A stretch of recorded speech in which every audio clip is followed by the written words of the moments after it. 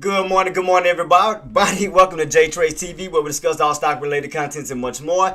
Good morning, Engineer, Traedz, Thunder. Who else we had in the building? Jenna. Good morning to all you beautiful people, man. Thank y'all so much for joining me. Thank everybody else for joining me as well. Let's go ahead and do what we do best. Let's go ahead and take a dive into our recaps, economics, and our earnings goals. Let's do what we do best. Let's knock this out. SPY recaps from yesterday. We had an open of 544.05. We had a high of 544.28. We had a low of 533.86. We had a close of 539.12 with a volume of 67.6 million. As far as earnings, like I said, guys, I'm going to keep my eyes peeled on the blue chip companies. We do have a few real retail sale companies coming out. And like I said, for my Netflix traders, that will be Thursday, guys, at the market close. Don't forget Friday is Good Friday, which is a holiday, and the market will be closed. So instead of having a 5-day trading week, we're going to have a 4-day trading week. So keep that in mind.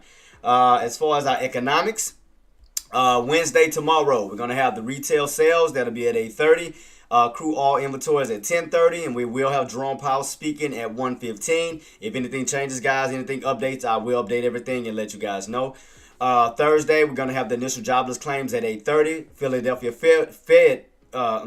Fed Manufacturing Index at 8:30. And Friday, last but not least, like I said, it is a holiday, so the market will be closed. So let's go ahead and go into the charts and see what it has to offer us today, guys. And let's get ready to rock and roll in 3, 2, 1. Y'all know what time it is. Let's go.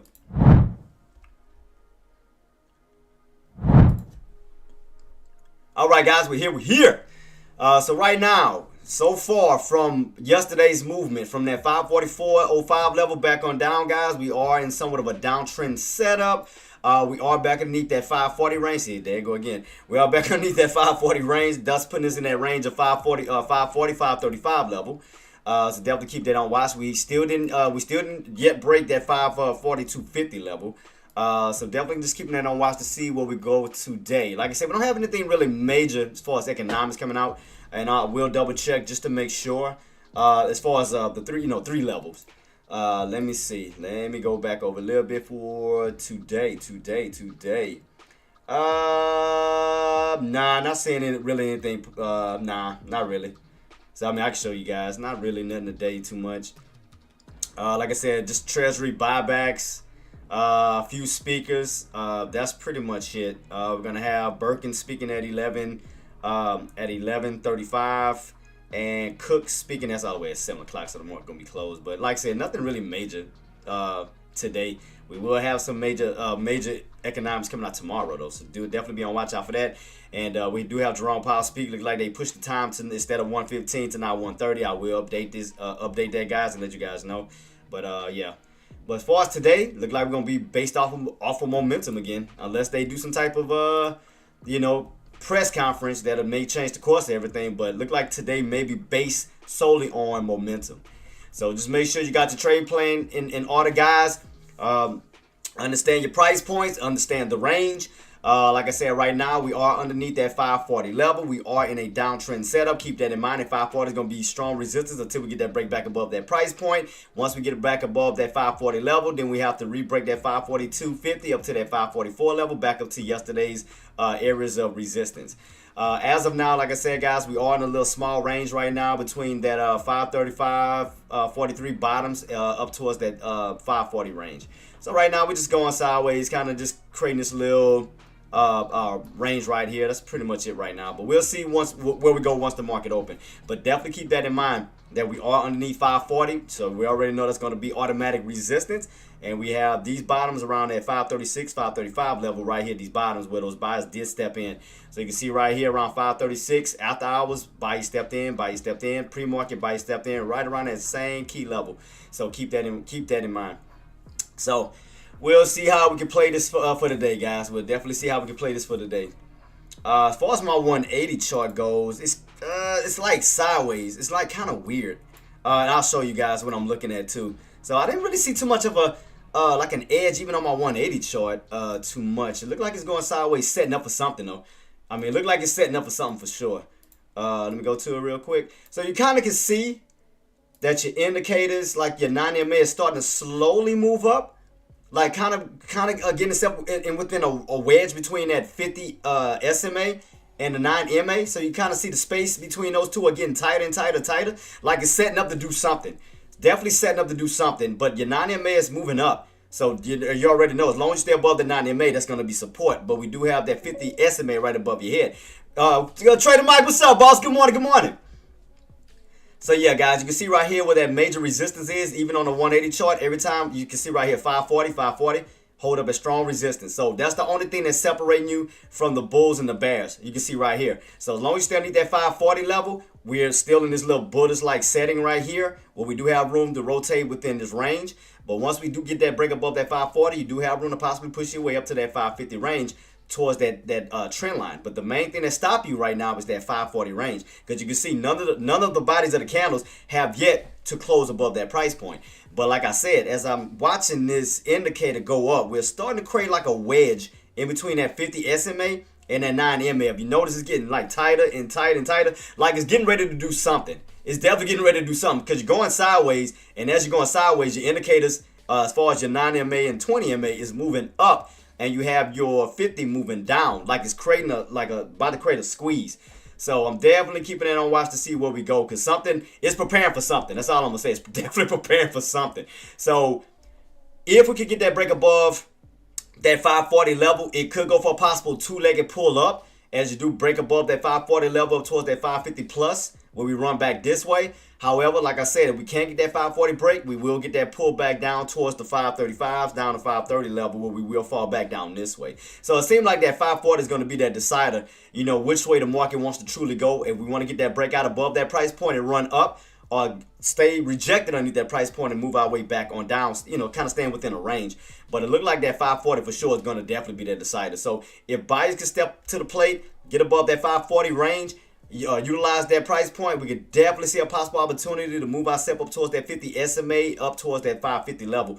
Right now, the 50 SMA is at 547.26 right now. Well, you do have room to push up towards this indicator here. If those buyers step in, we get that push above 540. However, if we do get a pullback from 540, you do have room to fall back down towards the 9 MA and that 20 MA, which will be putting you in the low 530 areas.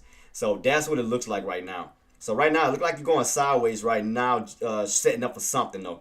Because it looks like it's about to set up for a possible indicator squeeze, but trying to figure out which way it truly wants to go. If it wants to shoot up or get rejected at 540 and come right back down. So I definitely want to see if these buyers going to step up to the plate and go for that push above 540 to give us that, that movement up towards the 50 SMA. So I'm going to definitely keep my eyes peeled to see what these buyers are going to do, because you got to keep in mind, guys, we only have 4 days of trading this week instead of 5.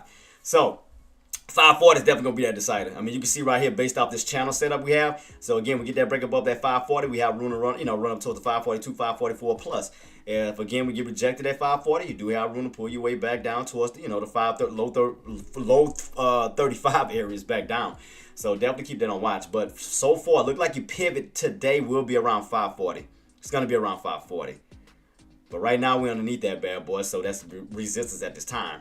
So, and right now we are on a downtrend setup based off of from yesterday's top areas, creating these lower highs.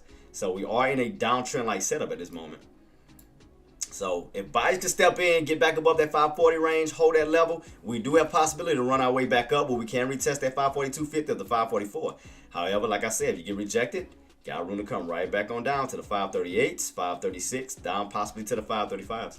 So we'll see where we go today, guys. Like I said, we'll see where we go. We don't have no strong economic data today, so keep that in mind, that everything may purely be based off of momentum today. So we'll see on what the buyers and the sellers are going to do today. So just focus on your range as of now, what we do have right in front of us, and we'll just play off of that to see what we can do.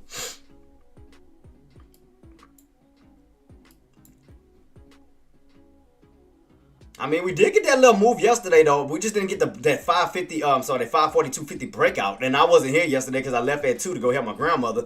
So, I mean, I didn't get a chance to sit around and, watch this with you guys. But you remember, I did call out that level that once we broke above that 540 range, that you have room to push up to that 542.50. I said we break that 542.50, you do have room to push up to that 544. But we could not get that breakout at 542.50. Came right back down underneath that 540.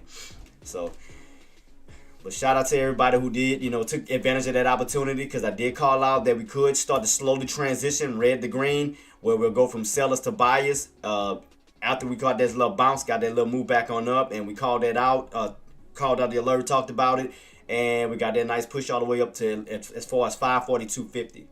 So we'll see what the market what's going to offer today. Cause the way it looked like it's setting up, I'm like, I wonder if it's gonna be some good volatility today, or if it's gonna be a lot of sideways movement today. That's the thing. Cause the way it looked like it's setting up, it looked like it wanted to do a lot of sideways movement, like in a little range. So we'll see though.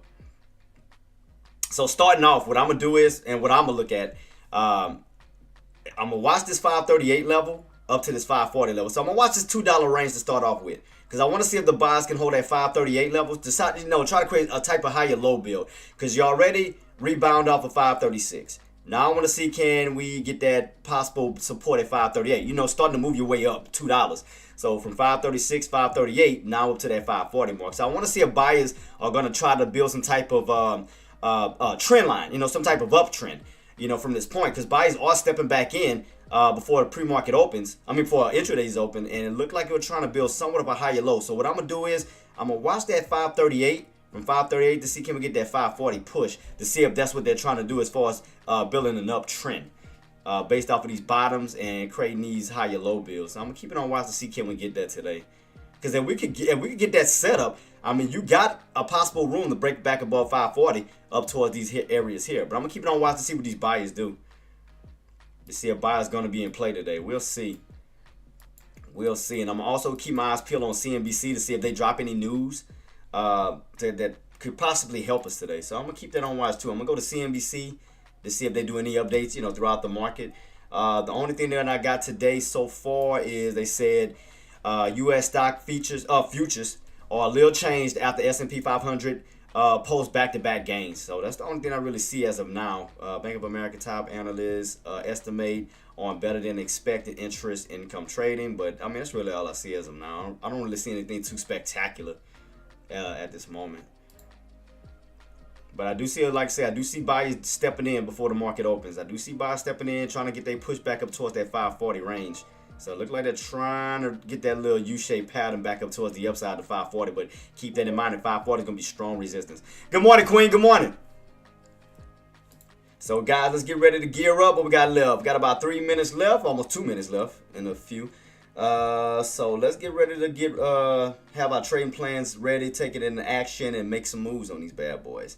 So before then, you already know what I'm about to say before I head on. So guys, if you are, like I said, new to my channel, man, please do your boy a favor, man. Hit that subscribe button on YouTube at JTraedz TV. We are on that road to 1K subs where we can start getting monetized for these videos. All you got to do is smash that subscribe button. It's free 99. If you already subscribed, hit the notification bell, like, share, comment.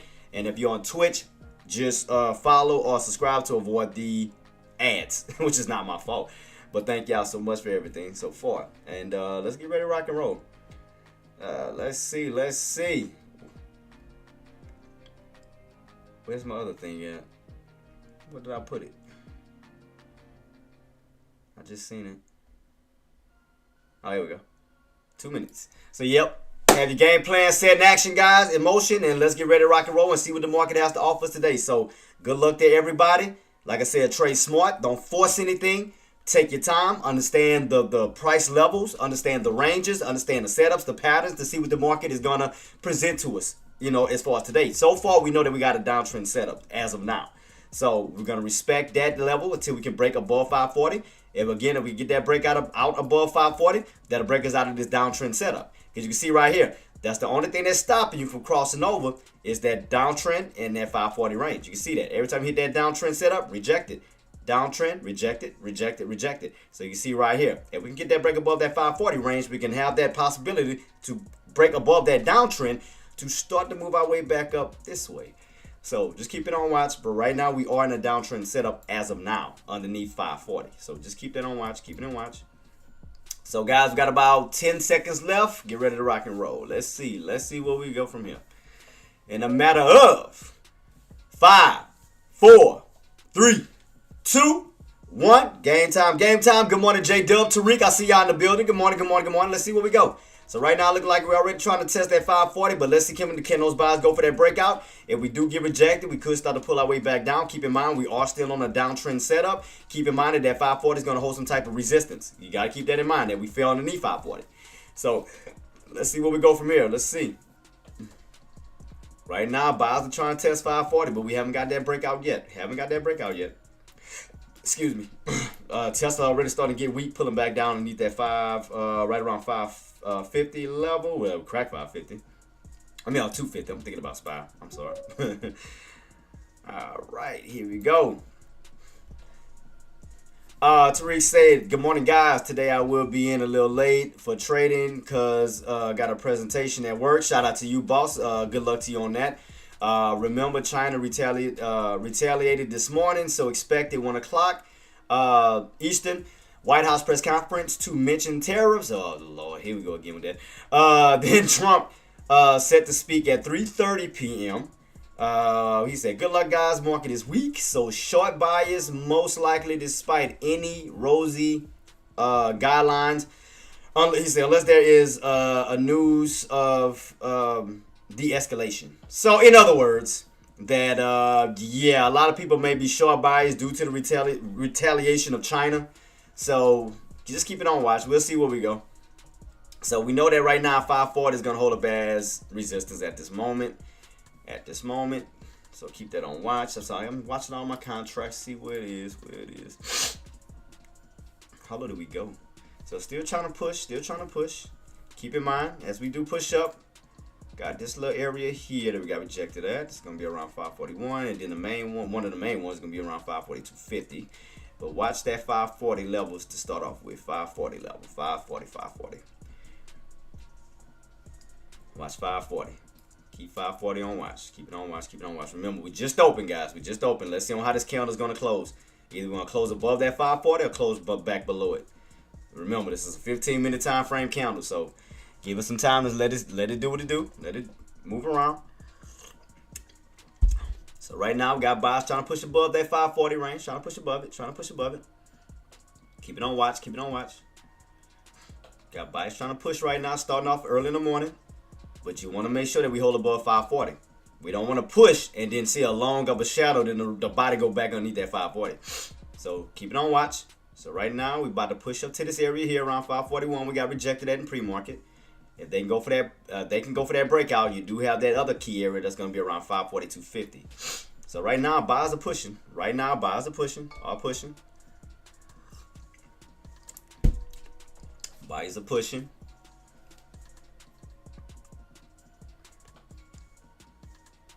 So like I said, guys, take your time. Don't force anything. Don't rush. Just, like, again, let the market tell you what it's going to do. Give it some time. Don't force anything. The market doesn't close to 4 o'clock. Take your time. Watch for the setups. Understand the volatility. You know, who's taking over right now? Who's in control right now? We know at this moment, buyers in control right now because you got consecutive green candles right now. So keep that on watch. But like I said, we have a 15-minute time frame candle. Again, we want to hold above 540. We don't want to break out and then come right back underneath 540. You don't want to see that body go right back underneath 540 because you go back into resistance. So keep that on watch. See right here how that body's going damn near right back underneath 540. That's why I said keep it on watch. 540. Watch that 540 level. Let's see if buyer's going to try to hold. But right now, you're getting stuffed right back underneath what? 540. See what I mean? See what I mean by just taking your time and understanding it? Just watch it. Watch the setups. That's it. Keep it on watch. Back underneath the downtrend setup, now going green to red. So there you go. See? See how just easy it is to read it? It's not hard at all. It's not hard at all.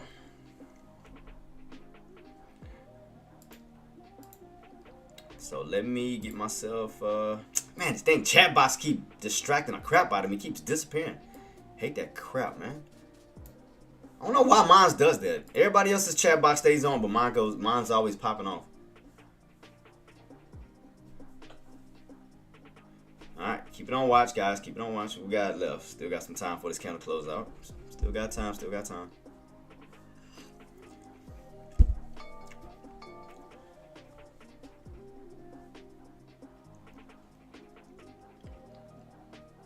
And as Tariq mentioned, guys, he did state that we should be having a White House press conference that's going to be around 1 o'clock Eastern. And he said Trump is set to speak at 3:30 p.m. Eastern. So we will have some press conference coming out today. So definitely that's going to play a key too. So definitely keep that on watch. Definitely keep that on watch as he speaks about the tariffs with dealing with U.S. and China. So definitely keep that on watch. So right now, look like you're pulling, let's see. Watching that 540 level. Going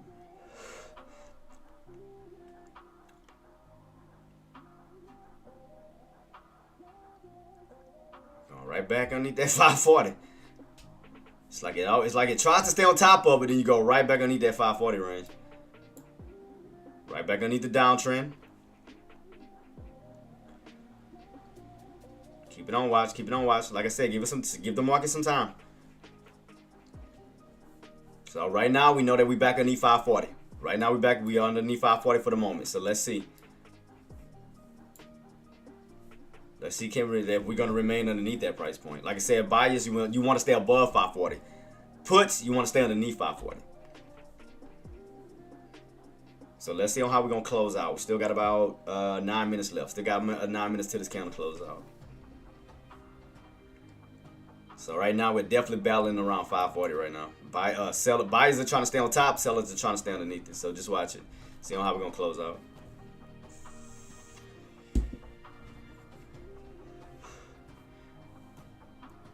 We got Tesla trying to push his way back up. We do have that 255 level. trying to get a downtrend breakout, trying to go for that bad boy. We do got 255 like right around the corner. Keep that on watch for my Tesla traders. Still trying to test that downtrend. What about Nvidia? Nvidia, we still haven't, where we at right now? Still haven't got that push back up towards that 113 or 115 level yet still. Oh yeah, are we back underneath that 112? I forgot about that. That was like one of the main areas gonna be like 112 on Nvidia for sure. Cause I remember that price point. Yep, right at 112. Right where we at? 112. 112. On that bad boy. Then we are holding up 110 in this little range here on Nvidia. So we see the range that we in at this moment. And what I'm gonna do is I'm gonna push this up to 114. I'm gonna round it off. I'm gonna push it to 114. All right, there we go. So there go your range for Nvidia. So you can see right here, 112. That's gonna be your pivot point. If we get back above 112, you do have room to possibly push your way up towards that 114. Below 112, you do have room to fall back down towards that 111, 110 level. So keep that on watch. But that is the range that you're in as of now as far as Nvidia. Tesla, right now we are back above 150. Let's try to create a range for this bad boy for Tesla. Let me see what I can do. So I'm gonna put this mid area. Let me see what I can do. Because what was the channel that we were in before? Oh yeah, I do see this big old range with Tesla. Okay, I do see this big range where you fell from that 270, then fell underneath that. You might as well really round it off to 260. So I'm gonna round it off to 260 real quick. Let me see. Around 260 range, and right now I'm gonna put 250. Round that off real quick to 250. All right. So I'm gonna try to see can we hold this range right here. So I'm gonna put 250 and switch that one out for the mid area. 260. Alright, stay within this little range with these little bottom areas around. Let me borrow this real quick, make a duplicate copy. Right now, SPY still pushing, guys. Looking right at SPY. Do keep in mind, we got that resistance around 542.50. Keep that in mind. Keep that in mind. Right to put that white. That'll be around. Where'd my line go? The hell? Put 255. Why did it do? Okay, there we go. So 255 and 265. We can do the cap down one and 265 for Tesla. Right now we got SPY pushing, guys. SPY pushing. All right, there we go. So there we go with Tesla. So we already know 255 is going to be that key area they're trying to run up to 255. There goes SPY, guys. Trying to push up to that 240, 250. 240, Keep that on watch. 240,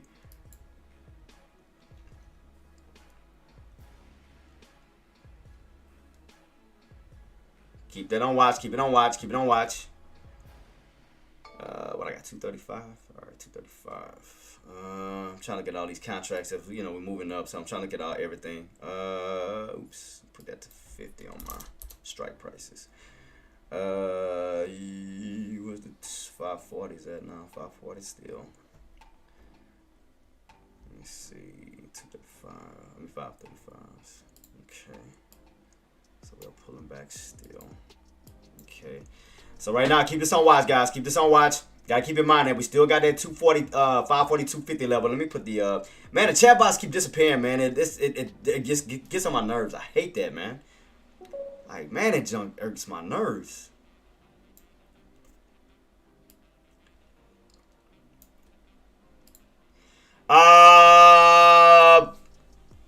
Possible. I mean, me personally, possible put opportunity. Possible put opportunity.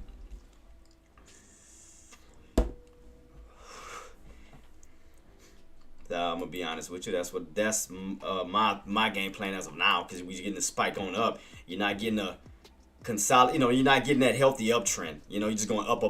You know how that normally goes. You already know how that goes. So I'm not chasing this. This going spiking straight up.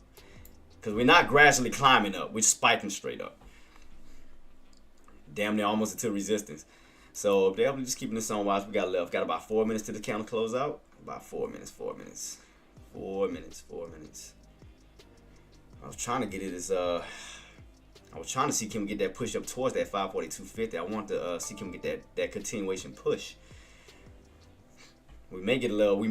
Once this candle close out, it may go for a little gap up, so it may do that. But I want to see can we hit that get around that 542.50 range, because I know that's what resistance is, around 542.50 to that 544 level.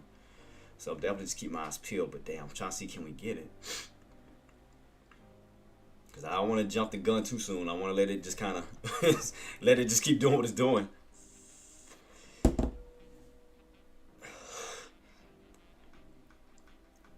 All right, Jenna, before I ask, what was your game plan? Like, before you ask, what was your game plan? Was you going to go in for a call, or was you going in for a put? Like, you don't have to base off what I do and anybody else. Because like I was stating, because I love you guys to death, and I want you guys to be your own traders. Like, I want you to think for yourself, because especially if I'm not here, Deck's not here, Active or AK's not here, I want you guys to just think for yourself, have a game plan. Like, what do you want it to do before you ask me that? Because you remember, we went over this. I went over certain patterns, certain setups, that give you that give you certain indications whether you should go long or short. We talked about it. We got Tesla right now trading profits, trying to push his way up towards that 255. So right now we still got room to push up towards that 542.50. We got about 2 minutes left. 2 minutes left. Still trying to push up towards that bad boy. Spiking up, going up. Spiking up. Like I said, I don't chase those. I don't chase those. Y'all know me better than that. I don't chase.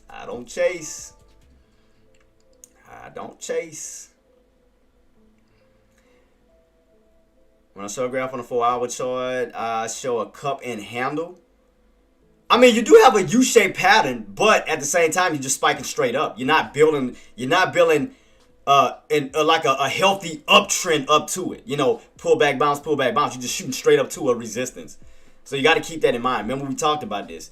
It all depends on how you approach a certain setup. If you're just spiking straight up and it's not building a consolidated type situation where, like, especially uptrends is pullback bounces, you're going just straight up. That 9 times out of 10 what that represents. So vice versa. That's just like if you're going straight down, to a certain level at the bottoms, you know what that represents. So you got to keep that in mind. You always got to keep that in mind. You're going straight up, and you're not building a healthy uptrend towards those price points. Because you're automatically getting overextended. Just going up. See, think about it. Green, all consecutive candles. Remember, we talked about this. Consecutive green candles in a row. No pullback bounces. Just going straight up. So that's why I tell you have to understand how the market approaches certain setups. Then you can have an idea on how to take it from there. But you gotta understand on how it approaches certain setups. So just be mindful of that. So I want you to be, like I said, I just want y'all to be smart about it. Take your time. Understand the setups. Understand it, Understand the setups. That's all I'm saying. Just want you guys to be careful, be smart, be safe.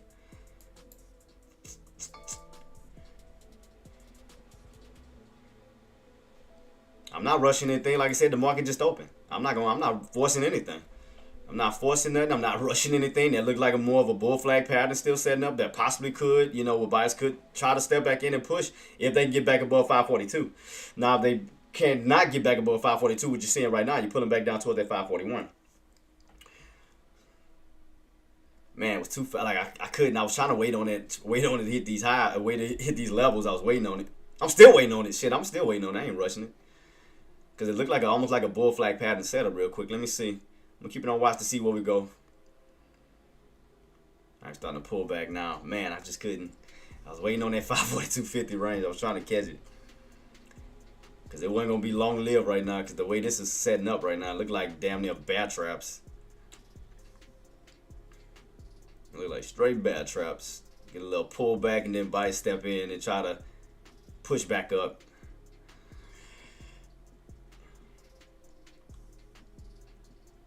Cause y'all know me personally. When I see something like this, I don't chase it. I just don't chase it. I told you, if you missed the front end of the move, wait for the back. I mean, set yourself up for the back end. Like I said, we didn't know what the market was going to do. That's why I tell you, you got to sit back and allow the market to tell you what it's going to do. Then you go from there. From that point, understand your price points. Go back in the past. Okay, what levels did we fall yesterday? 542.50, 544.05, which was your open. What do you have room to run up to? Possibly where? 542.50, 544.05. So let it set up. Let it do what it do. You know. I mean, if you want to go long, like I said, I would scalp at this moment because you are getting overextended. I would scalp because you are off of the VWAP. You are off of your indicators. I mean, right now you're in midair trying to run right into a brick wall by itself without no assistance. You have no 9MA. You have no VWAP. You have nothing. It's just kind of momentum based. Like you're floating off of momentum right now, which is still bullish. Still bullish. But it's like I said, you are getting overextended at this time, and I'm not chasing that. Yeah, so right now, Queen, Jenna, I'm just not chasing it. Like, I mean, if you want to go for it, scalp, but I'm just not chasing it. I'm not chasing it. I'm not chasing it. When it comes straight out the bat like that, I'm just not chasing it. I'm just being honest, just being me. So, I'm just, again, if y'all want to go for it, don't let me stop you. You know, as long as it's bullish, ride the momentum, scalp if you have to, you know, but you know where those resistances are going to be at. You can see it based off of yesterday's areas where we got stuffed at around that 542.50. And then that next key level up at top was where? 540.44. I mean, 544.05. I'm sorry. 544.05. You see right here, you're going back straight to this area here. And then we do get that breakout. We got room to go up to that 544 range. Right now, we got Tesla breaking above that 255 level. We hold above that level. You do have room to possibly push up towards that 260. So, let me maximize it too. I apologize. I know I had that small. My fault. My mistake. For my Tesla traders, I'm sorry. I'm sorry. So right now, my alert went off of Tesla, 255. So right now, you got that bullish momentum pushing. But definitely bullish. Definitely bullish. Definitely bullish. So right here you go, guys. 542.50 running up towards that area. Keep that in mind. If we can break that level, then you have room to possibly push up to that 544. So if they can break that 542.50, you have room to possibly push your way back up towards those highs around around that open yesterday, which is around 544.05. So right now getting a little bit of resistance, but it still look a little bullish. So I'm still keeping it on watch because the way this is setting up. Let me see something real quick on my 180 on how far. Let's see. Well, how far could you push? Where's this level at? Let's see, 43. I see some other little levels to the top. I'm gonna keep it on watch to see. Look like they could push, you know, towards this little area from what I'm looking at. Look like they can still push a little bit. Still push. I'm gonna see can they get this break above this 542.50 for that push up towards, you know, 543 to 544. So watch that 542.50. See how you're getting rejected a little bit? See, old areas. That's why you got to rely on the passing times to kind of help you out. To kind of give you that visual of where sellers came in at. They came in around 542.50 after you got that bounce up. Got rejected at 542.50. You got that dump right back down. So you see right here. You see where your sellers are psychologically at. And then from that price point, you got this level here around 544.05. So what's stopping you from crossing over? 544.05. So far, that's our high as of now. So far. So we got one area here, and then we got one area here. So just keep that on watch. Keep it on watch. Keep it on watch. Keep it on watch. Take your time. Like I said, don't force anything. The market is just open. Be careful. Take your time. Make sure you have a trading plan. I want you guys to trade smart. Trade safe.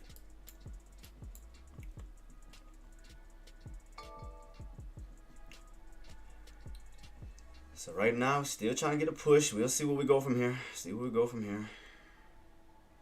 Oh, god dang it, this chat box, man. I'm about to just... chat box get on my nerves, keep disappearing every single freaking time. Always distracting me, man. Like, why mine gotta keep falling off? Why mine so sabotaged? My lobby. My donations don't work. My chat box keeps disappearing. Like, why mine's? I'm gonna have to talk to Deck to see can they restart mines or something. Like, why mine's gotta have issues? God dog it. Take me off focus. I can't focus. It's like, God, man. So right now, guys, we testing at 542.50. 542.50. Still got Tesla testing 255. What about Nvidia? Nvidia still haven't got that 112 break yet. So there goes SPY still pushing, as I stated. You get that break above that 542.50, you got room to possibly push up towards that 544. There you go.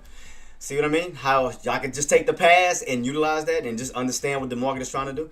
What's up, Hoops? What's up, boss? Good morning, man. Good morning. So it look like around 5. Because I want to start.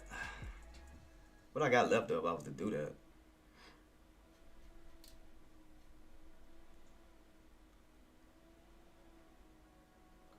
So keep it on watch, guys. Keep it on watch, see where we go. So now that we got this part established from yesterday, we're going to go this way. So we know the certain key areas. Just want to see if they're going to go for that breakout or will we get stuck back underneath that 542.50 again. So again, I'm not trying to, that's just kind of like catching a falling knife in reverse. Just like you don't want to try to catch a falling knife, you don't want to try to step in front of a raging rocket, in a sense, on a put standpoint. So right now, we're still getting some rejection. What time it is? Got about 7 minutes. 7 minutes. Miss Tesla messing with these small caps. Green. Though, shout out to you, Hoop. Shout out to you, boss. Right now, yeah. As Tariq stated, Hoops, that they supposed to be having a White House press conference at 1. That's in talks of China's tariffs. And I think Donald Trump's supposed to do his speaks. He's supposed to be speaking, I think, at 3:30 Eastern. And what I'm gonna do is I'm gonna verify that as well to make sure that those times are definitely correct. But Tariq is normally on top of that. But let me double check to see about the press, about the White House and Donald Trump speaking today. Let me see, speak today. About to double check that real quick, boss. And as I stated, Hoops. We only have this week of 4 days of trading because Friday is a holiday, Good Friday, so market should be closed Friday. So we only good between Monday and Thursday. Let's see if I see anything about. Let me see Let me go to White House real quick. See if it's saying anything. Today's the 15 right here, 15. So right here, guys, still watching that 542.50. I'm still watching. I'm just trying to see if I can get some more data for you guys to see if I can get some updates as far as the press house conference today. Let me see what I can find real quick. I'm gonna try to look this up real quick.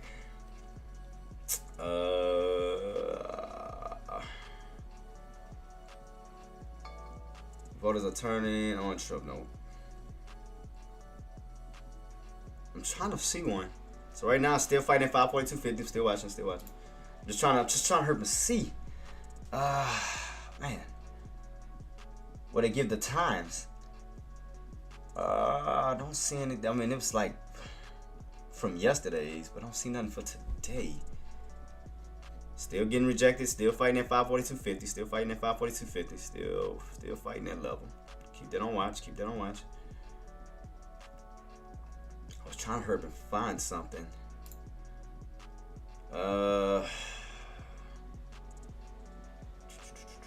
6 minutes ago.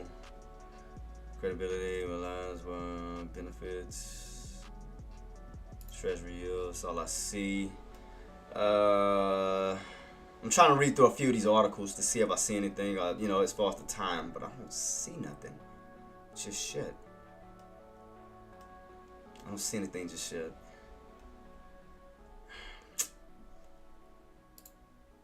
Yeah, guys, I'm trying to hunt it down. I'm trying to look for it. I'm trying to find it. Let's see. Okay, White House press briefing today. Let's see if anything pops up.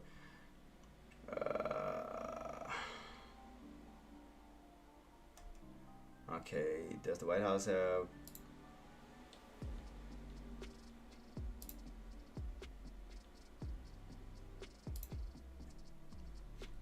Back underneath that 542.50. Still watching that. We got left on this calendar 4 minutes. 4 minutes.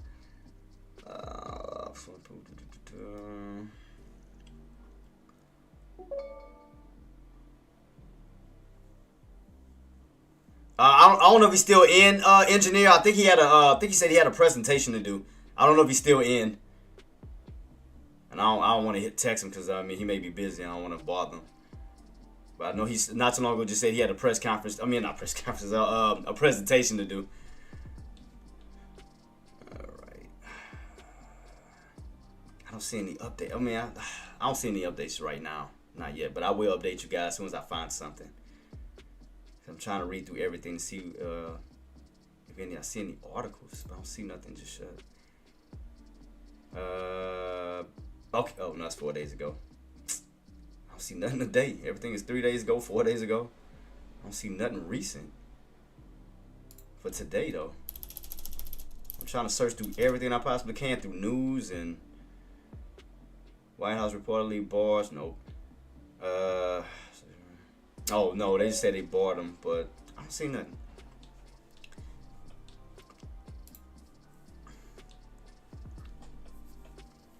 I don't see nothing yet. I don't see nothing yet, guys. Nothing yet, nothing yet, nothing yet.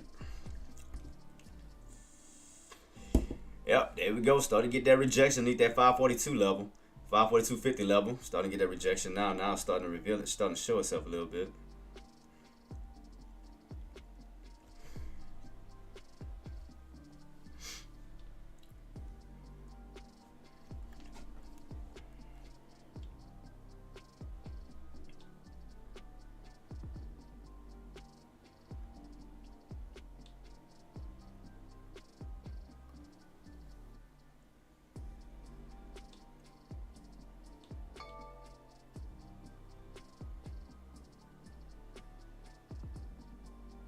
What time we got?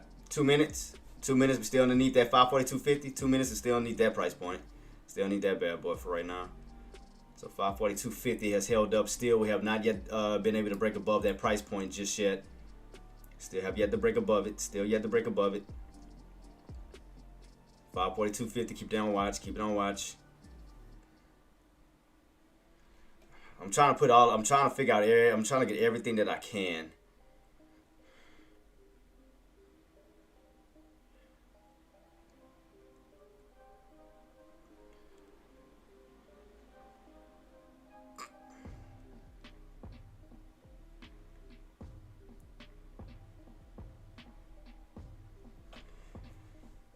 Yeah, man, I was too busy trying to watch look for the dang articles. I couldn't even focus on the dang chart. I couldn't find nothing as far as the White House conference of today. I didn't see anything. I was trying to look through it, but I couldn't find nothing. Man, I wasn't even paying attention to my entry because I was too busy trying to hunt this crap down. I couldn't find not a damn thing. I mean, it's the only thing that kept popping up was things that was like 14 hours ago, 5 days ago. I mean, I couldn't see nothing. I went to White House press today and still nothing. Savyrod24 says, Jay is trading your full-time job. Yeah, boss. Yeah. Yes, sir. Yes, sir. Thank God, I was blessed to, be away from a 9 to 5. I mean, I had to go through a lot of hard times. I ain't gonna lie to you. I struggled. I'll be honest with that. I did struggle. I mean, I can be man enough about it to admit it. It wasn't easy, but thank God I found a way. I found a way through. So thank God for that. Yeah, it was definitely a struggle, boss. Definitely a struggle.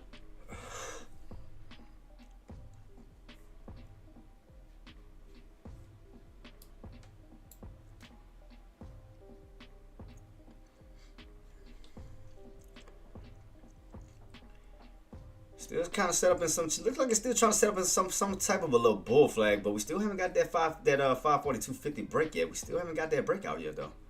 Still haven't got that breakout yet. It does look like a little bull flag pattern setting up, though. Look like a little bull flag pattern trying to set itself up. It's a little bull flagish. Man, I could have caught that quick scalp, man. But like I said, I was too busy looking at trying to find the damn articles. I couldn't even set myself up for a quick scalp.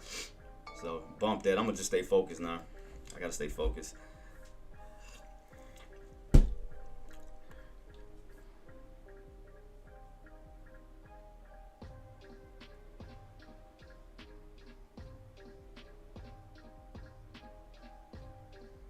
ain't gonna lie though, Sal, bro. Sometimes I'll be wanting to go back to working a 9 to 5 because sometimes, man, you sit around this house all day. It just kind of like feel like a house potato, man. Like it's just like you don't have nobody around you. It's like you half the time you lose. I mean, you get bored, man. I'll be sitting here, after my trades, man. I'm watching Netflix. I'm eating. Sometimes I go to my, and visit my family, whatever. But when I was working my 9 to 5, at least I was surrounded by people. I can talk and clown and laugh and. That's the only thing I hate about it sometimes, because I like to be around people where you can communicate and stuff, but at the same time I like the blessing that I'm that I don't have to work for somebody else. I mean that's a blessing within itself, so I can't complain about it.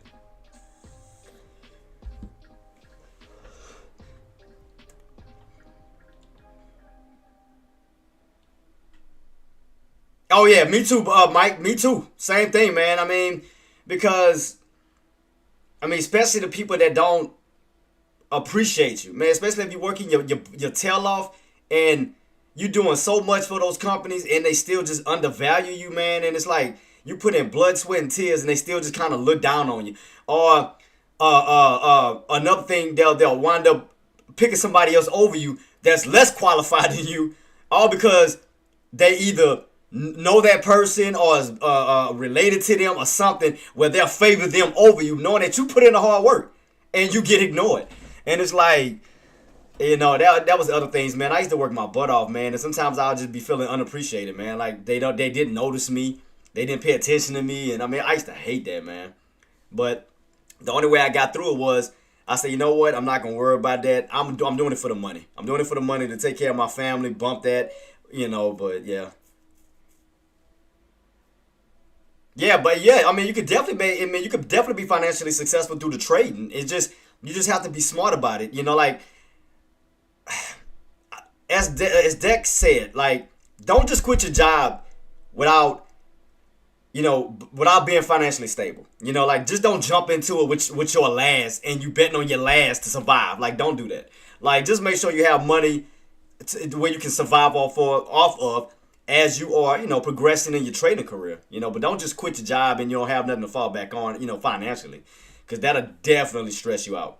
Because I've been in those positions. I'm telling you right now, I've been in those positions. I done dumb things that I shouldn't have done that cost me relationships, that cost a strain, in some type of way, and but I went about things wrong. And that's why I'm here to tell you guys. I want to see you guys do it the right way. Don't do it the way I did it because it's very stressful. It's very stressful. Just do it the right way. If you do have money to fall back on while you are working on your trading career, do so. Where you can afford to pay for your rent or what I want to say, not rent. Why am my mind slipping right now? Y'all know what I want to say. For your car notes, car insurances, and so forth. But just make sure you're financially stable though, man. First and foremost, because again, I went through hell and back to get to where I'm at. Like it wasn't easy. It was not easy. I promise you, it wasn't easy. I didn't work. I didn't work all sorts of jobs. I didn't work at the plants, FedEx, UPS, Walmart. They were great jobs. It's just that the way my mind was like programmed and set up, that I wanted more out of life. I just couldn't do it long term because especially when I'm working with these older people, and they be working there all their lives, man, and it just looked like they didn't live, man, and it kind of bothers me. It's like I love to see them come in and I love to see them every morning because it lets me know they're alive, they're breathing, and I'm happy to see that. But it's like they're working for somebody else other than themselves, like. And they've been working all of their life, and it's like it makes me feel bad, man. It's like I want to see these people like live, before they leave this earth, man. Like even our elderly people, man. Like I want to see them happy. I want to see them live life. I want to see them, because you're getting older and older. Your body starts to change. You don't have the energy you used to have, and like I see a lot of these people worn out, man. And I hate saying that, man, because it makes me feel bad. Like I want to do so much more to help them, and I be hating that sometimes. He left his job in November. He said, when boss said, do you think this is a good time to take a vacation? I thought yes. Oh, and that's another thing. Yeah, with that vacation crap. That was another thing. You got to put in so many hours, and time before you can get vacation time. Man, one thing they used to get on my, I ain't gonna lie, one thing they used to get on my nerve with Walmart was that stupid point system. Oh, that junk used to get on my damn nerves. That point system, I hated that. Man, I love working at Walmart, but that was the only thing that got on my nerves, that damn point system. I couldn't stand it. Because a emergency, especially a main emergency, some people that I used to work with got laid off because they got pointed out. And it wasn't even their fault. They were sick. And God forbid, and oh man, and like this part right here, this is about to hurt me because I had to go to the funeral. Like, and this is not a lie, this is the God's honest truth. It was a guy that I worked with. He didn't want to get pointed, and God, this is the truth. He did not want to get pointed out so bad. He came to work sick, like he was throwing up, and because he didn't want to get pointed out, went to sleep that night. The next morning he passed away. And that man, that hurt my heart, man. I went to his funeral, man, and I still got his obituary and everything. It hurt me to my heart. He was around my age, man, and all because he was so dedicated to Walmart. He didn't want to lose his job. That he put his health on the line. He was willing to work even being sick. And man, it was sad. Yeah, it was sad. It was sad, Mike. I went to the funeral. And everything, man. It hurt my heart. Because me and him used to talk all the time, and he was always rooting for me in the stock market, and and it hurt my heart, man. It hurt my heart, and that's when I couldn't do it. That's when I said I didn't want to live. I didn't want to work for somebody else. Because tomorrow's not promised to us. Sometimes things happen, and these jobs don't even realize that because they don't give a damn about that. Because they concerned about having a damn body in the store to help them, with their with their damn quotas, that they don't give a damn about sometimes about human life, man, or what you go through, or what your family may be going through. Like, if it's not pertaining to them, they can care less, man. And that's just God's honest truth. They can care less. And it's sad, man. They're worried about filling bodies in the stores, but not knowing what people are going through. And things that we have no control over. Sometimes you may be sick, and you can't control that, and yet they still threaten you to point you. It's like, come on, man. It's ridiculous.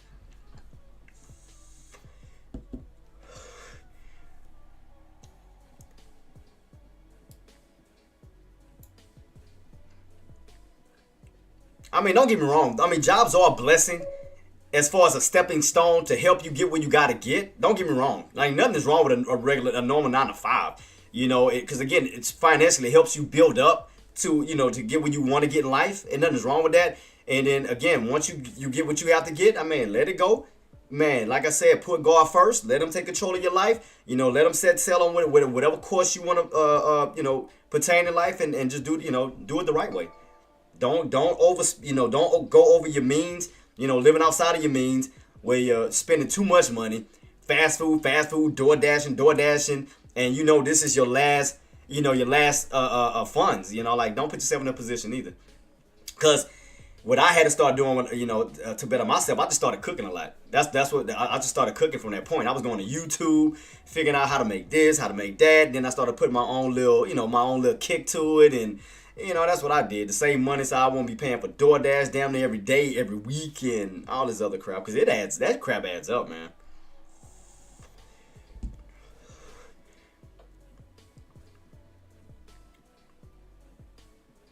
Exactly. Don't get me wrong, Trader Mike. You got some good good supervisors and bosses that does look out for their employees. You do have in some cases, and then you have some in some cases that, again, to them this is what I used to tell somebody when I used to work for different companies. I said, to me, work is almost like a prison. Now, what I mean by that is because you got to put in the time, and then you get set a certain time to take a break, to go outside, but then you have to return back. And then instead of putting your name on the clock, you're known by a number. Just like prison. Prison, you're known by what? Numbers. You're not known by your name. And so that's kind of like, it gave me that thought, like, this is like a prison. Because you're not known by your name. You know about a number when you punching in and punching out. It's like,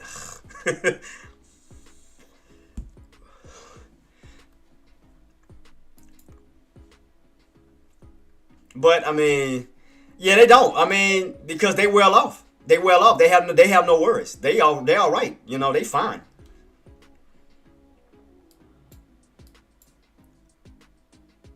All right, here we go, guys. Here go that little two-legged pull-up, bull flag pattern as we talked about. Trying to push up towards that 240, that 544.05. We just talked about it.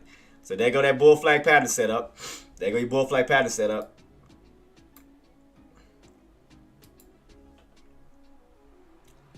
But yeah, I mean, guys, my thing is, like I said, if you want to go pursue your dream, man, but just do it the right way, man. Because again, I went about it the wrong way, and I lost a lot throughout my journey. And I'm man enough to admit it. Like I said, I lost, relationships, man. I had a little bit of distance, when it came down to my kids because I was just all over the place, man. But, and I'll be honest. And I'll be honest on what I did stupid. I got cocky. I got big-headed because once I started getting into money that I never was a part, like that I never had in my life. Because when you get surrounded by so much money, it's like it does kind of mess with you, and you kind of get that power, like you're untouchable, you're unstoppable. But then, like I said, when I did get, when I came into money, I didn't realize I was turning into an a-hole. Like when everybody was talking about their 9 to 5s, I was like, 9 to 5, you still work for it? And I was belittling people, man, and I was wrong for that, man. And again, I didn't realize that type of influence that money was put, like having on me, that poison. Because here I am belittling people, acting like these rich people that look down on us normal folks. I was acting like them. I'm belittling people with 9 to 5 who's working their asses off and just saying stupid stuff, and like I was just being too cocky, man. But God had to put me back in my place to realize the Lord give it and the Lord take it away. And when He took it away, it humbled me, because it made me go back to realizing on where I came from, my struggles.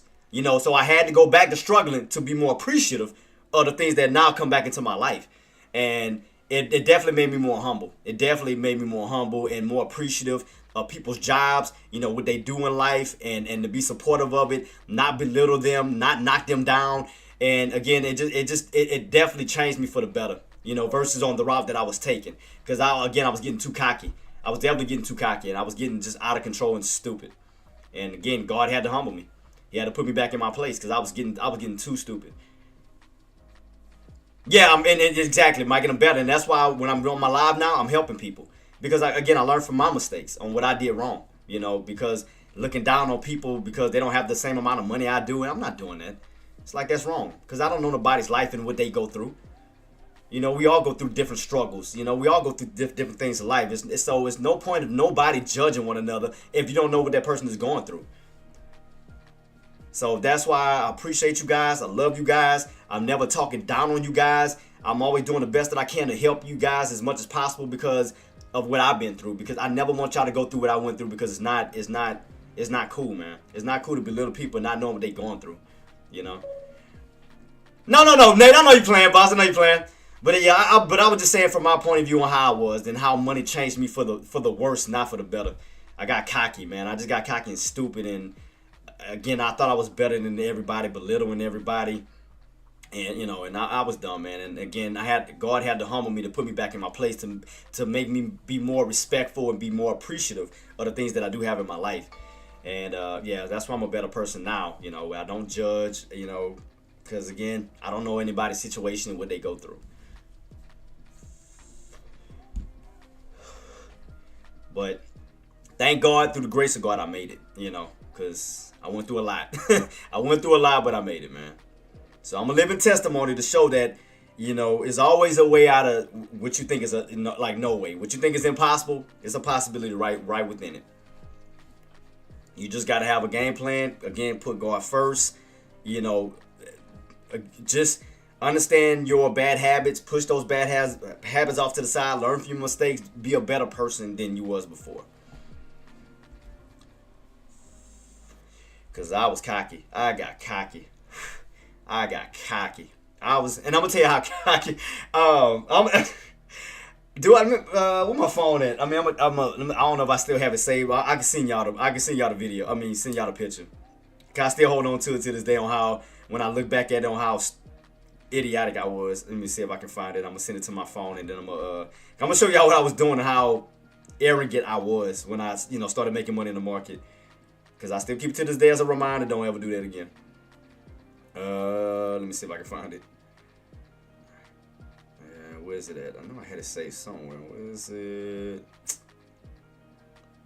Where is it? Oh, here we go. Do I still have it saved?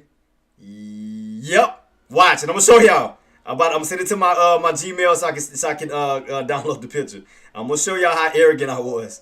I'm about to show y'all how arrogant I was. But it's just for a lesson learned for just don't show off and just just be more appreciative. Don't go bragging. Don't go and do stupid stuff. Because again, the reason why I'll be honest, why I don't post a lot of my P&Ls. Because I don't want to throw my success sometimes in people's faces, man. Because I don't know what they're going through, man. That's the reason why I honestly don't show mine half the time. Because it made me feel bad. I'm throwing my success in somebody else's face. Let me see. Oh, there we go. Let me download it. All right, cool. Now watch, I'm about to show y'all my arrogance. Real quick, about to show y'all my arrogance. This is what I was doing. That's what I was doing. So now y'all see my proof on how arrogant I was. I was driving in my Camaro, going to the bank, withdrawing $10,000 because I wanted to see how I felt. So I went straight to the bank. I told them I wanted $10,000 wrapped in $2,000 currency bands because I wanted to see how I felt. Did I need to do that? No. Did I need to take that amount of money out? No. That's how arrogant I was. That's how arrogant I was. I was that arrogant. I was arrogant. I was definitely arrogant. And I had to learn from my mistakes, man. Definitely learn from my mistakes. I was that arrogant. And I'm not proud of that.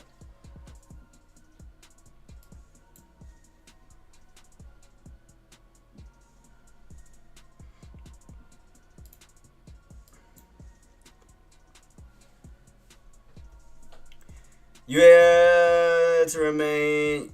Okay, so that's what that. Okay, so they just released some more news.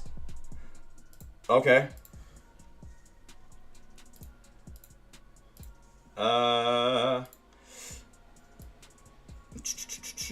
Stock rises. Investors digest latest. Nope.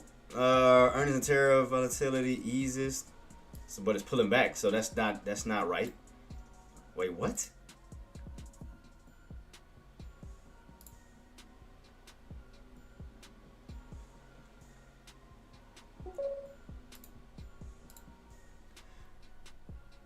U.S. expects tariffs to remain as talks make little progress. Where you got that from, Insider? You got the article to that, boss? So now we're back underneath that 540. So now we're back underneath 540. Oh, okay, Bloomberg. Okay, appreciate you, boss. Bloomberg. So right now, guys, underneath that 542.50. 542.50 now back underneath that 540. 542.50 back underneath 540. Okay, appreciate you, boss. So Bloomberg.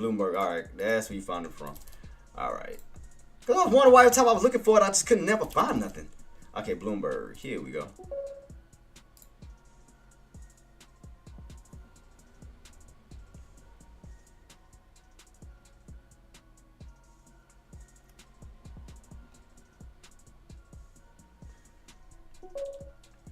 U.S. expect. Okay, so it's Insider stated. He said Europe expects U.S. tariffs to remain as talk make little progress.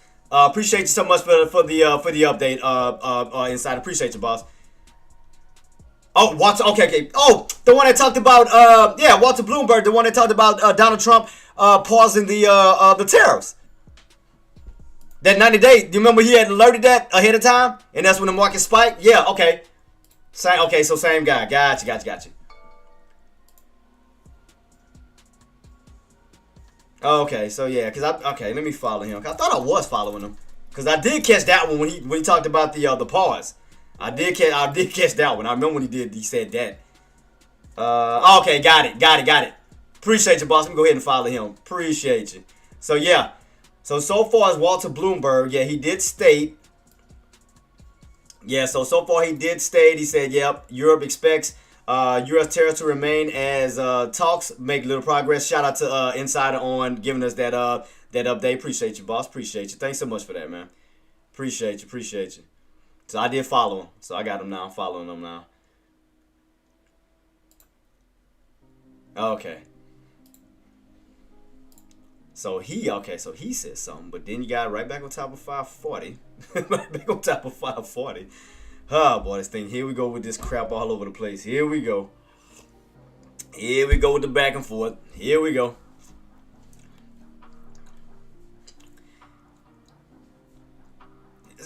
The tweet I just showed that Insider brought up, engineer. Right what Insider just said to the top. Europe expects U.S. tariffs to remain as talks make little progress. So keep in mind the keywords little progress.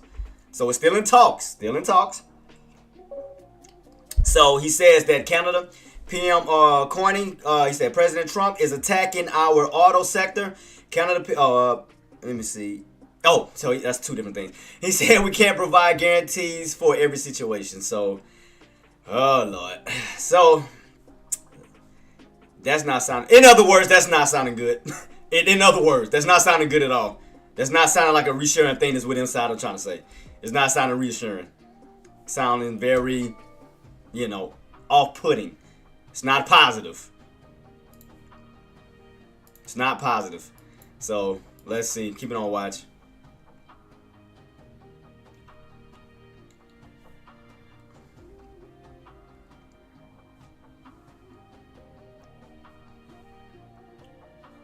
So right now we already know we still get rejected at 542.50. Back underneath that 540 level, guys. Keep that in mind.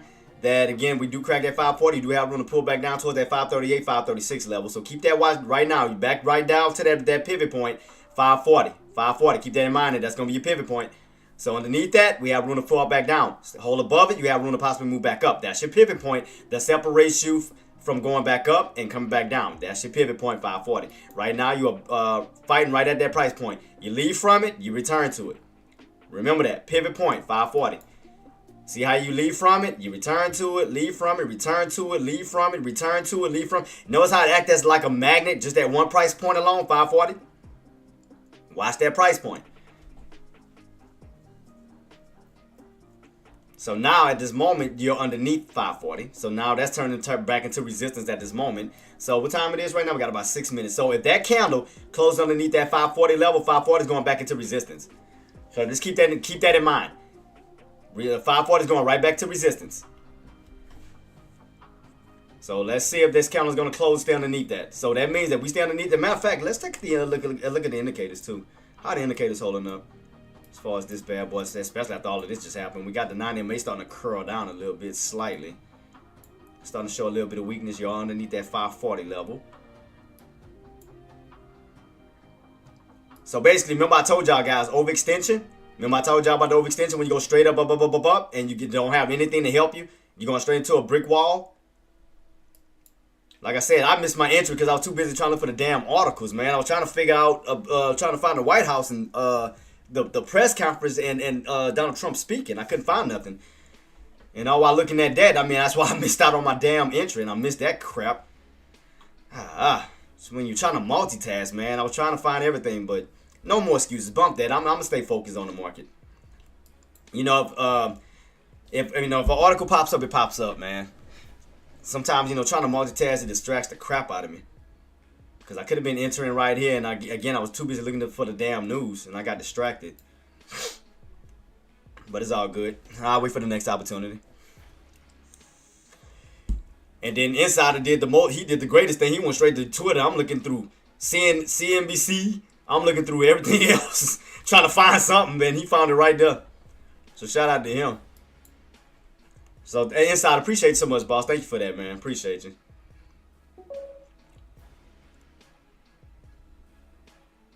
All right, okay. Appreciate you for that. So I did follow him. Matter of fact, let me. Also, let me set the notification too, so I can get the notification when he does tweet. So therefore, I'll be ahead of it. Let me, cause I follow him already, but I'm gonna go ahead and hit the notification on it. Yeah, let me get notified. Let me get notified now. But appreciate you so much, Insider. Thank you so much, boss. And that was the same guy that talked about, Trump pausing the tariffs and then went on that spike. Same guy. Cause I still got the tweet in my phone when he tweeted about it. So he ain't lying. Insider is not lying, because when Walter Bloomberg talks, the market reacts to it. So he's not lying on that. He's definitely not lying on that, because I didn't see it myself. Walter Bloomberg, man, I'm gonna send y'all the link. I got it right here. I got y'all. So right here, this is for Walter Bloomberg, guys. I'm gonna send it to y'all real quick. Hold up. Let me put his name too. So y'all need to follow. All right, Walter Bloomberg, Twitter. All right, there y'all go. So y'all need to follow him, guys, right here. So y'all need to follow him. I got it. No problem at all, Jenna. I got you.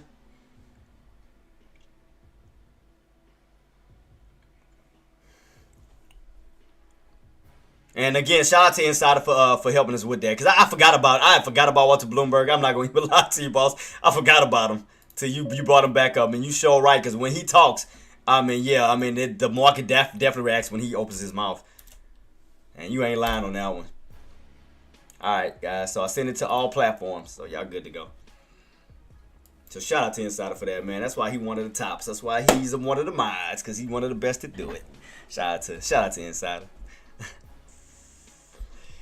So right now, keep it on watch. Man, I could have caught that damn scalp. Man, I would have been looking for that stupid news. But keep it on watch. Let's see where we go.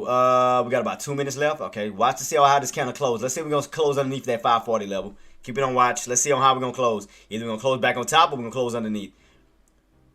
Because buyers are trying to get back on top of that 540 level. Sellers are trying to stay underneath. So we got about 2 minutes till this candle close out. So watch to see on how we're going to react and how we're going to close around that price point.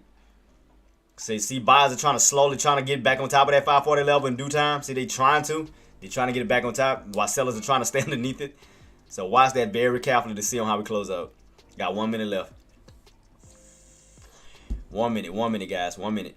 Right now, as far as Tesla, we're back underneath that 255 level, trying to fight around that level, trying to hold it.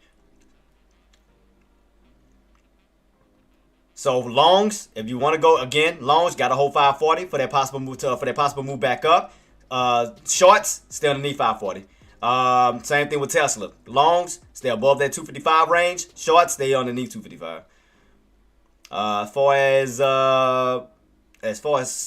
We already underneath that bad boy 112. You already pulling back down on the video already, so that's showing signs of weakness. And right now, spots getting even more weak. Pull it right back underneath that 540. So they sure not about to regain that right now, because you got about 10 seconds left. So you're going to be gapping down underneath it. Right back underneath that downtrend setup. Let's see. In a matter of 5, 4, 3, 2, 1. Gap down. So there you go. Gap down underneath that. So you done lost the 9 MA. You lost the 20 MA. So especially if you lose that 50, that's going to be around, what price point is that? 539. You definitely got room to fade all the way back down to that 530 to 536, where you will come back down to these lows. So keep that on watch. Let's see what's gonna happen. Should start to hold up as resistance. I'm keeping on watch. 540 should now possibly be resistance. I'm keeping on watch to see if they're gonna hold for that possible pullback, because it almost look like a little bear flag setup. Look like some of a little bear flag setup. Man, I could have caught that quick scalp earlier. God dang it. Got caught up looking for this stupid news. Let's see. God dog it.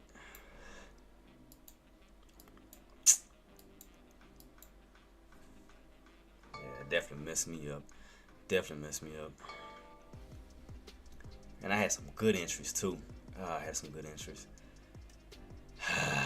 Shoot.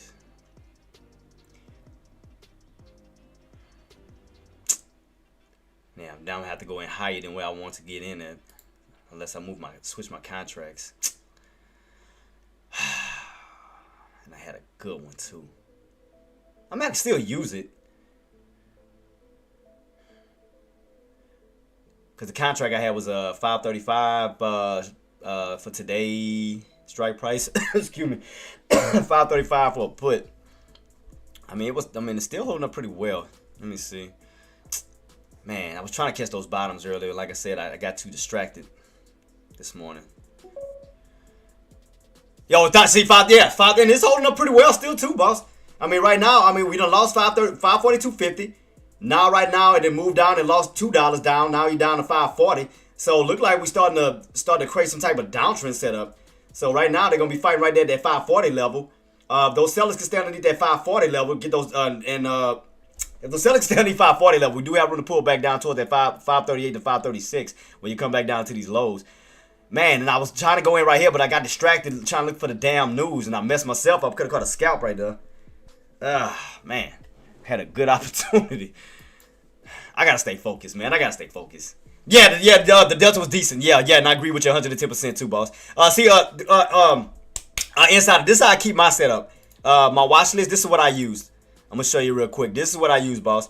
So whenever I'm watching, so I got my little watch list set up like this. So I'll pick certain strike prices and I'll go and I'll have my thing customized based off the strike, the delta, the volume, open interest, and your changes, bids and asks. So I'll have the top one set for my calls. You can see right here, contract calls, and then I'll have one set for my contract puts. So all I do is click on my different links and my charts automatically changes.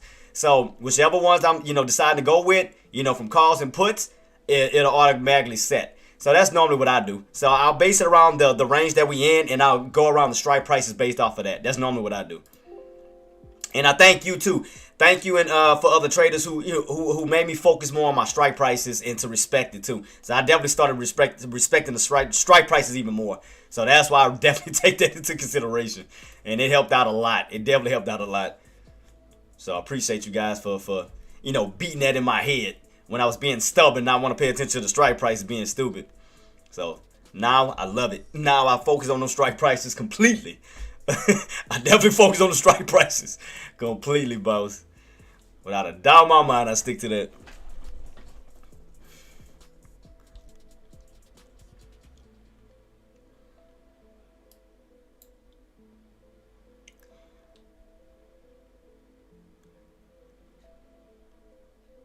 So see how guys, how it's playing around that 540 level? See how it keeps playing around that? 540. You always find your way around it. Pulling back to it, popping up above it. You always find your way around 540. It's like a magnet. You find your way back and forth around 540 over and over and over. So it look like it's trying to hold a range around that price point. But we still have that main resistance, as I told y'all guys, at 542.50, because we still have yet to break that level. That's still resistance. So look like they trying to set up a range. That's what it looked like they trying to do inside at this time. Like they trying to hold on top of that 540 level, all while still having that 542.50 resistance. So it look like they trying to hold a range, but I'm gonna keep it on watch, see how we close. See if we're gonna fall back underneath it. Where we at right now? We got about, we still got some time for this candle closes out. So that's what it look like they're trying to do as of now. Like they trying to hold a range. Man, I could have had that scalp. Oh, could have had that scalp. Now, if we fall back underneath that bad boy, then yeah, more downside is coming. If those sellers can push them bad boys back underneath. But see, the thing that's holding you up too, I'm going to tell you another thing that's holding you up too. It's those indicators. You see right now, you still holding above that 50. Now you got back above the 20 and the 9. See how your indicators are still holding up right? See, they still utilizing those indicators and not a VWAP. Because your indicators have yet to cross over on the downside. It has yet to fall down like your 9 MA. So everything is still holding up. Still holding up right. 50, 20, 9. Everything is still holding up right at this time. So let's see. If we'll fall back underneath it, I mean, yeah. I'm watching that 540 level to see if those sellers can go back underneath that 540 range. Because that would give you somewhat of that bear flag setup. When you're starting to set up that bull trap. Fall right back underneath that 540. Right there where that 9 MA is at.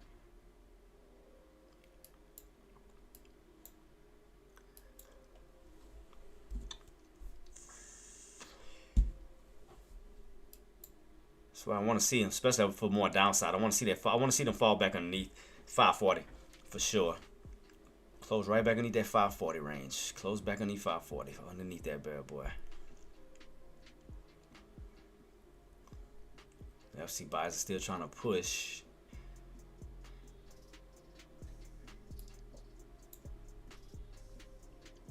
Because I know what buyers are trying to do. See, buyers are trying to stay on top of this floor. They're trying to create a range. Buyers are trying to create a range. I see exactly what they doing. They're trying to hold a range. Still, this is what they're trying to do. They're trying to do this at this moment, as of now, until, again, unless they lose it. They're trying to do this.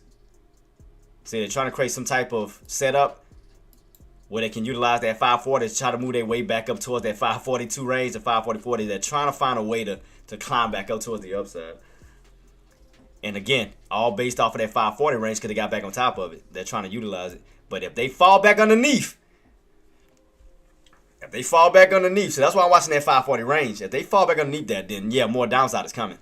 Definitely more downside is coming. Well, you will fall back down to that 538, 536 range. You can see how sellers are trying to come in and push that body underneath that 540 range. See that?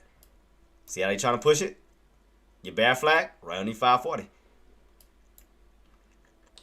See, bears are trying to take it out. They trying to stay underneath 540 range. Like right exactly at that price point.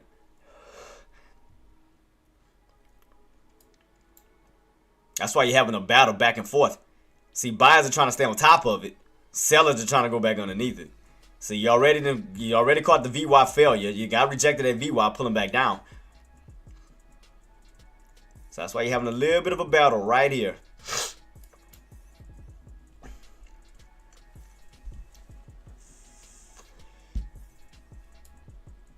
Yeah, I see what they're doing.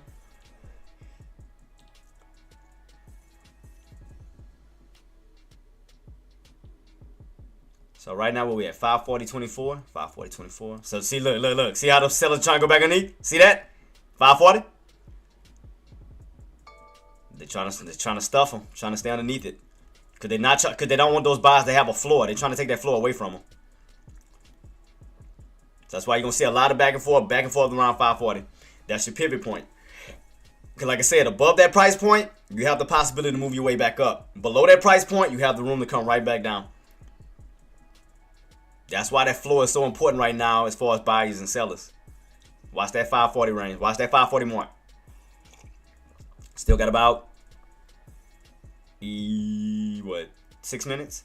6 minutes. Getting a little bit weaker. You see the upper shadow. Look, see the sellers? Trying to go right back underneath it. Right there, 540.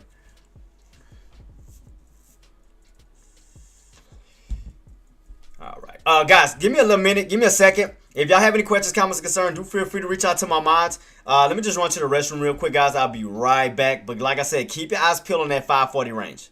For like I said, puts, stay underneath 540. If you want to go long, you got to stay above that price point. Right now, we're underneath that at this time. Upper shadow. You done lost the 9 MA once again. Right here, getting hammered down right here. 540, trying to fight it, trying to stay underneath it. So puts, stay underneath that price point. For longs, again, you want to maintain that price point because you want to stay within that range of 542.50 when you stay in this range here. But right now, we're fighting. We're right at it, cracking it underneath that 540. Sellers are trying to stay underneath. So let me be right back, guys. And like I said, make sure, again, you stay underneath 540. Possible more downside could come when you'll get that pullback down to that possible 538 to 536. So keep that on watch. When you start to fall back to the lower portion of this channel this way. As long as you stay underneath 540. So I'll be right back, guys. I'll be right back. Matter of fact, let me just take this one off so I don't have too many lines on the damn. I'm trying to think. Should I keep it or should I take it off? Just in case they try to bounce. Let me see. Matter of fact, I'm gonna take it off. I'm gonna take it off for right now because I won't have too many lines on my whatchamacallit. All right, I'll just do this. I'll base it off of the downtrend setup. I'll do this. Yeah, see, we're back underneath that downtrend, trying to see buyers trying to stay on top of it. So watch the key level, 540. 540, watch that level. See how buyers are trying to get back on top? Just watch that level. See how we close. So we got about 5 minutes to that counter close out. I'll be right back, guys. Be right back.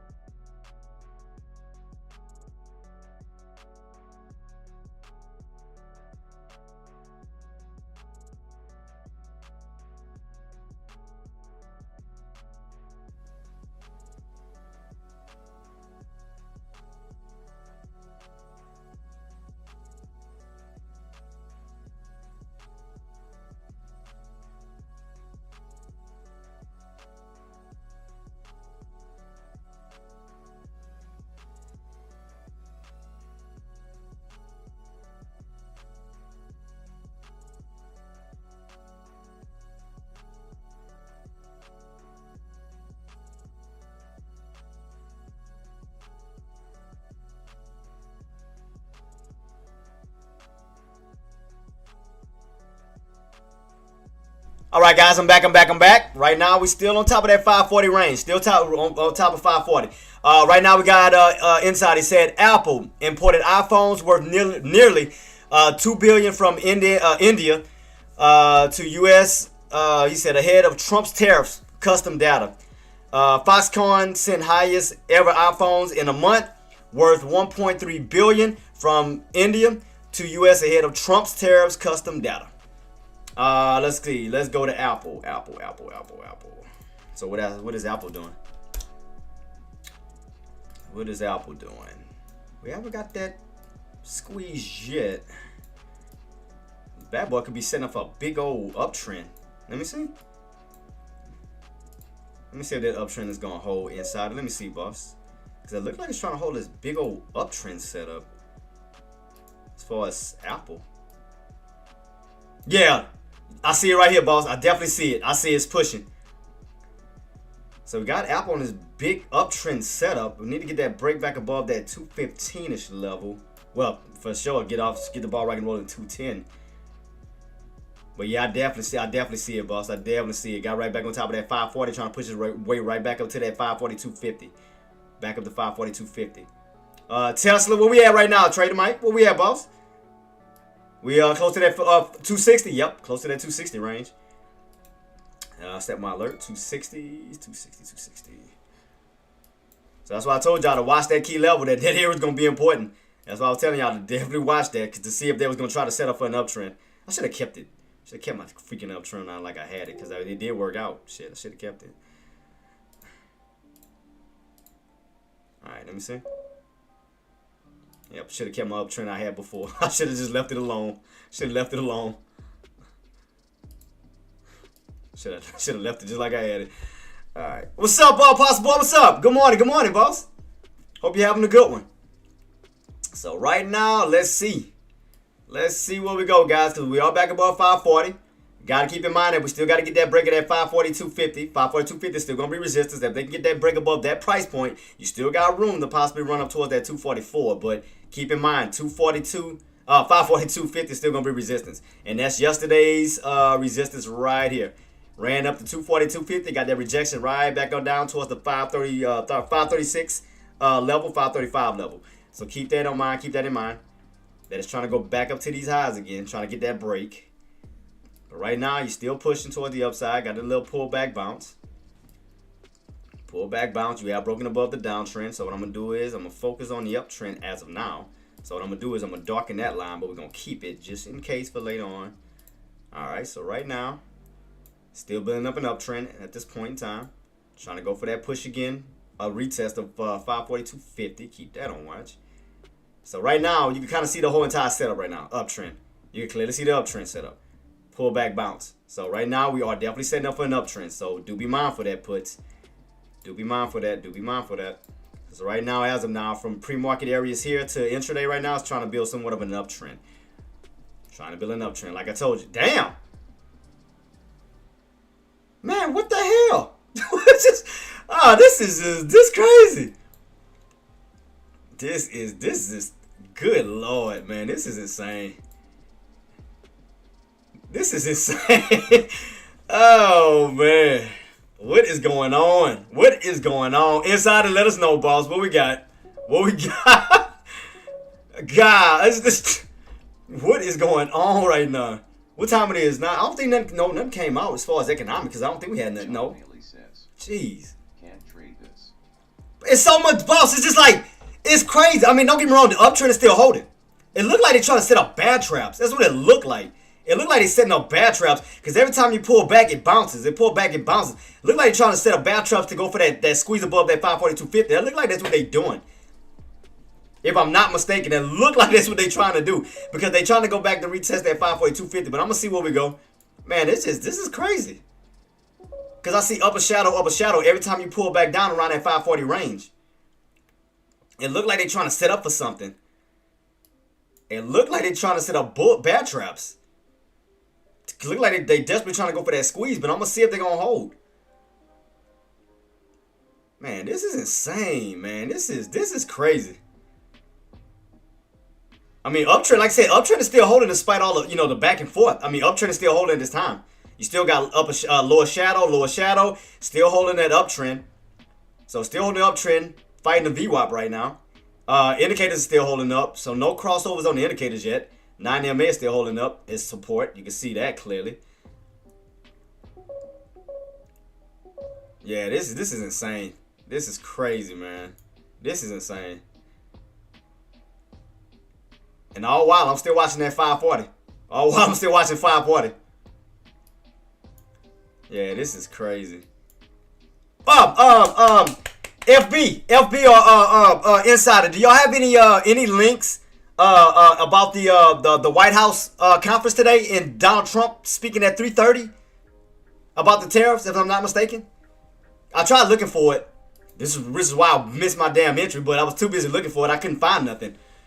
As far as because Tariq posted and said that the White House is supposed to be speaking on behalf of the tariffs. Appreciate so much, Insider, because up here, Tariq said it right here. What was it at before he left? He said, what was it at when he said that? Tariq, where you at? Yeah, so he said, good morning, guys. He said, he said, Trump set to speak at 3:30 p.m. Eastern to, he said about the White House at 1. What was it? Oh, yeah, right here. He said, remember China retaliated this morning, so expect 1 o'clock Eastern White House press conference to mention tariffs when Trump speaks at 3:30. So, that's the only thing that I seen that he posted, but I was trying to look for it. I couldn't find nothing. Engineer, you have the link? You have the link to it? I tried looking for it. I couldn't find nothing. Because they still, again, trend line is still holding. Trend line is still holding. You're still holding above that 540 range. Still holding above 540 range. Still holding above that. Yeah, I got that. That's what I just read from this morning. What he put. Yeah, I read that. That's where I got that from. But I tried to look it up, but I couldn't find anything. But right now, like I said, we're still holding this uptrend at this time. Right in this little range of 540, 540.250. You have yet to break out above 540.250. You have yet to still crack completely underneath that 540. So I'm watching this range to see what this bad boy want to do, man. This is nuts. Yeah, this is crazy.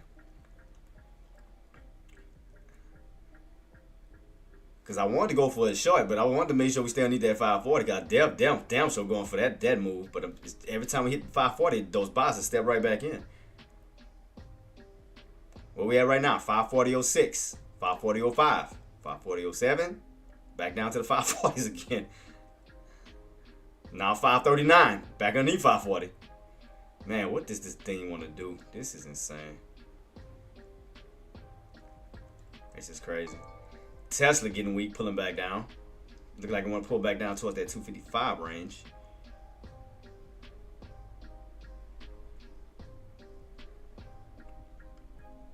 See how it keeps pulling back down to 240 and it bounces right back up. I mean, 540 keep trying to bounce right back up. See that? Those buys keep protecting that 540 range. Because I know what they're trying to do. I know exactly what they're trying to do. Because they're trying to create what buyers are trying to do. Buyers are trying to create these bad traps. They're trying to make a short squeeze so powerful they can blow past that 540.250. They're trying to create like a bad trap and a short squeeze so powerful they can blow past this area that they can't break out. Because that's the buyer's goal. The buyer's goal is to get past that 540.250 up to that 544 because they're trying to go up to those higher price points. Which is why you keep seeing up a lower shadow. So every time you pull back, they're setting up bad traps right here. They're trying to create some type of short squeeze. They're trying to create a short squeeze. You can clearly see what buyers are trying to do.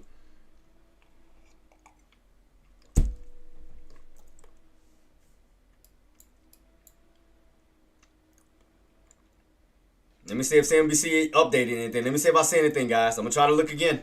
I'm gonna go to Walter Bloomberg as well. I'm gonna keep check his to see if he said anything else.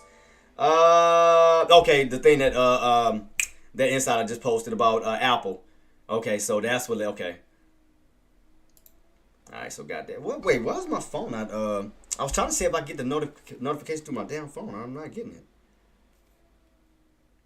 because it should have alerted me. Let me see if I got it set for my mobile. Walter Bloomberg. Should be set. Yep, I got notification on. Excuse me. turn off post. It should be set for my mobile.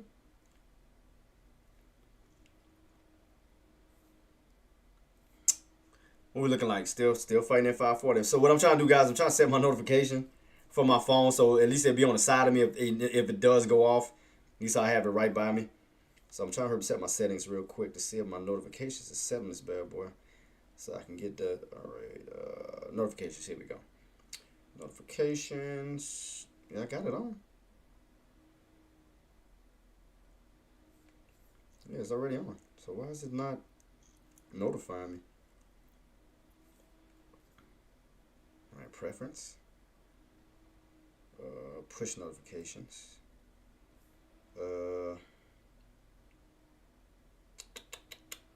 Everything is post from people you follow off. Oh, let me see. All right, let me turn it on. But I need to just want one person. Get notifications and turn it on. All right, Walter Bloomberg. All right, show notifications. All right, got it. All right, cool.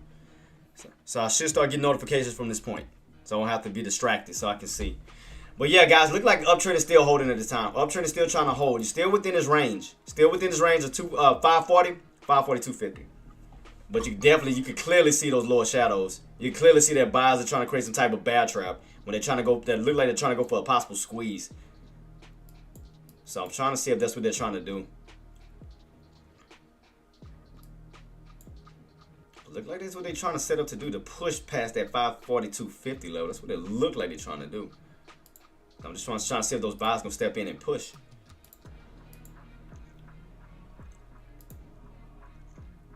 Boy, today, man, good lord. So I got my notification set, guys, just in case anything is brought up. CNBC, Walter Bloomberg. The only thing that CNBC just said was about the Hewlett Packard shares pop after activists. Elliott Management takes 1.5 billion stake. That's the only thing that popped up on this end. I don't see nothing else. Still holding up, guys. So just keep like I said, keep your eyes peeled on this setup. Keep your eyes peeled on this setup. Still in the range. Still nothing yet. Still nothing yet.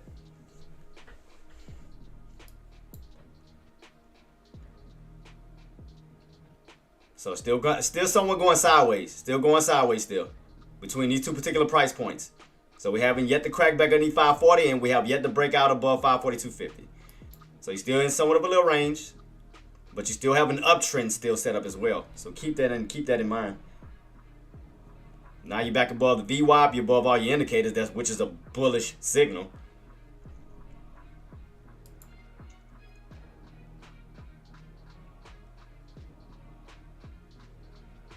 It look like that's what those buyers are trying to do. Look like they're trying to go for a squeeze where they can blow past that 542.50 up to 544. That's what it look like they're trying to do. They haven't gotten it yet, but that's what it looked like they're trying to gear up to do. Like they're trying to blow past that bad boy.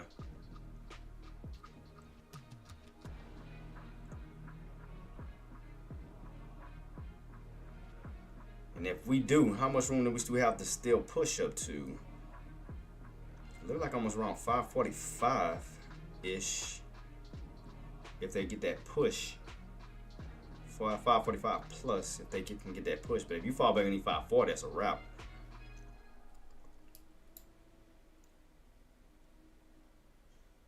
So let me show you what I'm talking about, guys. So, okay. This is if. I'm going to speak about it on the short standpoint, too. So, right now, they're above the red line, right? Which is at 540. They're above the red line at this time. That's the only counter that's been able to cross for right now. Go back a little bit. Right here. So you notice this is the only counter to so far hold above that red line. Now, if that body of that candle falls back underneath that 540, you do have room to possibly fall back down this way, which will put you into the 535s, down to the 530s. So right now, this is the only counter that's able to hold. Now, if they can maintain and stay on top of that 540, yes, you do have room to possibly push up towards these areas, towards that 50 SMA, which is going to put you around 540, 547, 548 level. What you do, that candle can push that way, right? Because that's how much room you have to go this way. But if you crack back underneath that 540, you do have room to fall back down this way, which will put you slightly towards around that 9 MA and 20 MA, which is going to be around the 530 ranges. So right now it's kind of like you stuck right in the middle. Stuck in the middle. Because you got room to go up to that 50 SMA, and you have room to come right back down to the 90 MA. So you're kind of like stuck right in the middle. Right in the middle of that bad boy. Because you got an upper shadow and you got a lower shadow. You got buyers, you got sellers. So it's kind of like right in between. You're just going sideways right in the middle of that bad boy.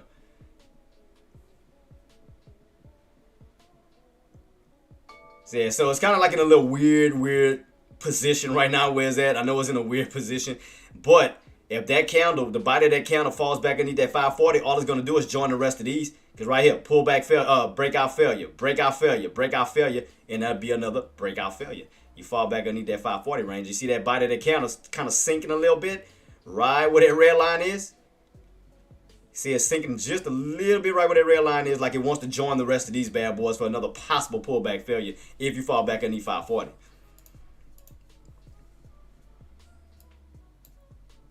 So that's why I'm just keeping on watch, because right now you're in a range. You're definitely in a range right now. In a little $2.50 range.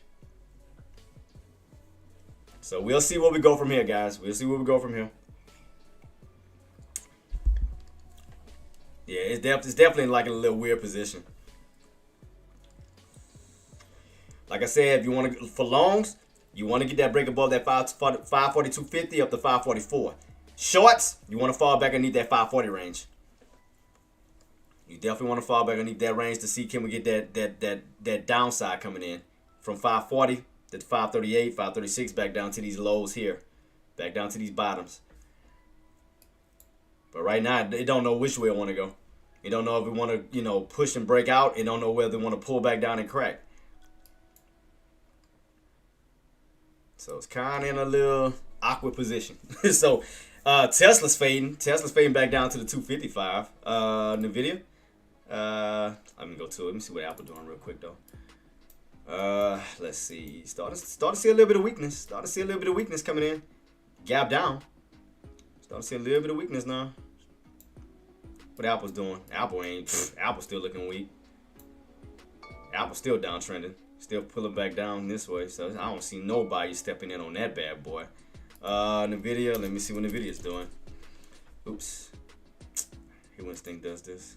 Come on. All right, there we go. Where we at now on Nvidia? Nvidia trying to test that. You still getting rejected underneath that 112 level. They have yet to break above that price point. You can see right here we get stuffed at right here at 112. So that's holding up as resistance still. I mean, do they still have the opportunity to go for a push? Yeah. I mean, they still got an opportunity because your indicators are still sitting up on as far as Nvidia, and you still have that. You still have the VWAP. I mean, look like they're trying to go for a little possible indicator wedge squeeze. Look like they're trying to. You kind of see that 9 MA moving up. See how that 9 MA is kind of helping it. It's kind of floating it up. It's still staying on top of it. See that? And it's trying to look like it may try to go for a little indicator squeeze right where that 112 is, which could be contributing to SPY moving. Because SPY's on top of this VWAP, and Nvidia's on top of his VWAP. So they kind of look a little identical, very identical. Look very identical to one another. See the setups? See that? Red, green, red, green, red, green, red, green. They look very identical to one another. They look very, very identical. So it looked like that's what's helping SPY move is freaking Nvidia, for sure.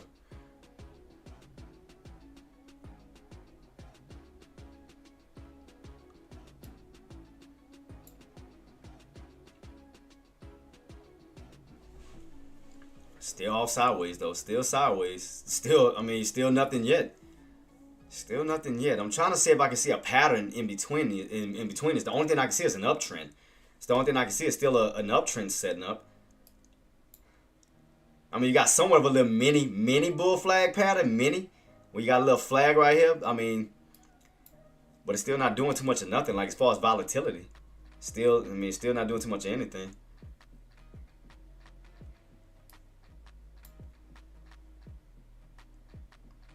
Like I said, puts, the minute we crack that 540, Just prepare yourself. Crack that 540. I mean, that's... But right now, we're still holding. Uptrend still holding. Like I said, NVIDIA's still trying to go for that 112 push. Let me set an alert just in case. That bad boy still trying to push his way up. We're not too far from trying to hit 112 for sure. May hit it by the time I set this damn thing. So 112. Let me see. Tesla and them still ain't doing nothing yet either. What is it doing? Trying to get a little 255 bounce. But the main one I'm watching is NVIDIA because that's the only one that seems to still be holding up at this time.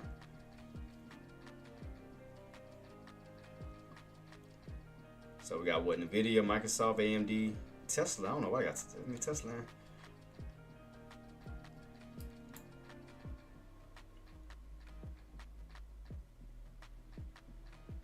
So I'm just kind of watching the reaction to see on, you know, if they do get a break above that for 112 to see what type of reaction SPY is going to have.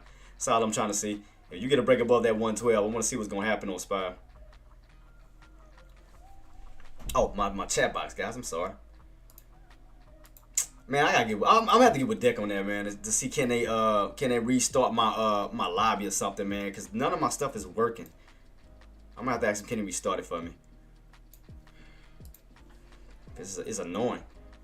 I can't stay focused because I gotta keep putting the dang chat box back up. I'm trying to keep it so I can respond to everybody.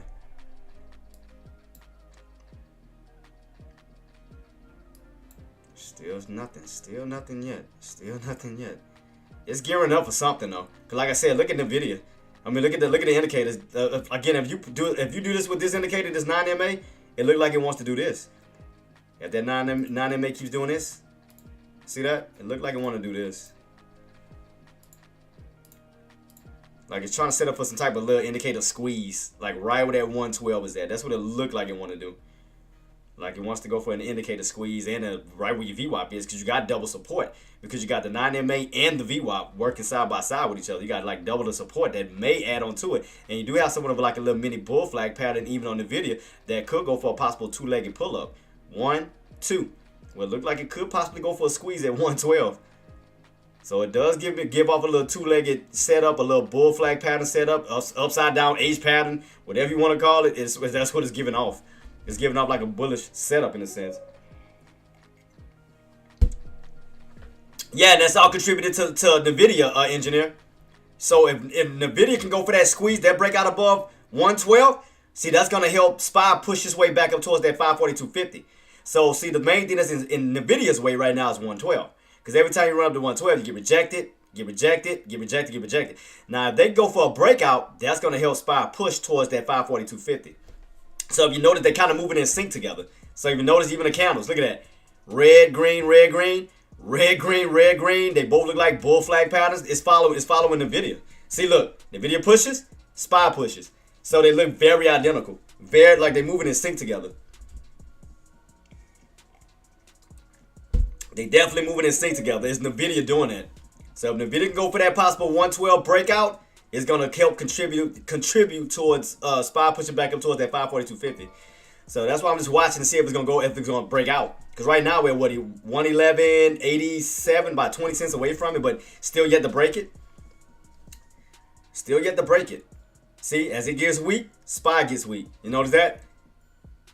NVIDIA gets an upper shadow, SPY gets an upper shadow. So they literally are moving in sync with each other.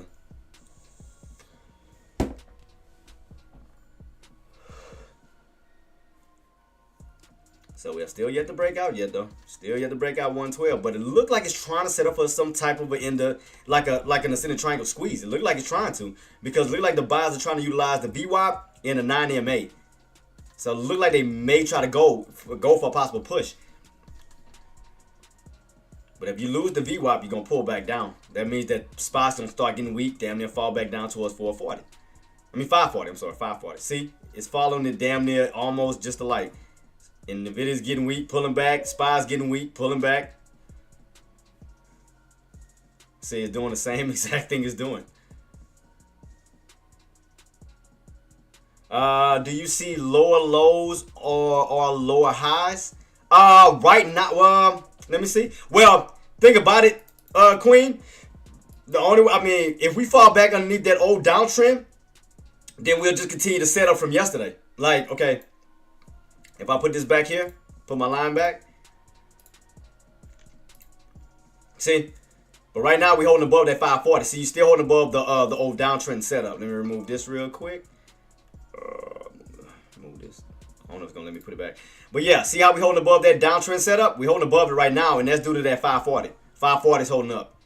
See, now if you crack 540, then yes, we can fall right back down to that downtrend from yesterday's setup, where we could come back down to 538, 536, back down to these bottoms. Where you fall from 540 back down this way. But right now you're on top of 540, which is your pivot point. So as long as you hold 540, that's considered support at this time, where you do have room to move up, towards the 541s, 542s, up to 544 levels, as long as you hold that floor. Now, when you crack 540, now you'll be focusing on the lower portion of that channel. Underneath the pivot point, which would be again 538, 536, and so forth. But right now you're holding on top of that price point. You're holding on top of the downtrend at this time. So you're still trying to hold up. So we haven't got that major crack yet. It's trying to hold up in some type of way, like especially Nvidia. Nvidia's still trying to hold up. Nvidia's still trying to build somewhat of an uptrend, trying to go for that 112 break, but we haven't got that breakout yet. You're still getting rejected by it. You didn't got rejected once, twice, 3, 4, and this is the 5th time. Still have yet to break that bad boy. Now, do buyers still have an opportunity to do it? Yes, because you're still above the VWAP and you're still above the 9MA that's holding up as support, which could possibly go for a squeeze. Because you do have a little mini bull flag pattern, and it could set up for like an upside down H. But just trying to see if these buyers gonna step in and go for the push. Because they got the opportunity to do it. But the volatility is just not there yet. But I mean, they have the opportunity to go for a push. But if that volatility, if those buyers don't step in, those bears gonna come in aggressive and start to pull back down. But right now, if I was a buyer or those buyers, I'll be pushing right now. I'll be trying to go for that push right now. Because the longer you stay underneath that 112, the 112 level, more sellers will step in right here to hold that level down. That's why those buyers need to step in and go for that possible push. They have the opportunity. They have an ascending triangle pattern based off that 9MA and that VWAP where they can go for an indicator squeeze towards the upside. Because the indicators are all sitting upright. Your 20 EMA, your 50, they're on top of the VWAP at this time. But again, there's no volatility just yet kicking in to go for that push. Because I mean, they do have a good setup for a pop, drop, pop situation, but we'll see. They still trying to hold. They just have not gotten that breakout yet. So in other words, this is what we should be seeing. This is what we should see, is this. So you can look at it from different standpoints. You can look at it from a little mini bull flag pattern standpoint. You can look at it from an upside down H standpoint, like that. You can also look at it from, like I said, an ascending triangle standpoint, where you are between this little level here, where you are in a little wedge for a possible squeeze up. But you got to break above that what price point? 112. Got to get that breakout. Because look like they're trying to. See that? Pop, drop, pop. Upside down H, bull flag pattern. All you got to do is break what price point? 112. So all they got to do is go for that breakout. Go for that breakout because they got the setup to do it. Again, they got the indicators on their side to give them an indicator squeeze where they can break above that price point.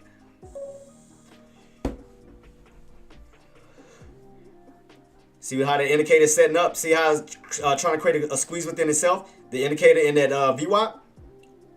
I'll go to a little closer so y'all can see it. See? Right here? Oops. Sorry.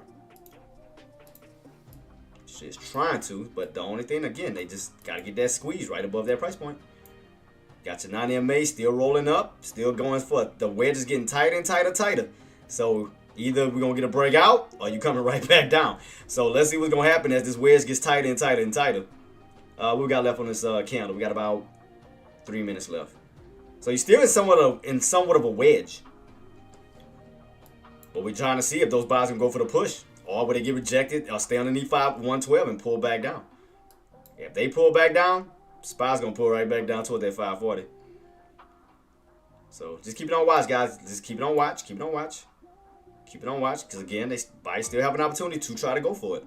As long as you hold that VWAP, 9MA, I mean, they got the floor. Wedge is getting tighter and tighter and tighter. Going underneath 540. Yeah, because not only will that 540 go back into resistance in Queen, now you'll be falling back into that downtrend. Like if you crack 540 and go back underneath that downtrend setup, you'll just continue that possible move back down. See, this is the opportunity for buyers to go for the move because you've broken out of the downtrend to push your way back up. There you go, 112. 112, but we need to break out. We don't want to hit and then go back down. We don't want to break, go back down. You want to see them go for a clear breakout. See how the body of the candle have yet to get like across that yellow line still. You tested it and touched it, but you haven't went for that complete breakout yet. See, you touching it, but you haven't broken out yet. Oh, here we go. Let's see. Let's see. I told y'all pop, drop, pop. So let's see. Upside down H, bull flag pattern. But they got to hold it. Let's see, can they finally go for this breakout? Because this will be, what, the 5th attempt trying to stay above 112? 1, 2, 3, 4, and now 5. 5 attempts. 112. 5 attempts. Let's see. So you got a little break above it, but still having trouble holding on top of it. Still having a little trouble trying to hold on top of it.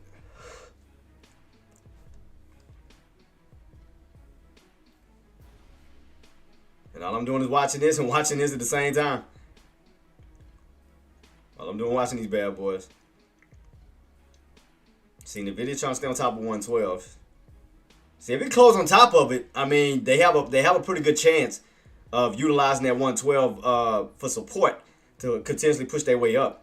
We got about 1 minute. Oh yeah, they're on top of it right now. So let's see. That candle's about to close too, in about almost close to 30 seconds. So as long as they can hold on top of that 112, I mean, they still have a possible fighting chance to push even further. So we got about 30 seconds left. 30 seconds, 30 seconds, 30 seconds. Right now, where we at? 112.07. Let's see on how we about to close out. Are we going to close above it or underneath it? Got about 20 seconds, 20 seconds, 20 seconds, 20 seconds, 20 seconds.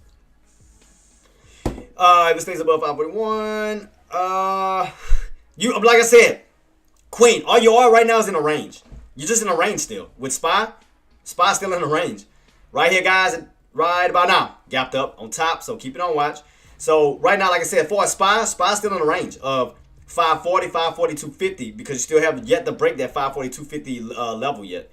You're just still in a range. 542.50, 540. Right now, you're just building up towards it. That those buyers are trying to move up. And look at your indicator. Look at your 9MA. 9MA is still coasting up. See that? Even for SPY. See how we went on? We talked about that uptrend or that indicator squeeze for in the video. Almost the same thing with SPY. So you'll do this. So you'll take this. As long as you stay above the 9, the possibility on what can happen. If we take this, make a little line like this. Do the same exact thing we did for in the video. You see your SPY setup? See how your 9MA is curling up? Holding up at support? See that? And bad boy setting up to go for that. It's getting into a little tighter wedge right around that 542.50. It's trying to build a little ascending triangle pattern. It's trying to build a little wedge right where it's at. See?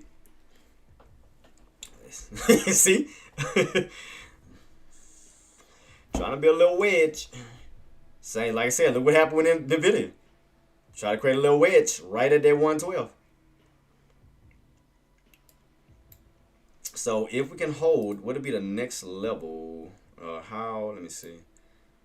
Where's that next strong resistance? As long as they hold 112, I'm trying to see what the next area.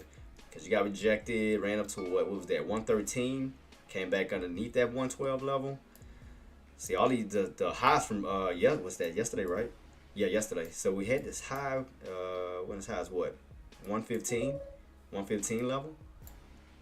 I mean, you still got room as long as that 112 hold to push back towards this way. You know, as long as that uptrend can continue. So I can do this. I can take this off. Well, not take it off, but I can utilize this bottom and these and create somewhat of a little uptrend on NVIDIA at this time. Change that back to purple. As long as they hold that uptrend. Right? So I'm trying to see if they're going to keep this uptrend continuing. Same thing with SPY.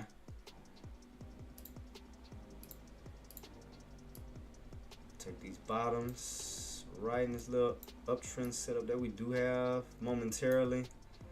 Let's see if they're trying to utilize that for an uptrend setup.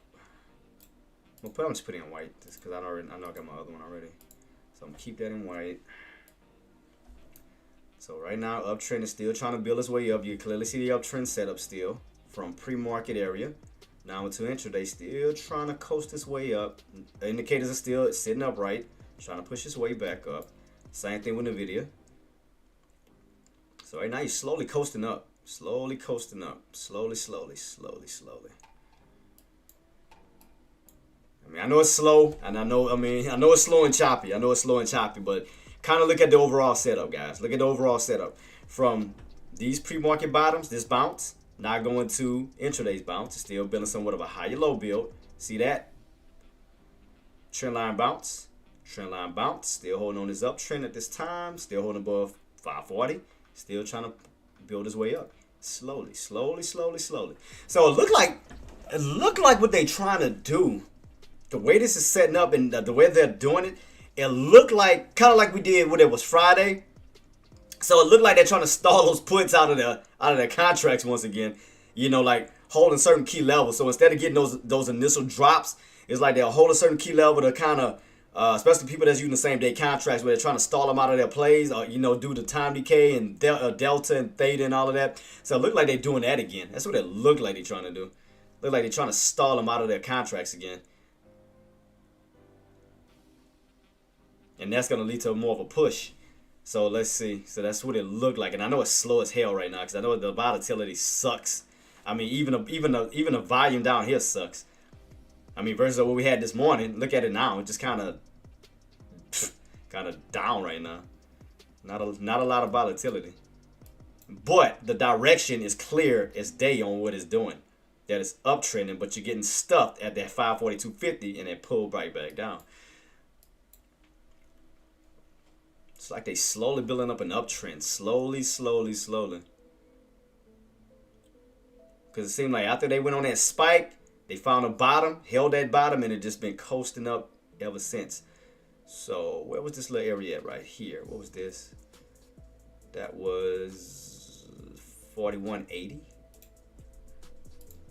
Let me see something real quick. 4180, 541.80, 541.80.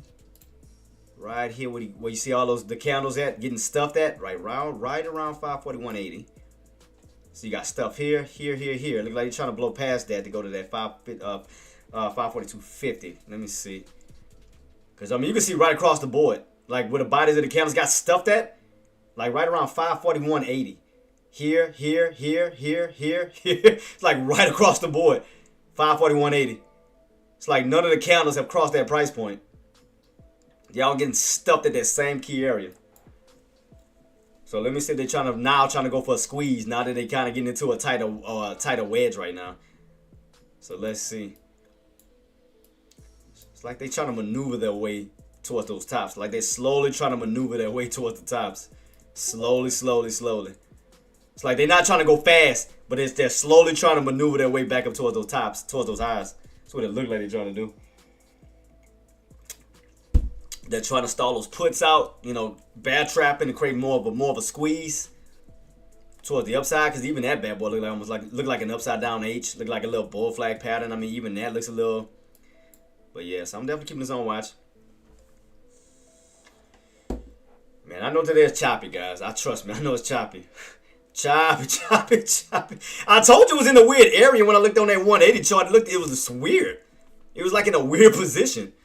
And that's why I said, based off of that 540 level, if you hold 540, stay on top of that floor, you have room to rotate you have room to move your way back up. Now underneath that 540, then you have room to go right back down. See your pivot point. So right now they found a way to maneuver their way right back on top of 540, where you're slowly rotating from the 540s back up towards these tops. That's what they look like they're doing. So as long as that 540 holds, the buyer's gonna try to keep pushing their way up. Now, if the press conference is going to happen today, could that lead to a possible more of a squeeze? Could we see some type of reaction? Yes. I mean, we could definitely see some type of reaction. If we having that White House press conference today, including with Donald Trump speaking today. I mean, in the route that they going right now, there's uptrend still. I mean, it's a possibility. I mean, we'll see, but it's just slowly uptrending. From, like I said, from these pre-market bottoms to these intraday bottoms. They're just slowly trying to creep their way up on this ascending triangle pattern. Slowly trying to go for a possible indicator squeeze. You got your 9 MA still trying to coast this way up. Well, like I said, as long as you stay on top of that 9 MA, those buyers will utilize that for support to go for a bounce where you can see indicator squeezes. And when you're seeing indicator squeezes time and time and time again, especially around areas that they can't break. So, okay, for example, it ran up here by itself because all your indicators were down here, right? Your 9 MA, 20 MA, 50, and so forth. You remember I told you it was running up towards a certain area by itself. It had no assistance. But now look what your 9 MA is doing. Your 9 MA went from these bottoms around 540. Now it's gaining value, slowly curling its way up towards 541 value, trying to move its way up towards that 541.80. But look at it. It's still creating a what? Indicator, like somewhat of an ascending triangle pattern setup. Now you're on top of the VWAP and a 9 MA working together. That's double support. Trying to go for a squeeze right in this little wedge right here. Trying to go for a possible squeeze, but we'll see. Keep it on watch. So watch around that 5, as of now, watch that 541.80 level to see if they're going to go for a break or will we get rejected once again and come back down. See, look right across the board. None of the bodies of the candles have yet crossed that 548.80 level, 541.80 yet. You tried it once, twice, 3, 4, 5, 6, and 7.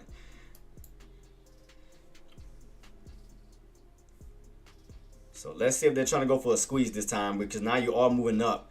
You are moving up. Wedge is getting tighter and tighter and tighter. So let's see if they're trying to go for a possible squeeze.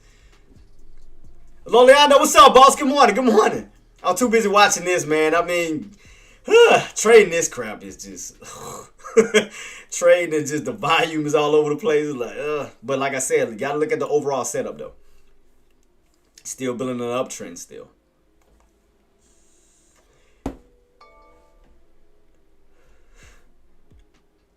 Still slowly coasting, guys. Still slowly building. Slowly building. It's trying to create a wedge. It's trying to go for something. Because buyers are refusing to give up. Buyers are definitely still trying to go for pushes. But let's see, can we get this breakout above that 541.80 up to that 542.50? Because that's going to be two areas that they're going to have to break. They're going to have to break 541.80. Going to have to break 542.50. So you got two levels of resistance right above your head that they need to break.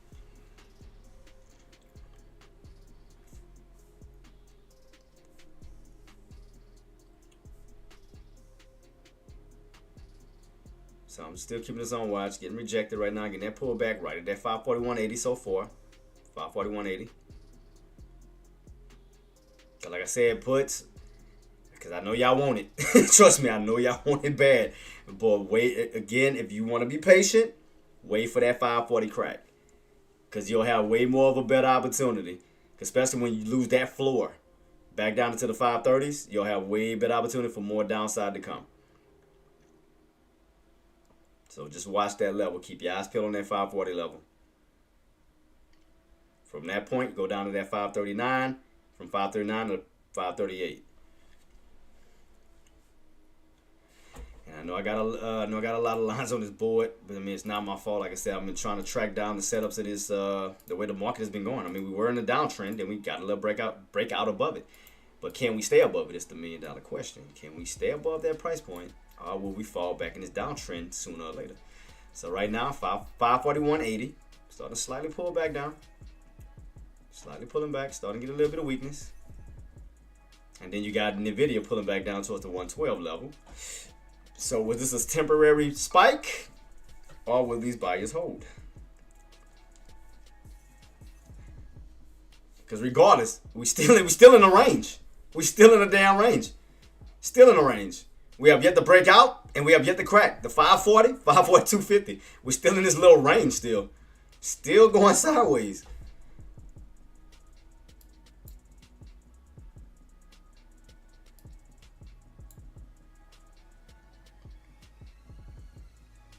But once we crack that 540, I'm telling you, that's gonna get those sellers excited. It's gonna get them damn sure get them sellers excited.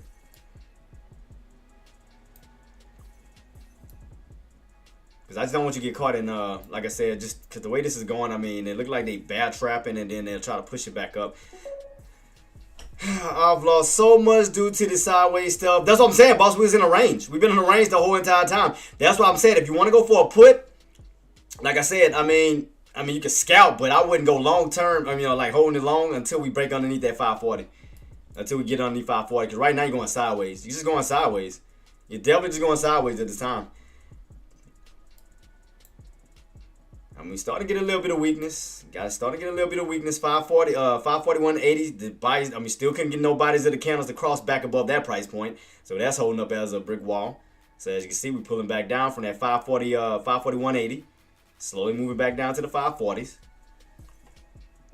So we need to close underneath that bad boy. We need to close underneath that bad boy and get that ball rocking and rolling. Because I know people losing their minds right now because they don't know which way to go. I know they don't know which way to go. So that's what I'm saying. Well, and J-Dub, that's another reason why I say sometimes the best, well, I can say the best thing, but like another good thing to do is swing trade. Like, and what I mean by that is remember we went back and we talked about the, when we was in that channel, a few weeks ago, when we was at the price points of 570 and 559, remember that? So, if you be patient and wait on those setups where you know where the overall tops is at and you know where the overall bottoms is at, you play those ranges. Like, for a week, everybody could have been using the 549 for calls. 559 for calls, 570 for puts. Just play that range over and over and over until we broke out of that channel, which we did. We broke out of the 570s, then ran up to the 576, 577, but then came back down underneath 570. Then fell back down to 559, back in that range once again. But that's what it's about, man. Once you start to get the overall range set up, it's easy to nail it. Because, being caught in this, I know it's a pain. Like, trying to catch something like this in these little channels, is in this choppiness, I know it's a pain. I know it's definitely a pain. I know it's a pain.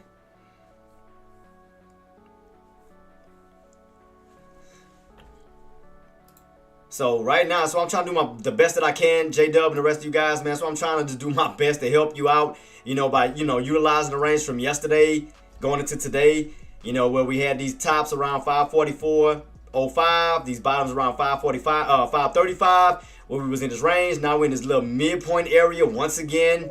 So, I'm just trying to figure out the range that we at. So right now, we're gapping back down. So it looked like we could be possibly cracking that 540.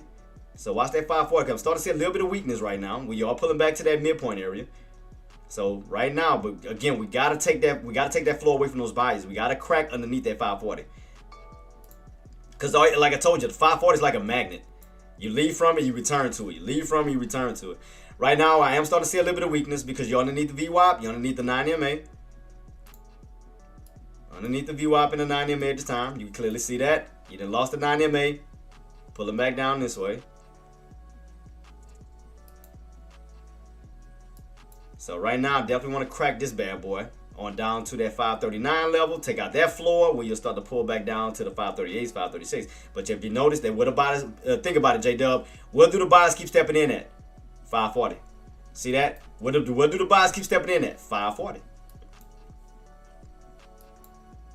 That's what I'm saying. You was in that range. See that? The range. You still in that range. Still in that range, boss. Still in the range.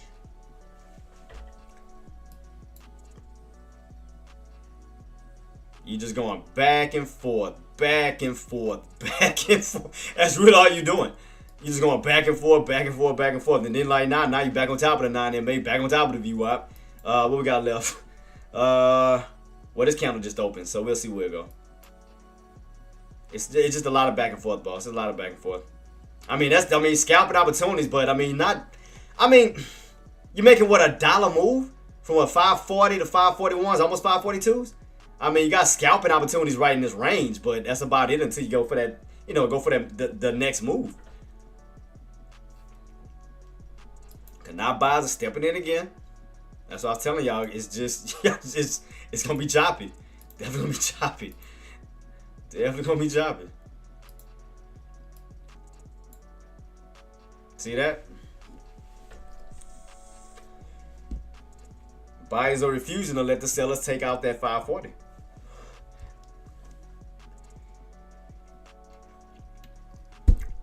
I mean, and sometimes J-Dub, we have those days, boss. I mean, it's not our fault, man. I mean, especially with all the stuff that's going on, man, all the manipulation, the toss of the tariffs, it's not our fault, man. We just caught into this bull crap, man, and and I know sometimes it get frustrating. I know it does. I know it does, boss. So it's like, where your true bottom's at. You know where your true top's at. Right now, you're just kind of like in the mid area right now. You're in the mid area. Because we have yet to go all the way back up to the tops. We have yet to go all the way back down to the bottoms. You're right in the mid area. Right in the mid area. Right in that choppiness. And I know it gets frustrating. And, I mean, like I said, we could see some volatility coming in because I think, 1 o'clock? If the press, White House is doing a press conference, we should start to see some volume stepping in after 12 o'clock going on 1. And if Donald Trump is going to be talking at 3:30, we should see some more volatility coming in. So, and I was trying to find an article to get that confirmation, but I haven't seen anything yet. Still, I still haven't seen nothing. I went to the White House website itself. I still haven't seen anything. Let me see. White House. Let me see. I got something from PBS. What did they say? Yeah. Okay. J-Dub. So I got one article right now. So I got this one. They said the White House is expected to hold a news briefing at 1 o'clock. Yep. So we got it. 1 o'clock is gonna be live right here. 1 o'clock Eastern time, boss. So we finally got a little bit of news in. So this is from PBS. So I'm gonna put up the article in case you guys need it. So we finally got something. So 1 o'clock, so we could possibly see some volatility around that time. So I found one article so far.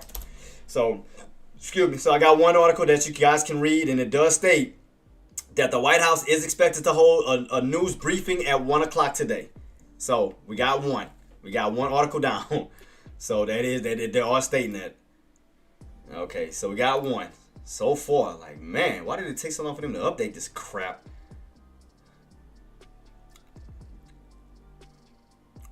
So we got one so far. I'm pretty sure the rest of them will start coming in later on, but we got one so far that I found at PBS. So got one. So they did mention 1 o'clock should be having a White House briefing. That's gonna be at 1. So with that being said, we should start to see some volatility coming in after lunch. So, I mean, it's up to you guys what you want to do. If you want to go for scalps, within this range, until we crack that 540 level and see more of a downside, play within the range. Or if you want to wait till 1 o'clock to more volatility to kick in, you can do so as well. It's up to you what you want to do. It's up to you guys. Whatever you want to do. I'm just trying to put everything together. I mean, right now we established a little range. Again, we definitely want to see more downside. We got to crack that 540 range, that 540 level to see more possible downside of 539, the 538, and so forth. Because once you crack that 540, you got to take out this area here too. That's going to be around that 539, 35-ish level. Take out those lows, and then we can start to pull back down to the 538, 536. So right now, range is still in motion, guys. Range is still in motion because, again, buyers are still holding that 540 range. And right now you have resistance around 541.80 to 542.50 because you see these levels that we cannot break out yet. So right here, 541.80, like I said, you can see right across the board, none of the bodies of the candles have been able to cross above that price point right across the board. Resistance, all across the board. So just take your time, guys. Be patient. Wait for the setups, man. If you want to do so, or if you want to look at something else, you can do so. You don't have to just look at SPY. I mean, let's see what else can we look at. In the video, got that 112 level. Still slightly holding on top of that one. Tesla, has that made any other move? Back underneath the 255 level, starting to arc a little bit. I'm trying to go through everything, guys. I'm trying to go through everything I can possibly can. Let's see. AMD looking a little U-shape-ish, a little. Starting. Let me see. We need to break above. What is that? Almost that 97.5 level. Starting to cup. So you got somewhat of a little uptrend still on AMD. Still got a little uptrend still going on with this bad boy. So it hasn't completely failed. So that's still holding. Like still holding that bad boy. All right. So what do we need to crack in order for that to end? Gonna be underneath that 95 level for sure. I see that. All right, here we go. Engineer, y'all watch that 540 level. And I'm gonna check out the IWM too. I got you. IWM. All right, 540. Going back down to retest it. Upper shadow. Pushing right back down to that bad boy. I mean, we talked about it. 540, 540. Here we go. Here we go. Here go to 540. As far as IWM, look like that 190. We need to get. We're gonna definitely need to break 190 for that push up to. What is this? Let me see. Let me see.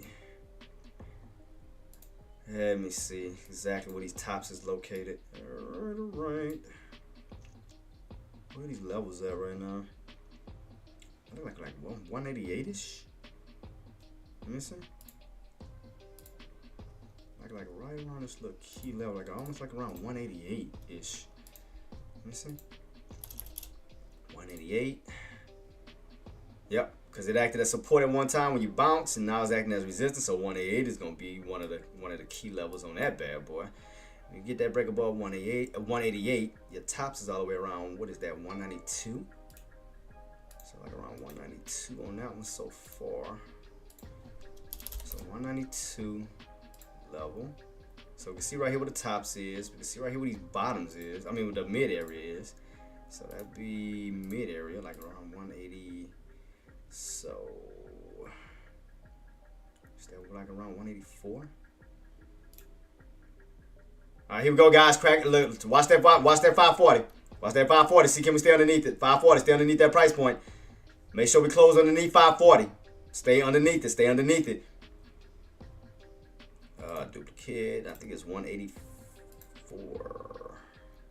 Let me see. It's like around that price point.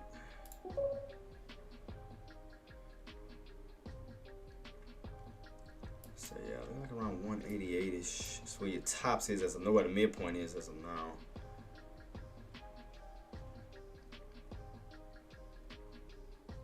What did you, engineer? What was your entry, Queen? What was your entry? What was the entry? Make sure you got a good entry. What was your entry so you don't have to, get hesitant to jump out? What was your entry? Because right here you can see right across the board, 188. You tried to break above 188 up to 189, and you fell right back underneath what price point? 188. So that's holding up as resistance. What was your entry? What's your exit? What's your entry? What's your exit?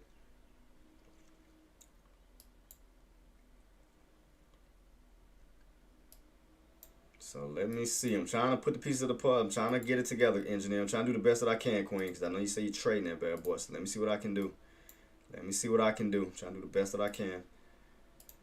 All right. So I'm trying to watch multiple stocks. So I'm trying to watch everything. Trying to help everybody out. Tesla, Apple, Amazon, and NVIDIA. I'm trying to watch this like buku crap right now. All right. So 188 is still holding up as resistance. That's good. And your open is where? What's the opener there? On IWM is at 186.34. 186.34. So that puts you around that 186 level. Oh, I think I see what it's doing. So let me see. All right, let me utilize this and put 186. So I think I may see the little channel set up for IWM for right now. So it looks like this range here that we may be in. So let me put this red for right now, because that's gonna be the tops for right now. All right, cool. So 188 down to this 186 down to 184. Okay, so I do see this somewhat of the little range set up right now. So okay, I do see the little range as of now. So okay. So yeah, okay, the way that IWM is setting up slightly with a range that I do see as of now. So it does look like we're in this little range here, engineer, of 184 bottoms, 186 mid with that 188 top. So it looks like it's going by twos. So yeah, right now, if you got in around 188, I mean, you're still good on that as you pull back down to that 186. From 188 to 186, that's a $2 pullback. And if you crack that 186 down to 184, that'd be a $4 pullback. So, but the main area is gonna be around 188 for sure, 188. And you do have your open around 186.34ish, and you are starting to slightly pull back. Slightly pull back. 185. Okay, that's let me see. You said 185. So down. Let me see. And you got in on a put at 185. Wait. You got in a put at 185, or that's your target area, like to get out. So was that your entry 185, or again is that your like strike price? The area you're trying to get out at 185. Okay, targets. Okay, so what was your entry? What was the entry you got in at? Like 187, 188? Because if you got in at those levels, no, that's what I'm saying. What did you, as far as entry though, what was the entry did you get in at? I'm talking about based off of that 180 chart. I mean, based off that IWM chart, where did you decide to enter at? Like based off of these levels. Did you get in at 188.50? Did you get in at 188? You know, based off of the price points that you see right in front of you on your chart. I know you got a target for 185, but what was your entry based off on? Was it based off of these price points that we got rejected at? Again, like around 189, 188.50, 188 itself. Okay.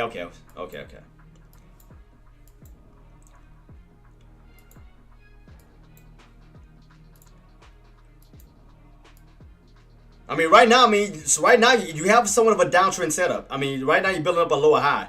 I mean, you have somewhat of a little downtrend setup going on at this time. So you have something like this on the IWM at this time, engineer. So you got something of a little downtrend setup going on. Oops. Yeah, you got something of a little downtrend setup going on at this moment. But we definitely want to see that pull. We definitely want to see that pull back down to that 186 because that'll give you a $2 drop so far from that point. Let's see. Yeah, so you got somewhat of a little downtrend setup going on right now. I'm trying to fix it as best that I can. You want to stay underneath that 188 for sure. Stay underneath 188. As long as you stay under 188, you got room to fall back down. So you want to lose that 20 EMA, which is sitting around 187. Crack that 20 EMA for that possible pull back down towards the open, which is going to put you around 186.34 down to 186 itself. So from these tops, we could possibly rotate down to these bottoms. So keep that on watch. What the hell is my 50 estimated on this thing? Just realized I didn't even see it. What the hell is 50 at? All I see is my. What the heck is the 50?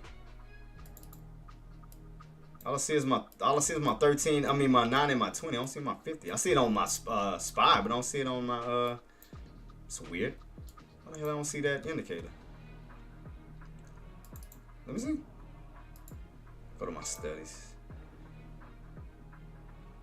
Why the hell is my 50 not on there? Oh man, I hate when they resetted all my stuff, man. I hate that. God dog. Junk, get on my nerves when they do that junk. Let me see.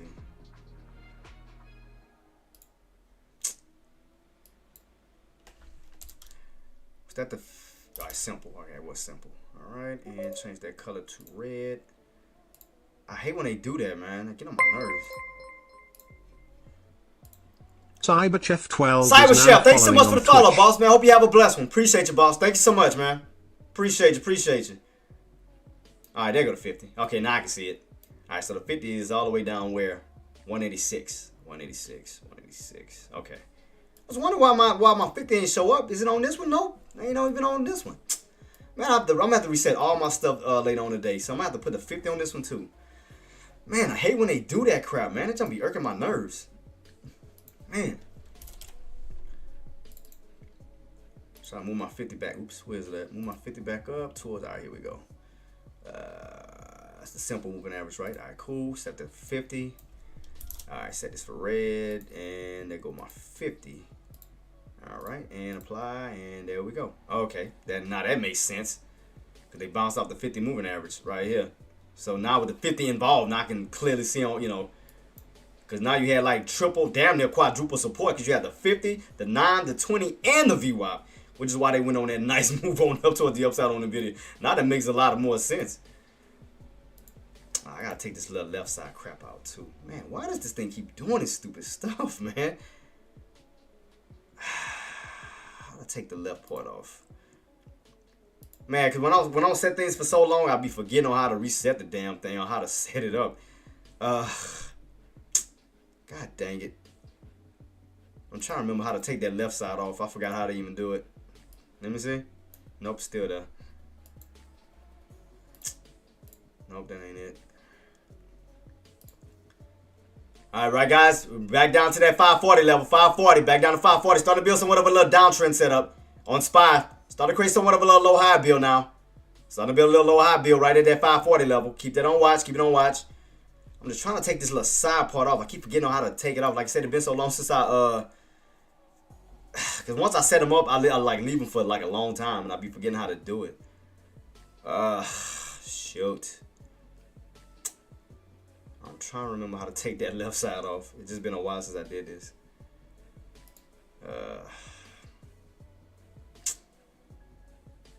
You piece of crap. How to take that left side off again?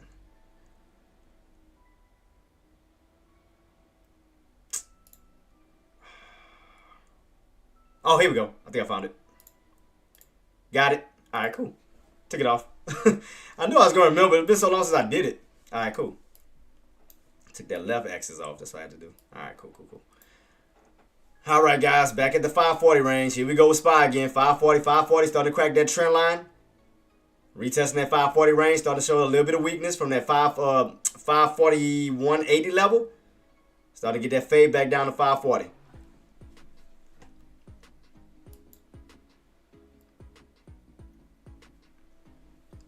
So a little bit of a fade. Here we go. So here we go, guys. Here we go. Finally. Here we go. Trend line crack. 540. Again. Now we underneath that price point. What time it is? Got about 12 minutes till we close out. 12 minutes.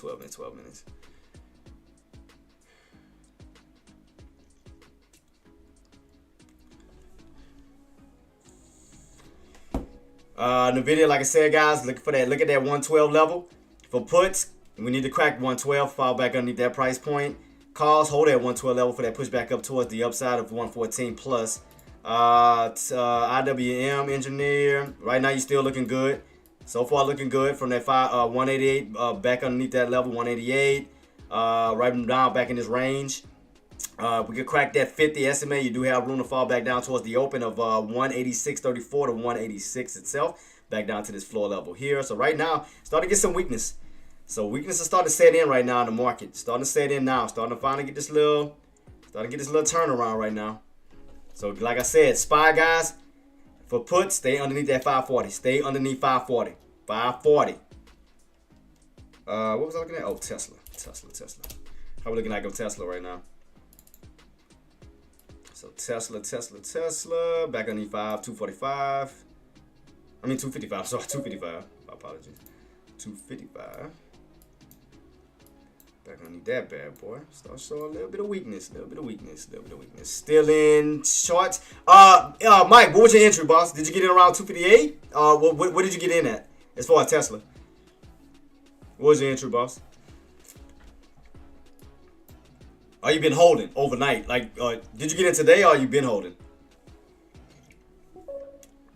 255. Oh, okay. So you're right. Okay, so you're right here. 255.16. Okay.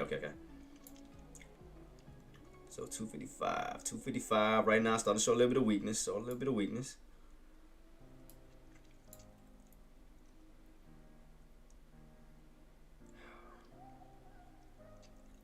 Man, it's like the weight is just. It's just been so choppy, man. It's been crazy. And don't forget, guys, 1 o'clock, we got the White House press conference coming out. So don't forget about that. And here we go, guys, with SPY finally cracking at 540, getting a stronger pullback now. So let's see. What we got left on this candle? We got about 9 minutes. 9 minutes, starting to get that crack now. Finally underneath that 540. Trend line crack. Tesla pulling back from that 255 level, starting to curl back down towards that 554.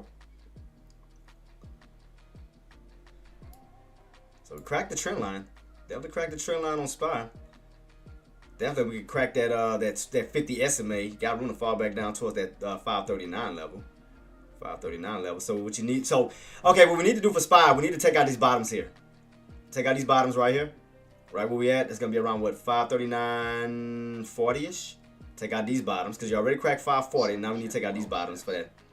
What do you think of GME stock? Are optimistic for GTA release? You going short, boss, or you going long as far as for GameStop? Let me see. Because right now, it look like it's still trying to. Let me see. Because we were on an uptrend. What did we get rejected at? Oh, as far as GME, looking like around at 2750 level. 2750 got that hard rejection right here. What is this? Let me see. Matter of fact, let me look at the other chart to see. CyberChef12 said. Long. Okay, boss. Hold up. Let me look at the other chart to see if we can see a better setup. Let me see if I can find it. Let me go to GME real quick to see how the overall setup is looking as far as on the long side. So right now, guys, SPY, remember 240. 240. I mean 240, 540. Sorry. 540. All right, let's take a look at GME. Do I got a 180 chart set up for this bad boy? I thought I did. What about this one? Oh, okay. Got an old chart. I forgot that I ain't updated this chart in so freaking long. Last time I looked at the GameStop. All right. Let's see how we looking on this bad boy. Take all this crap off that I don't need no more because we way past that level. All right. Let's see. So what is the main support line that we are seeing? Like around this 26 level. Up towards this. What levels were these? So okay, so look like we're in almost a $4 range, based off of GameStop. Because look like right now that 26 level is holding, but you do have room to push up toward that 26 to 30 level. Because you can see right here, 30 is gonna be a strong resistance. So let me highlight that one real quick. So we see that 30 is gonna be a strong resistance as of now. So right here. And let me see if I can round this off real quick, boss, for you. Let me see if I can try to make something of it real quick. So let me set a bottom around 26, then I can utilize 28 mid area. I can try to utilize something like that. I'm gonna do some more research on it too, boss. Sorry, but I'm gonna do some more research on it even after the after my live to get you the full. Oh, that's wrong. 28, not 27. Oh, there we go. So right here, boss. Okay, so right now it look like a channel. We're back in this little old range. So it looked like when you were holding 26, you had room to run up towards that 28 level when you fell back down. So it looked like we're back in that range again. So 26, well, you do have room to run up towards that 26 level. I'm sorry, 28 level. Let me see. And then once you got above 28, then you have room to run up towards that 30 plus range. So it looks like this is the range that we're in right now, between 26, 28, almost like in this $2 range. As long as 26 holds, you have room to run up toward that 28 level. That's your mid area. So what I'm gonna do is I'm gonna set an alert for 28 to see can we get that further push towards the upside. Cause that'll be your mid area, 28. So we'll get the ball rocking and rolling. So what I'm gonna do is I'm gonna set up 2 alerts. One for the upside, one for that possible push, and I'm gonna set up one at the downside of 26. So I'm gonna set up 2 alerts to see can we hold that range. So I'm gonna set up at 26 bottoms just in case we crack it. So I'm trying to see what else I can do, boss. Let me see from this point. Because you had a nice sell-off, then buy your step back in. So you're doing like a big red to green. It looked ugly, but it looked like it almost looked like a cup and well, it looked like a cup and handle pattern setup right here already. But it does look like a big transition though, from a sell-off back up towards the upside where buyers are stepping back in. So buyers stepping back in. Like I said, it looked like we right back on top of 26. So you can see right here when you held 26 Cyber, they got that 26 bounce, you ran up to 28. You stayed within this range, 26, 28, until you broke above that 28 level. Then you got that run on up towards $30 plus. Then you fell back down towards 26. Then got another bounce back up to 28 to 30. Then you stayed in that range between 28 and 30, and then went for another breakout. So it looked like we back in that range again, based off the pass right here. So it seemed like I said, it looked like around 26. 26 is the floor. 28 is like your mid area, and that 30 area is gonna be like your tops, like top area. So it looked like that's the range we back in. As of now, after that dump on off out of your channel, you came right back in that channel. So it looked like you had a nice rotation out of it, maybe setting yourself up for an upper rotation in it. So right now, where we at 28, 26.80. So you're not too far from 27, and if you once you cross 27, you're about $1 away from 28. So the way it look like it's setting up, boss, that is like setting up like an uptrend. It looks like it's been setting up for an uptrend. Now back in this 26 range, with room to possibly push its way up to 28. And then from that 28 level, you got room to go back up towards these highs to 30. You can see right here where those sellers came in at $30. Well, you got that flush right back down. So right now, as of now, Cyber, it looked like it's setting up for like an uptrend. It's still coasting its way up. But like I said, the main area that you need to get above is going to be 28. So, because you're in this range, 26, 28, 30. So far from what I got. So that's what I see so far, boss. So right now you're going sideways, but you do have room to run up to 28. And your bottom's at 26. But yeah, I mean, right now, for me, after this dump on off, I mean, definitely been on an uptrend. But me, buy's been stepping back in. Pull back, bounce, pull back, bounce, pull back, bounce, pull back. Look like they're trying to go for another bounce. So it look like it's uptrending at this time. Look like an uptrend setting up. So yeah. So Cyber, watch that 28 level. I mean, it does have room to push up towards that 28 level. Towards 28. And then from that price point, if those buys keep pushing, you got room to run back up towards those highs around 30. So far. But yeah, that's all I see as of now. So it is uptrending. It is uptrending. So let's see. SPY, 540. 540 just do not want to give up.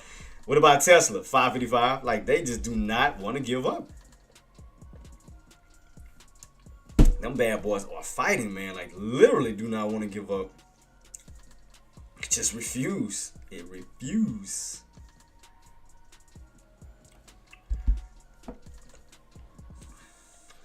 I told you guys, like I said, watch that range, man. Definitely watch that range, because, again, until 1 o'clock, I mean, it's a sideways movement until, again, once 1 o'clock hit, we should start to see some volatility kick in, and those buys are still holding 540. They're still holding the range. And you know what that means sometimes. If you hold a range, you know what they're aiming for. Because normally, if you're not dropping off right now, where you're falling out of that channel, and they holding it, they're holding it for a reason. They're holding that range for a reason. Just keep that in mind. Because like I said, what was going to put a wrench in their plan had we would have cracked 540 instead of need 540. Because therefore, you no longer have a range. You'll fall out of that range back down into the 530, 538, 536.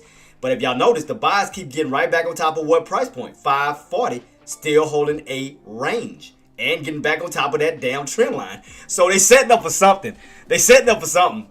They definitely setting up for something. Because, again, they don't want to give up that range. They don't want to give up the range right now. And then what we got right now? It's about to be 12 o'clock. So you got, what, damn near an hour? Almost an hour until the press conference comes out. Because they could try to hold the range as 1 o'clock hits. And they could try to utilize that to push. It's a possibility. It's a possibility. I'm not saying that's what's going to happen, but it's a possibility that it could happen. Especially if they holding it. See, look, they're gapping up. See, they're holding the range. They're definitely holding the range for a possible reason. They're doing this for a reason. And then they are still back in this ascending triangle pattern, getting into a tighter wedge. So they're not giving up. They're trying to go for that push. I mean, you can clearly see what they're doing. They're clearly trying to go for that squeeze. Clearly trying to go for that squeeze.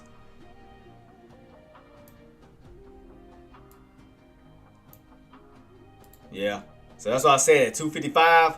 That's why I said, man, that chopping is. That's why I said I don't trade these ranges. And like when you're in those ranges, I stay away from it. I stay clear far away from those ranges. Because you only got so much. Like, I mean, you got small windows of opportunity to make moves in them. But I'm just being honest, Azen and Trader Mike, like with SPY, the way this is setting up, look how many times we cracked that trend line and then recovered. Look how many times we cracked 540, recovered. Look how many times we cracked the VWAP and recovered. For us to keep recovering, and for us to not lose and stay underneath them, is a reason why they're trying to hold those levels. It's a reason. Because if it wasn't, we should have been falling off a long time ago. We should have been fading here. This is right here. We should have been fading here. But think about it. Every time you pull back, they get right back on top of that trend line. They get right back on top of 540. And look at that. U-shaped pattern. Getting into a tighter wedge. Setting itself up to get that push above what? 541.80. 542.50. So look at that. Ascending triangle pattern still holding up. Y'all notice that? Engineer, Trader Mike, Azen, y'all notice that? It's like the buys refuse. You're still holding that uptrend. You fall out of it, they recovered. And look at that. More buys are stepping in. Creating more bear traps and curling it right back up towards the upside. So if y'all notice that pattern, still an uptrend pattern, still trying to take place. Still trying to take place. That's why I say, man, when you call that choppiness, that's why you have to understand the patterns that it's setting up. Because sometimes a lot of people, I'm going to tell you what a lot of people may do sometimes. A lot of people may just see the sideways movement here, but they're not looking at all of this here. That they're not connecting the dots. Using that pre-market bottoms, intraday bottoms, and what that gives you, an uptrend. So if you put it like this, if I was to take that part off, tell me, could you see something? If I move this back, let me go back a little bit. I'm gonna take this part off. If I move this back, could you see anything? Look, but Trader Mike, you notice that? Or Engineer, and Aussie and Asian, right? If I don't include pre-market and you just looking at this part here, can you see anything? Is it telling you anything?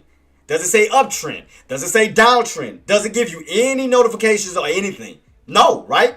All you see is sideways movement. Now, once you start to move it back over, right, and now include pre-market and then connect the dots to intraday, what do you get? An uptrend. Now you get it? Do you think it's setting up for a fall when Trump speaks? I think later on, but I think they're going to go for a squeeze first. I think they may try to go for a move up first, and then you may start to get a pullback later. Kind of like he did last time. Also, remember when we spiked up to 570? You remember that speech he made? 570 level that we didn't break? And then what happened? After his speech, 570 got rejected and came slamming right the hell back down. You remember that, right? So they may be trying to build up first and then topple over. But right now, you can clearly see an uptrend. Yeah. So we go back a little bit. I mean, we go back into the past real quick when he did do that speech. So let's go all the way back to 570. When he did that speech, where was that? Where was it at? Where you at? Where you at? Where you at? Where you at? Right here. There you go. See what I mean? So before that, I mean, that day, what was you doing? Uptrending. Uptrending. Uptrending. Uptrending. Found your way to what? 570 as he spoke. After that, right back on down. See that? Now what you doing today? What are you doing today? Let's go back. Uptrend, uptrend. Don't it look like almost like a rinse and repeat? Before he speaks, uptrend, uptrend, uptrend. Don't it look almost like a rinse and repeat method? It kind of look like the same exact setup almost. And then Chef 12 says, what's good contract section strategy? as far as the strike price, boss. I mean, based off of the price points, see right here, but go back a little bit, Cyber. Let me go back a little bit. Cyber Chef 12 says, Okay. yes. Well, see the channel that we had, that we were in. I mean, right now it's from yesterday and today. I mean, you got the tops of 544.05 because you can see the range. You can clearly see the range from yesterday and today. So you can see where the tops is around 544.05. You can see where the mid area is right around 540, and you can see where the bottoms is right around at 535. Now we go back a little bit. You have a bigger range. That's all the way up towards 550, close to 550. We have even more of a bigger range right here. So right now, the range that we're in as of now is going to be around that 544.05 level. Now, if they do go for a squeeze, they may try to go up towards that 550 again. Where they may try to test these tops again. Because they may try to go for a squeeze back up towards that 550. So they may try to run that bad boy up this way. So I said may. I ain't say it will. May. They may try to go for a squeeze where they will try to retest that 544.05. Go for a possible breakout towards that what? 550. And where's that 550 level at? That was last Wednesday's level. When you ran up towards that 546 up to 550 and you came right back down, crashing underneath what? 544.05. Back underneath that 540. Back down to the 535 where you start to go on a nice move back down toward the downside. So keep that on watch for right now. So right now, that range, as of now, Cyber, is going to be at right now, it's going to be between 542.50 to 544 for right now. Until they can get that break above that key level. Because right now, you can see right here, right across the board, the tops. You can see it right here across the tops where those tops is as of now. So just keep it on watch, keep it on watch, keep it on watch. I know it's 12 o'clock, I ain't take a break. So I say bump and I'm staying on with you guys. I'm going to just rock it out. We'll see. So right now, uptrend is still holding. You got buyers still trying to step in, trying to go for this little U-shaped like pattern, trying to move their way back up towards to retest that 541.80, 542.50 level, trying to go for that pushback. It look like they're trying to go for that pushback up to 544.05. That's what it looked like they're trying to do. Almost look like an ugly ass cup. If you think about it, almost look like an ugly cup. When you got a cup here and a handle here, it looked like it. I mean, I know it's ugly as hell. It's what it almost looked like. Almost look like an ugly cup pattern.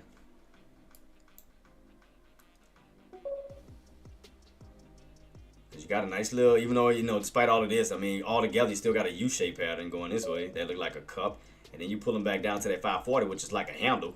And then for that possible push back up towards the upside. So it looked like an ugly cup and handle pattern. It looked ugly as hell. Yeah, it's crippled. That's an ugly cup. That's one ugly cup, especially if they go for that push. I mean, because that'll be the handle. If they do that, that'll be a handle. It's just an ugly, ugly cup and handle pattern. So it'll be something like this. It'll be on. Let me start it. I'm gonna start it right here instead of 5 all the way up. Let me see. It almost would be right here towards these bottoms.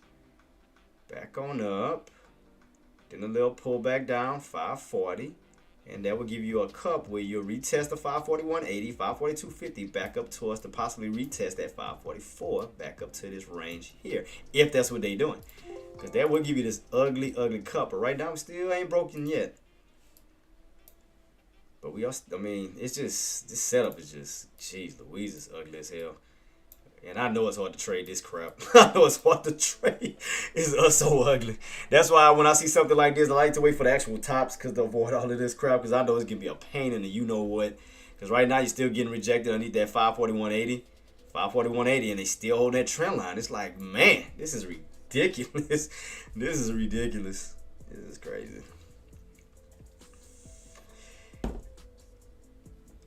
Yeah, I mean, it looked like an ugly crippled cup. It looked like an ugly crippled old cup, AK. It looked like an ugly cup.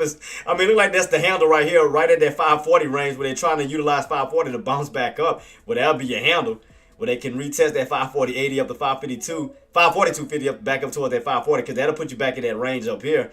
Like I said, if those buyers can go for that possible push back up, for that possible trend line bounce, that'll push them back up towards that 541.80, 542.50 towards that 544, which is from yesterday level.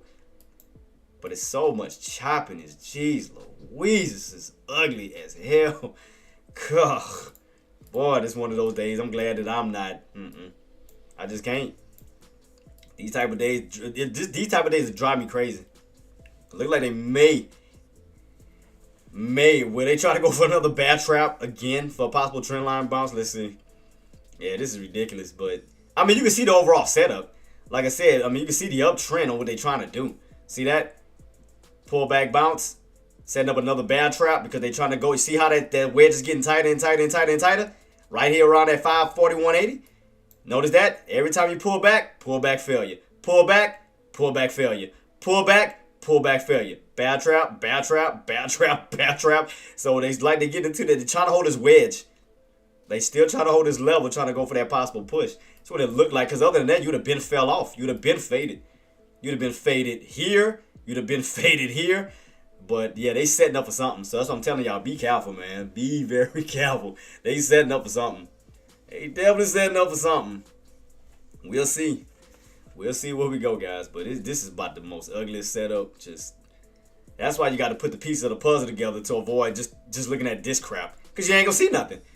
All you're going to see is up, down, up, down, up, down, up, down, choppy, choppy, choppy, choppy.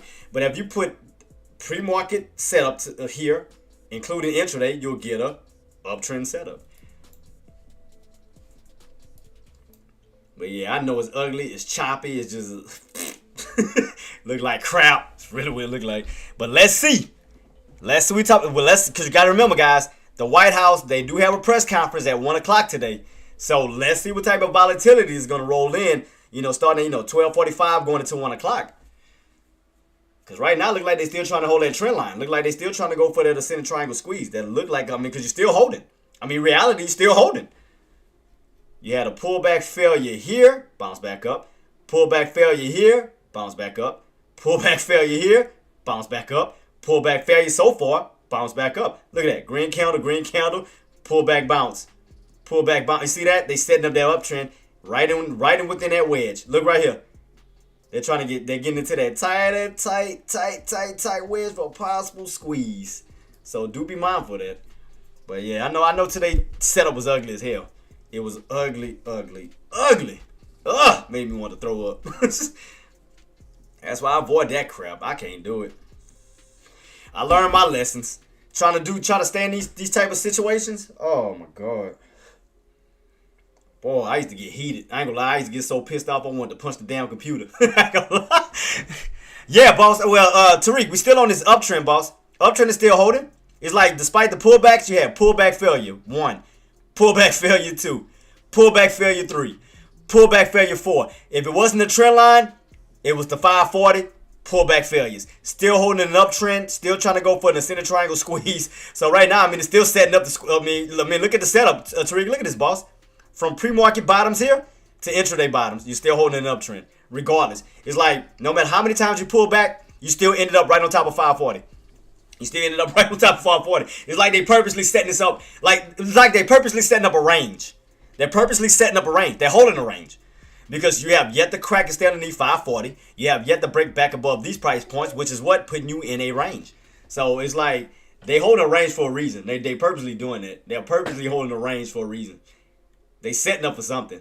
So that's all I'm telling y'all. Be mindful of that. When they set up for ranges, 9 times out of 10, not all the time, but 9 times out of 10, they normally set up for channel breakouts. Normally when I see a range, the first thing I think about is a possible movement on up towards the upside, especially on an uptrend setup that's still holding a range that could go for squeezes later on down the line. I mean, that's what I think about. I mean, could it go the opposite way? Yeah. If bears come in aggressive and get them back underneath 540, yeah. But think about it. We didn't pull back underneath 540, I don't know how many times, and recovered 540. You back on top of it. You fell underneath 540 once. You fell underneath 540 twice. You fell underneath 543, 4, 5, still recovered. What price point? 540. Still ended up on top of it, still in this range regardless, where you had a lot of opportunities to fade, and you're still on top of it. When they holding the channel, they're doing it on purpose. They're holding the channel purposely. And I had to learn from that. I had to learn from my mistakes, not paying attention to that shit, and now I understand it. But just watch the range. I mean, could it go any which way? Yeah. But let's see where we go. But right now, uptrend, still trying to hold. That's what I'm saying. As 1 o'clock is getting close by, that's why I'm watching to see what they're about to do. Because volatility is coming in by 1, and they're setting up purposely for some type of channel. So I want to see what they're going for. Which one are they going for? Nvidia still moving up? Oh yeah, Nvidia's curling on up. Damn, that's making a cup. Yeah, Nvidia's curling. Yeah, you done broke pay. I told you I was going for that squeeze, indicated squeeze, didn't I not? Look right here. Didn't I say that bad boy was going for indicated squeeze? Look, 9 MA. Look right here, 9 MA VWAP. I told y'all, indicated squeeze. Bow, there it is. I told you that bad boy was going for indicated squeeze. 9 MA VWAP, right there at that price of 112. Squeezed. So what you think they trying to do with SPY? They trying to do the same thing. They trying to set up some type of indicator squeeze. That's why they trying to hold these levels, because if they hold these levels and keep gapping up, it's going to force that 9 MA to move up. See that? See how they keep trying to get that 9 MA to force up every gap up it makes? See how that 9 MA goes up? Because they're trying to get that 9 MA to get close towards that 541.80, because they're trying to go for a possible indicator squeeze. Possible. If those buyers can continuously try to keep gapping it up. They'll do the same exact thing they did with Nvidia just now. So just keep it on watch and see. Keep it on watch, because keep in mind, we got volume coming in around 1 o'clock, and we have the White House press conference coming out. I mean, y'all seen it right here. Y'all just seen an example what happened on Nvidia. Uptrend, indicator squeeze, squeezed on up. So what you think they trying to do with SPY? Don't you think they trying to kind of pretty much replicate Nvidia's move for SPY? As long as they hold these levels and try to keep curling that 9 MA on up, they're trying to go for a what? Indicator squeeze. Because they're trying to break a key level that they couldn't break before. They're trying to go for I mean, think about it. Just like here with Nvidia. 112, 112, 112, 112, 112, 112, 112, until they got that nice setup where they got that wedge to get tighter and went what? For that squeeze above what? 112. So it's a possibility that's what they're trying to do. So that's what I'm saying. Oops. That's what I'm saying. Just keep it on watch. Keep it on watch. They may be trying to do the same exact thing with SPY. Maybe trying to build it up towards those areas that they can't break at this time, which is around the 140, 541.80, 542.50.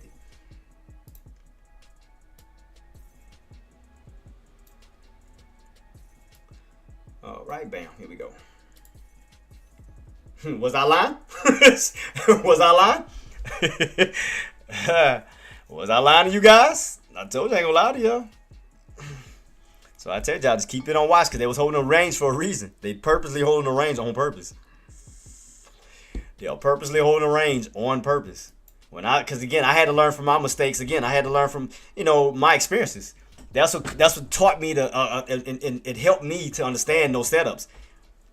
Man, all right, boss. I can't wait to see you back, man. Have a safe one. So let's see. Get a little pullback now. Let's see. Let's see. We'll see. We'll see. Because like I said, volatility going to start kicking in soon.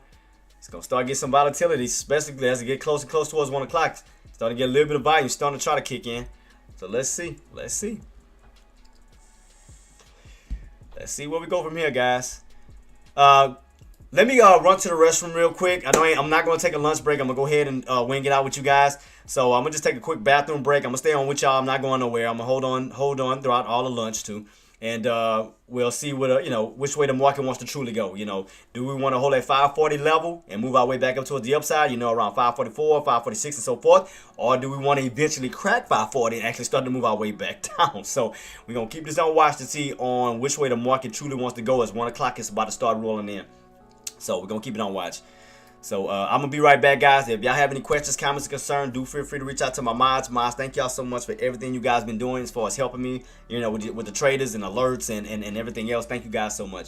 But let me take a quick bathroom break, and I'll be right back, guys. Appreciate you.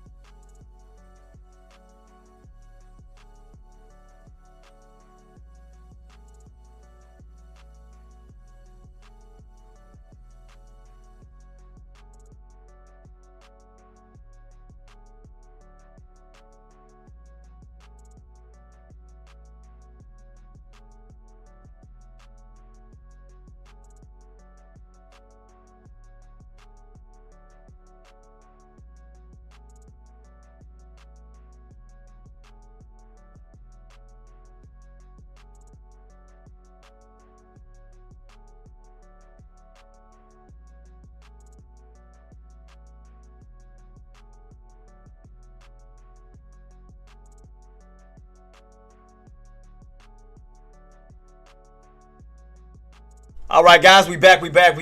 Still keeping this on watch, guys. Keep in mind, White House press conference at 1 o'clock. If I'm not mistaken, Donald Trump should be speaking, I think, 3:30? I'm going to double check that, too. But I know for sure the White House should be speaking around, having a press conference at 1. 1 o'clock. Keep that in mind. So right now, still trying to hold these key levels. Keep that on watch. Let me see if any updates yet. Let me check your CNBC. See if I see anything else. I don't see anything else. Let me go back to the what was that link I had? It was PBS, right? Yeah, PBS. Let me see if they said anything else. Excuse me. So let's see. Yep, that's the only thing I got right here, guys. White House is expected to hold the news briefing at 1 o'clock today. But I don't see. Did it say anything about Donald Trump at 3 o'clock though? I don't see anything else other than that. The 1 o'clock briefing. So far they said the Trump administration has taken its next step towards imposing more tariffs on key imports, launching investigations into imports of computer chips, chip making equipment, and pharmaceuticals. So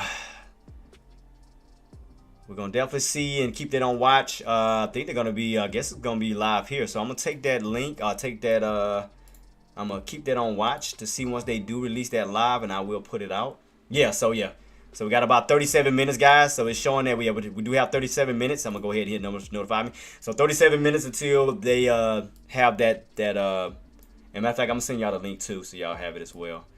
So this is the ones I got so far. I mean, they may release it on other outlets, but this is the one I have so far. So let me go ahead and share this with you guys, so at least you guys have it. So 30 minutes until it starts. So at least y'all got that on point. All right. I'm gonna have it saved on mine, and I'm also share it with the rest of you guys too on the other platforms that you guys have it as well. Cyber and all of you guys, y'all have that. So once they make that announcement, we can see on what type of volatility is gonna move into the market as they speak. So I got these bad boys. All right. So right now, still holding, guys. Still got buyers, still holding that trend line. See, I told you they setting up for something. See that? See how we still not getting that pullback underneath that 540 level? Pullback failure, right back on top of that trend line, still within that triangle, that ascending triangle squeeze. See that? I told y'all, you gotta be mindful of that. When I see these setups, when I see that choppiness, but yet they're still holding a range, they're setting up for something. They're setting up for something. They're definitely setting up for something. So that's what I'm telling y'all. Keep that on watch. Keep it on watch. They're still trying to hold a floor. Keep it on watch. Keep it on watch. Seeing it, like I said, look at this. That wedge is getting tighter and tighter and tighter. Keep it on watch. Watch that wedge. That's what I'm telling y'all. Watch this setup. Because like I said, if I push this back, how many would have actually seen the setup? If I take the trend line off, all you would have seen was this. This is all you would see. You'll just see a sideways movement, not knowing which way the market is going. All y'all see is a ping pong between 540, 581, 80. Not looking at the overall setup. Now, when I move it back over, including pre-market and including my trend line, then you can actually see a possible setup, what the market is doing. Is an uptrend.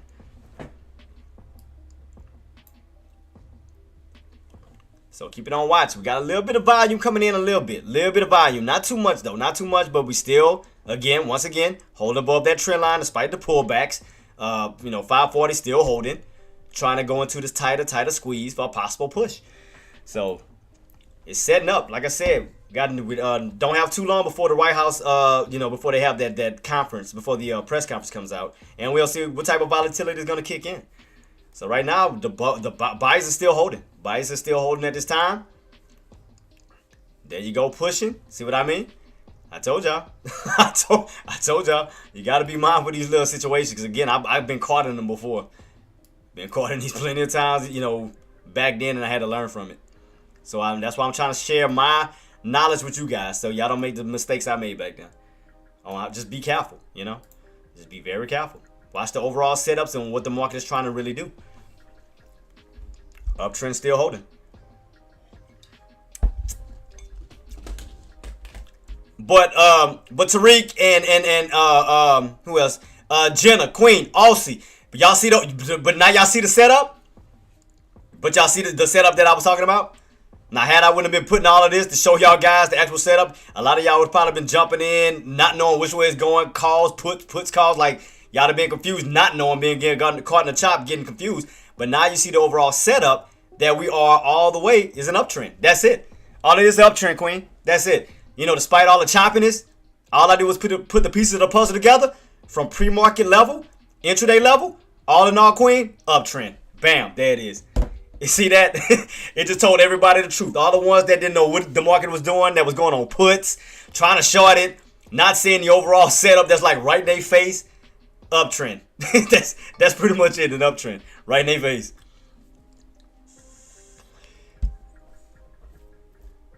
I mean, look what happened with NVIDIA. Same thing. Build up an uptrend, indicator squeeze between the VWAP and the 9MA, squeezed above that 112 level, bam, up to 113. I mean, look at that. You don't think they not trying to do the same thing with SPY? It's like a rinse and repeat.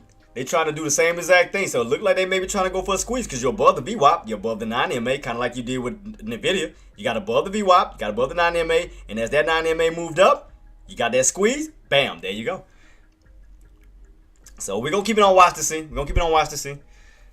We're going to see if they're going to go for the squeeze. Because you still haven't got that 541.80 break yet still. You haven't got it yet still. But you can see the setup, what the buyers are trying to do.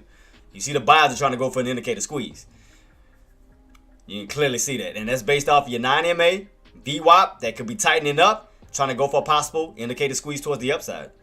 So that's why those indicators, I mean, like I said, I look at them very cautiously to kind of give me ideas on what the market is trying to do. You know, sometimes they'll help me see things that I may not see. So that's why I use them. Ain't nothing wrong with using them, you know, using the indicators. So let me see, as long as we can hold, how far can we push is the next level. So far what I see, based off of my other chart, it looks like around 543 up to 545. And if we get that break above 545, you do have room to push up towards that 547, 548 level. That puts you towards that 50 SMA. So if they get that squeeze, you do have room to push up towards the upside. I mean, I'm just saying, you still got a lot of room to still push.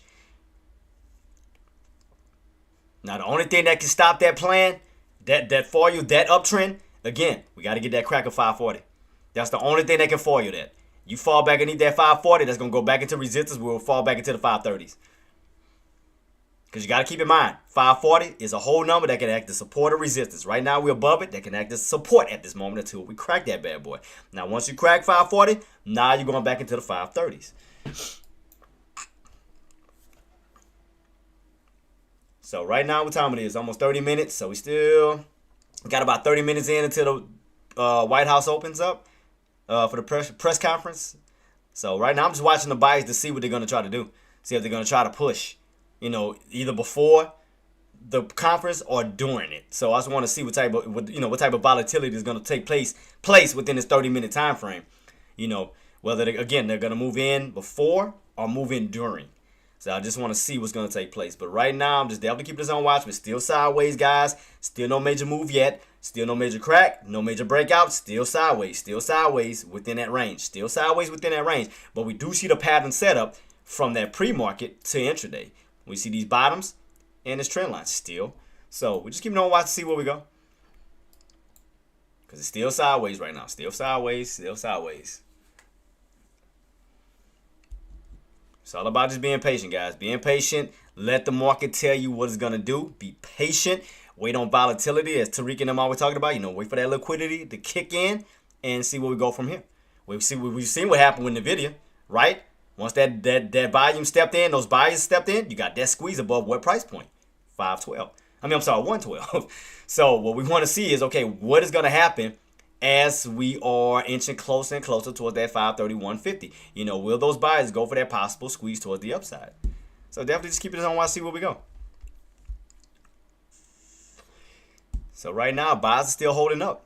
VWAP, 9MA, wedge is getting tighter, tighter, tighter. That 9MA is slowly trying to move its way this way. Still holding up, still trying to create some type of wedge.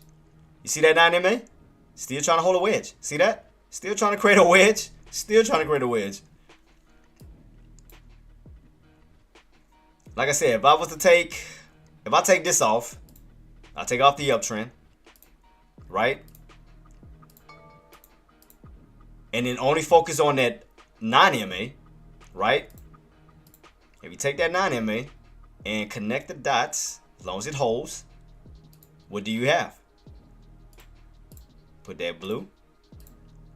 You'll have what? You'll have an indicator wedge going on between the VWAP, the 9MA for that possible push above what price point? 541.50.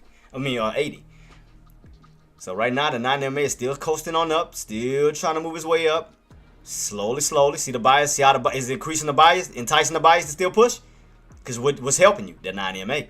Why did you fall back here before? The 9MA was all the way back down here earlier this morning. The 9MA was only around the price points of 540, which you tried to go for a push, but you got overextended.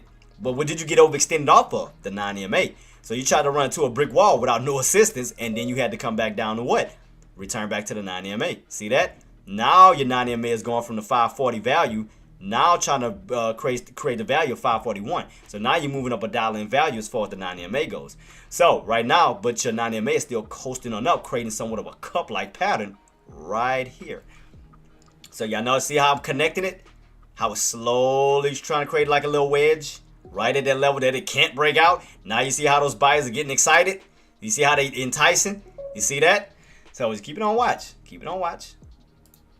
Keep it on watch. Now let me remove this. We don't need that. I don't have too many lines. Take this out. Oops. Meant to remove it. Remove. There we go.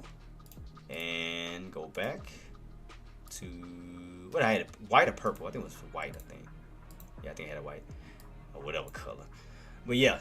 So just keep it on watch. Right now it's coasting up. It's coasting up, trying to get. It's trying to create a wedge. It's trying to create a wedge right into an area that it can't break.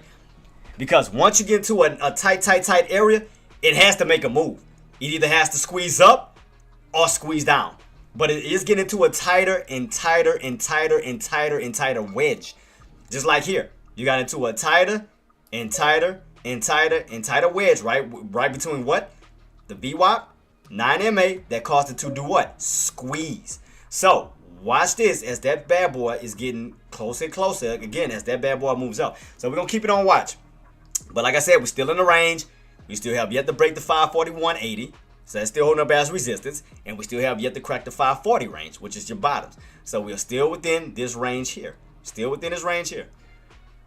So right now, let's see what type of volatility steps in as we get inch closer and closer towards the White House press conference. You know, will Biden step in and we go for the push? Or will we get a hard rejection underneath that 541.80 and actually start to fall back down underneath that 540 range? But right now, it's still looking a little bullish. Still looking a little bullish. All we're doing is watching the setup. Slowly just trying to creep his way up. Slowly. Let's see what happens, guys. Just keep your eyes peeled. Keep your eyes peeled. See where we go. Just keep your eyes peeled. See where we go from here. Because, again, still above the VWAP. Still above the 9. That can assist them as far as support. Now, when we start to crack those key levels, that's when it's going to become a problem. Because you're now underneath the VWAP. Now you're on the bearish side of things. But right now, you're on top of it, trying to utilize that to hold. So let's see. So right now, we're getting into a tough area. We're getting into a tighter position. So we're going to see. We're going to see where we go. Right now, you're getting a little bit of a pullback underneath that 541.80. Getting a little pullback underneath because you still have yet to break out this price point. Still yet to break out. But we'll see. Also, look how many the volume is fading into the uptrend, declining volume, and wedge have. Yeah. And I agree with you too, Tariq. Yeah, I agree. Because the volume started, the volume, it's fading. I mean, it's been fading since, this candle here? It's been on a fade. So, I'm still going to keep it on watch because we still have yet to crack 540. We're still within a range, despite even the volume fading. The range is still holding, still at this time. Because volume can come in at any given point in time, especially with the White House situation. So, I'm definitely keeping it on watch. And we started to crack the trend line. So I'm definitely just keeping this on watch, guys, because now it's starting to slow up a little bit. Now, what's contributing to that? Because you got NVIDIA kind of fading a little bit. It's causing that bad boy to fade. But it's still holding up. So we're going to see. We're going to see, guys. We're going to see. Which way will we break out of this channel? All right, I'm going to ask you guys this. Which way you think we're going to go out of this channel that we're in right now? The 541.80? And a 540. Which way do you think? What is going to be the end game?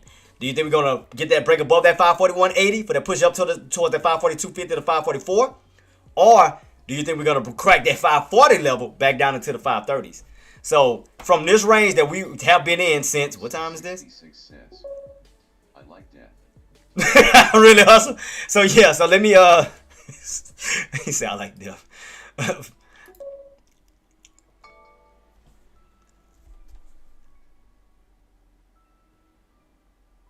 And like I said, what could be the cause of that 2T?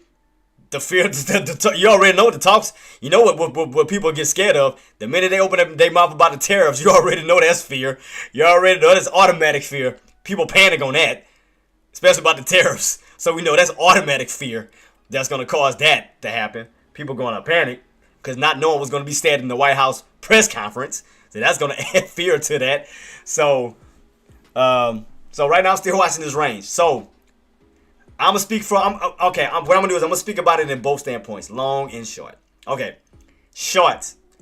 What we need to do is crack that 540 range. Crack the 540 bottoms, where we can go back into the 530s. Longs. We need to get back above that 541.80 to 542 level where we can utilize these for support to continue our movement back up towards the upside of 544. So that's what needs to happen.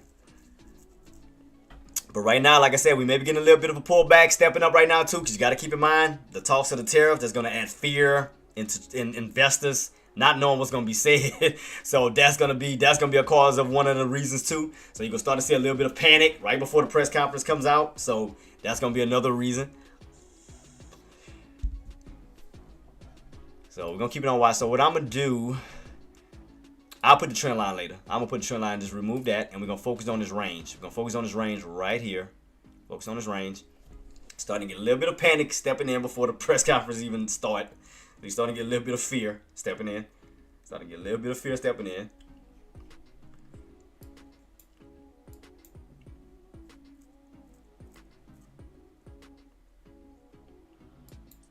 What was the lows on these bad boys? Hey T, did you start jumping in on yours yet? Did you start getting in? You started getting in on your position or what?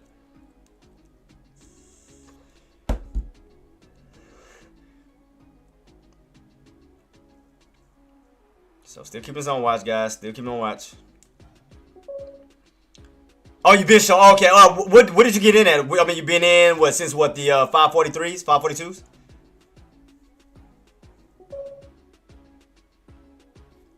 Oh, well, I thought you had got out of it because of your presentation. I was talking about if you got back in it. No, I thought you had got. I was asking if you had got back in it because I know you had a presentation earlier. That's why I was asking. I thought you had jumped out to do your presentation and get back in. My apologies, boss. My apologies. Ooh, what you got up? 4,000 again? That boy T. T not playing with him.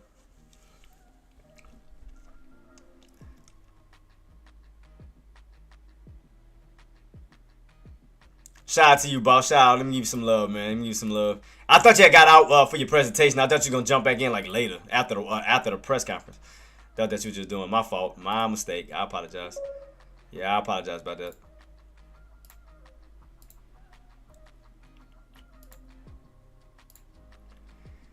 All right, here we go. Starting to pull back, guys. Here we go. Starting to pull back. Starting to pull back.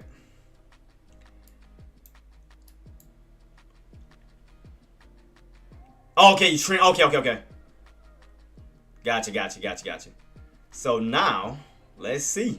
Because now with the White House, let's see. We got about, what, 20 minutes? 20 minutes. 20 minutes. Still yet to break that level. Oops. Yep, 20 minutes. Still. Oh, set that up wrong. Trying to see how I can see it from both standpoints. Yeah, but like I said, especially with the fear, the talking of tariffs. So let's see. Put them back down to 540. 540.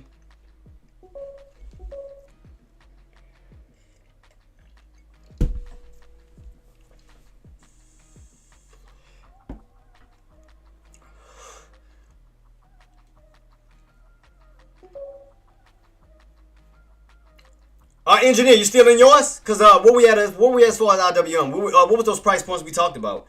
What it was 188 level. Okay, so you still need 188. So you still need 188 with room to possibly pull back down to that 186. So yeah, we were talking about, me and Engineer were talking about that earlier. I said as long as you still need that 188 level. Yeah, we did talk about it earlier. So yeah, I told her as long as you still need 188, you got room to possibly fall back down to that 186 level where you can still fade. So right now, you're still fading, Engineer. So right now, you're still fading. So yeah, right now, IWM is still fading. So you're still looking good on your half. Still looking good on your half. Here we go with that fear, guys, coming in. Here we go, a little bit of that fear. Still could not break that 541.80. Hustle and Flow 666 says, come in 540 break and stay below. Yeah, we need to stay underneath that price point. We still need that 540, then yeah, we have room to come back down. But also we need to crack that 50 SMA too. That's gonna be around 539. So basically we just need to take out these lows here. This other bottom. Take this out. It's gonna be what, 539.40 or something like that. 539.40. These bottoms here. Take out them bottoms. You definitely got room to fall back down to 539, 538, and so forth. Because right now, here we go back down to 540 again. Here we go back down, 540, 540. Here we go back down to that level again.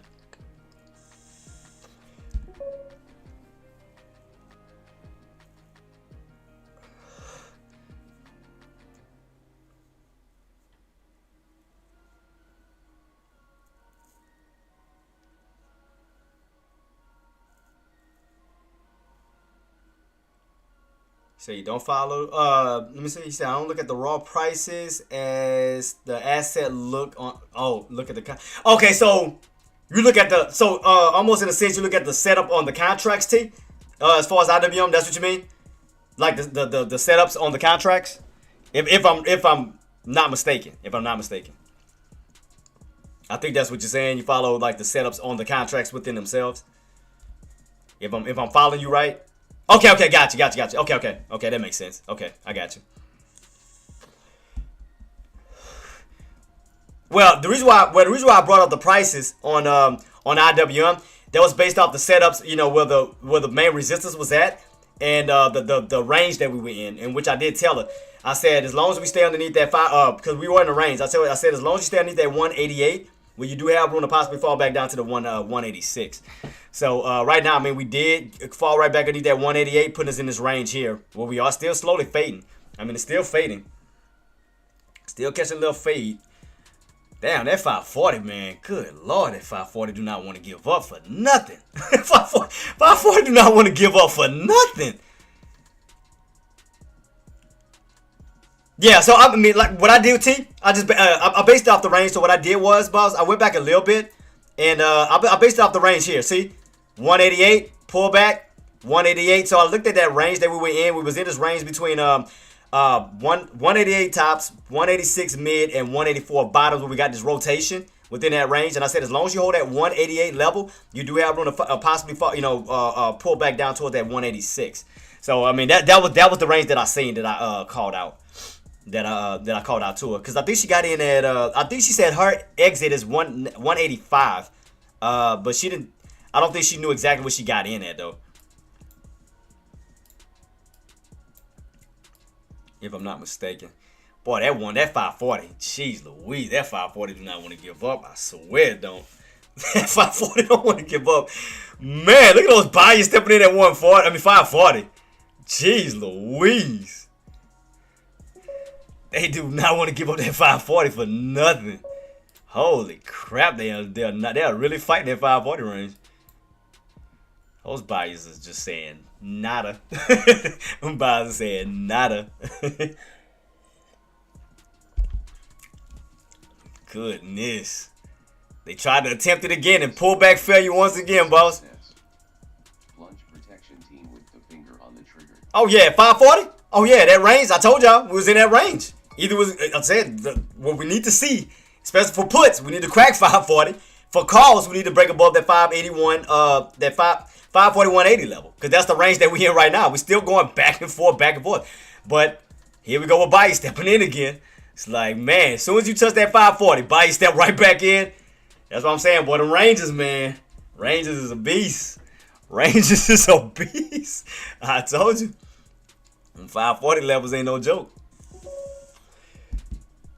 540 is definitely no joke right now. This is a strong demand zone sitting right there, because them buyers are refusing to let those bass take that out. Every time we hit that yellow line, buy step in. Yellow line, buy step in. Buy step in. Like, they refuse to let that 540 go. They refuse to let it go because they trying to go for that squeeze. I'm telling you, they trying to go for that squeeze up. They trying to go for that push. They trying to go for that push. Let me see what's going to happen, man. Let's see. We're going to keep it on watch, guys. Keep it on watch. Keep it on watch.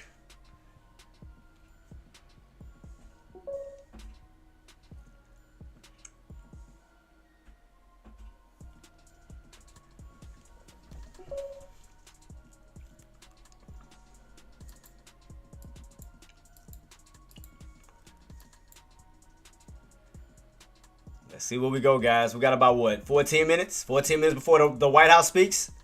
14 minutes. We still in that range. Still in the range.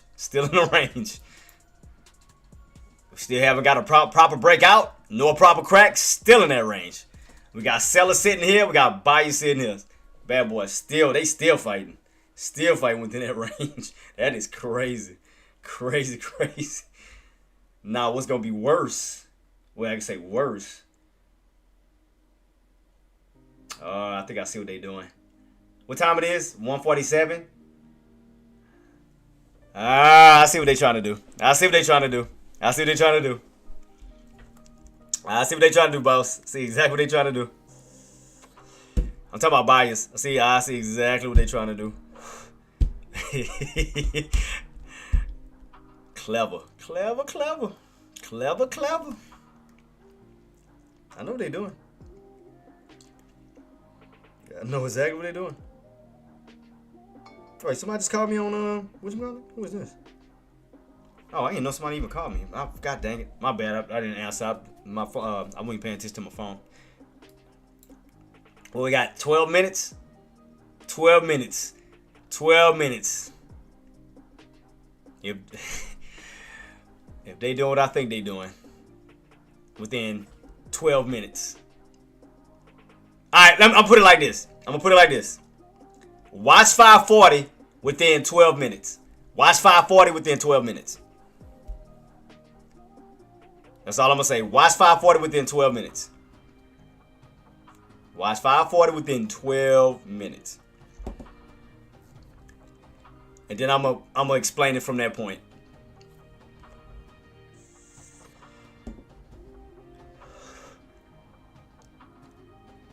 Yeah, but watch that 540 before 1 o'clock. I'm just watching, boss. I'm not even in. I'm just watching this range still because my tops. Well, what I had focused, I ain't gonna lie, I was all the way pushed back up here. I'm not gonna lie to you. So I haven't even jumped in. I'm still watching this range. Set up. Cause not knowing what type of volatility is gonna step in during the White House. You know, like during the press conference. So that's why I'm just keeping this on watch. But if we do crack 540, I'm gonna tell you right now. We crack 540, then yeah, I'll be looking to go in for my opportunity. But as long as we stay on top of that bad boy, all I'm doing is just watching it because I want to see us close below that 540 range. I definitely want to see us close below that 540 range where we can start to utilize that for resistance as they start to move back down toward the downside. So yeah.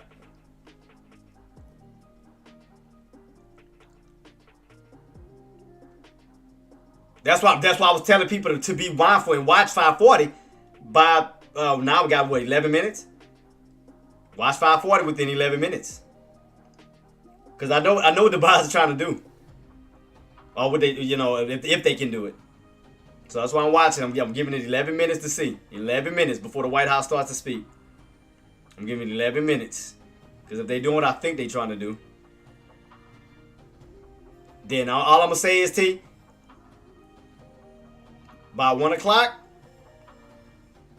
puts may catch hell around at 540.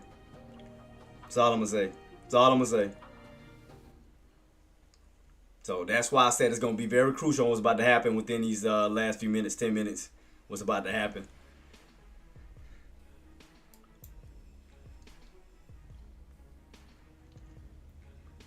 I mean, I do see it fading even based off that downtrend. I definitely see that.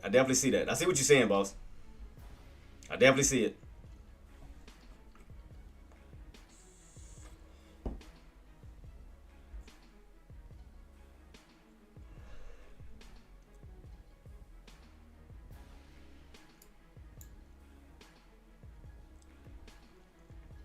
We got 9 minutes. Still got 9 minutes. 9 minutes. 9 minutes. 9 minutes. 9 minutes.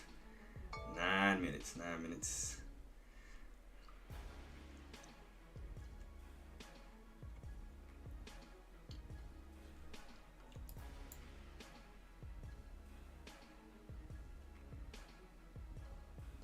Boom, but I'll tell y'all. Okay. By 1 o'clock, if that candle closes above that 540 still, that's going to hold up as strong support. If those sellers can close underneath 540 by 1 o'clock, then yes, that's 540 is going to turn into resistance where we could definitely see more pullback down towards the 538s, 536, and so forth. We'll start to fall back down to these lows back here. So yes, that's why I was counting the time. If you want to know, that's why I was counting that time, and I was saying on how this candle's going to close right at 540 and within 9 minutes.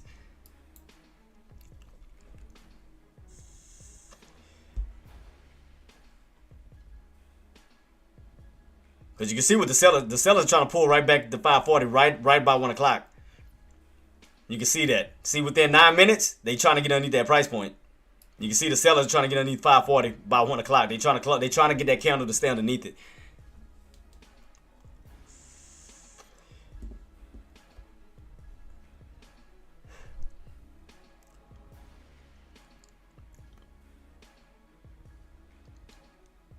And see how the countdown is going down. How this area is getting very crucial. The games they play. Yeah, but you see how as the 9 minutes, the last few minutes of that candle is about to close. You see how that area is getting crucial. You see how the area is getting crucial and crucial. Right at 540. You see how the sellers are trying to stay underneath it.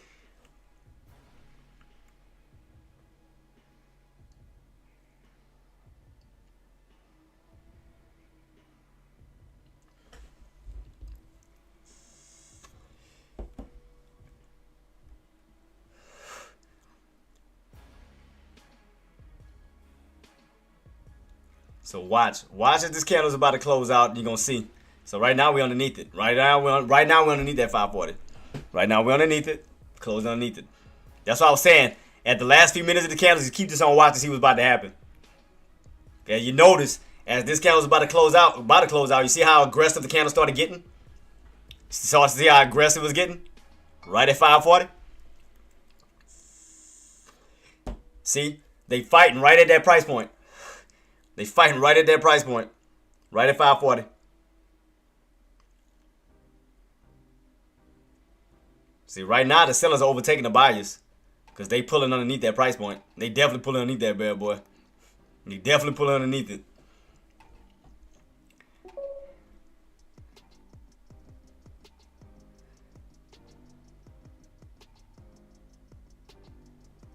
Yep, right here based out. Yep, right here, boss. Because we couldn't break that 541.80. Couldn't break 541.80.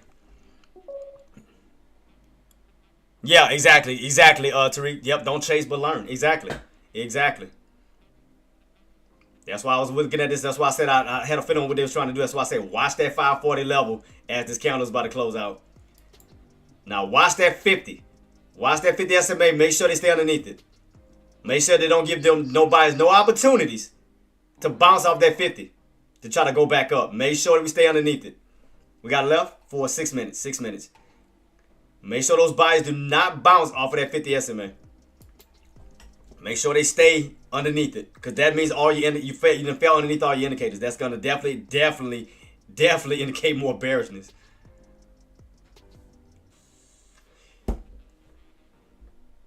Because what we got left? 5 minutes. 5 minutes. So what we don't want to see, especially for my puts, what you don't want to see is you don't want to see those buyers stepping back in and creating a lower shadow back up. So right now you're looking good as far as on the downside. There you go pulling.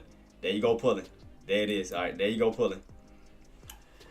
Make sure they stay underneath it. Make sure they stay underneath it. Excuse me. Because you want to stay underneath 540 by 1 o'clock. Because that's going to lead to way more downside coming.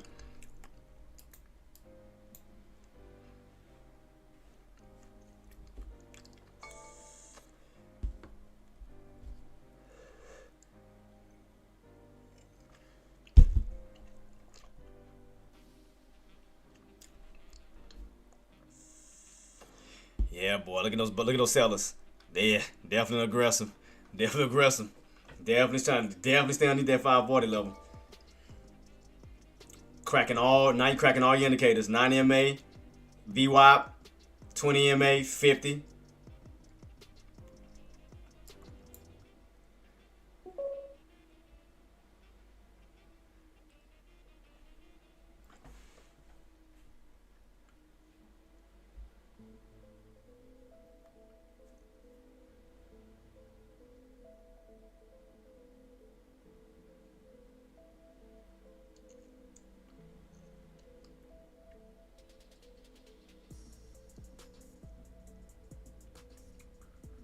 We got left 4 minutes.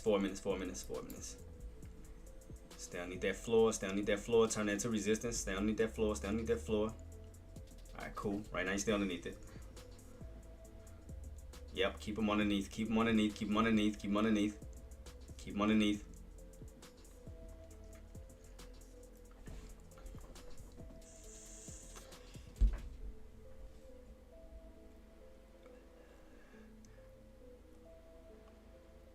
they jumping ship before that conference, boy. They jumping ship before that White House coming out. They definitely jumping ship right before the conference. Oh yeah, they definitely trying to jump ship. Them bad boys are jumping ship right now. That's crazy. There it is. Yeah, buddy. Right before the press conference hit, they jumping out. Right before that 1 o'clock, before 1 o'clock hit, they definitely pulling back right now. Definitely pulling back.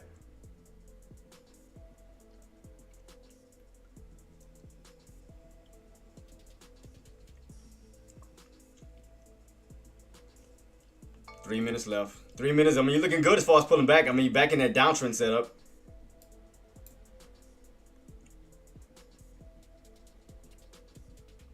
Yep, keep them buys underneath. Keep them underneath. Don't give them no floor. Don't give them no floor. Well, you got room to fall right back down. Possibly we got room to still come back down to these levels as long as they keep pulling back. So there go that dump. There go the pullback right before the conference. There go the pullback.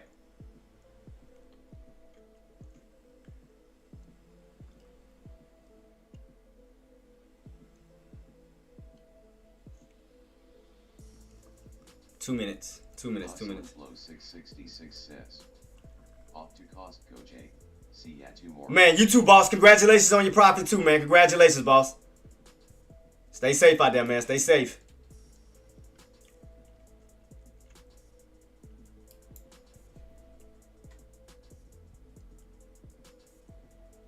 Got 2 minutes. Let me get the video ready. My bad. I forgot to put the video out. Sorry about that. Let me get that ready. Let me get this ready. It's not letting me go to the theatrical mode yet because I'm trying to so I can keep this on watch. I'm gonna have to wait for it to open so I can open it up because I don't think it's gonna let me do it. Nope.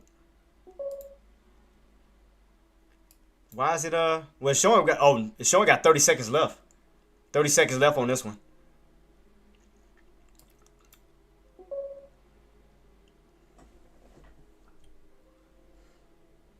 All right, let's see. Come on. 20 seconds left, guys. 20 seconds. 20 seconds. Down to 15.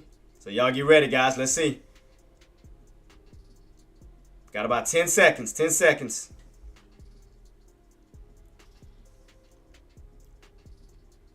All right, should be starting up in 3, 2, 1. Here we go. The hell? Why is it not? Let me go to this one. Hold on, let me go to Reuters. Did she start talking on that one? Because PBS didn't even do nothing. Nope. I see Reuters in there. Let me see. All right, here we go. All right.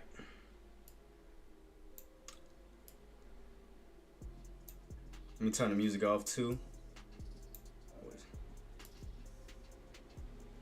All right, got it. All right, here we go, guys. Let me turn the music off and let's see. Let's focus on this real quick. All right, got it. Is it up? All right.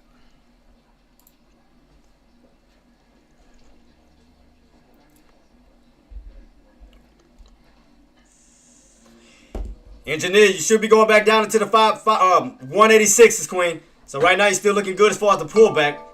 So far so good. You're still pulling back on your IWM. Still pulling back on your IWM.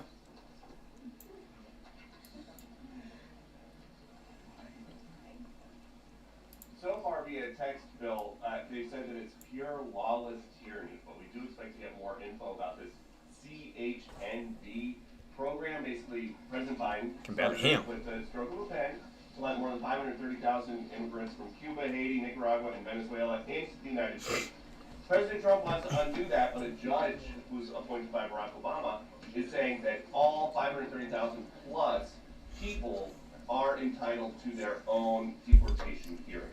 And so now the question becomes, what does that junk loud. All the way in court with an appeal? More often than not, so far, in court, a lot of these things they're trying to do have been holding up. Or are they just going to try to get rid of these 530,000 plus folks, some of whom... God, this stuff loud. Because I had to bring up my volume. I couldn't hear. God dang, everything loud. Jeez Louise. Something else. Right now, engineer. Right now, we underneath all the indicators. 9 MA, 20, 50, VWAP. You back underneath that 540.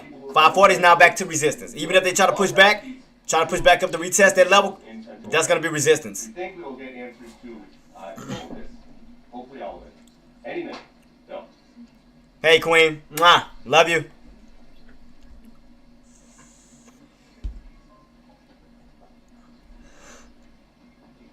God dang, this shit loud. Shit banging my ears every time I hear that thing beep.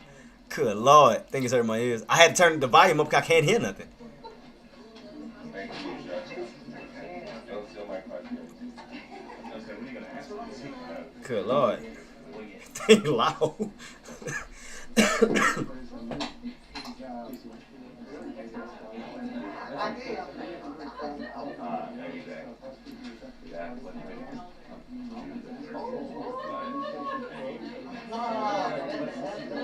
Oh, God.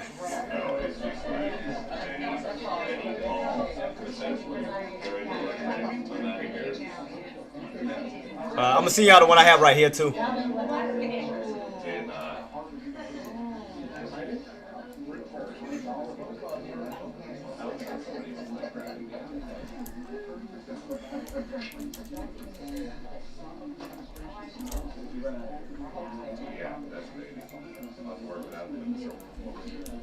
Alright, guys, I got y'all hooked up on that. The link, as far as the link so far,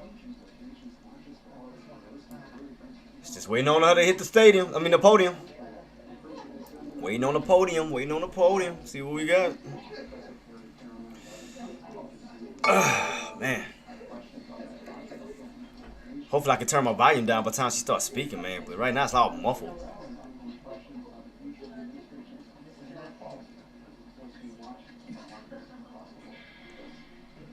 All right, hit the stage now. We want to know. We want to know what we got.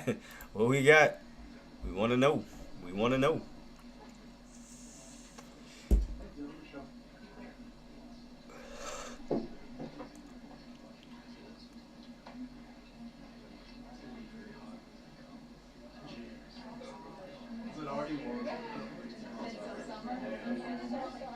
Oh, God. I feel like we're waiting on Jerome Powell. I swear.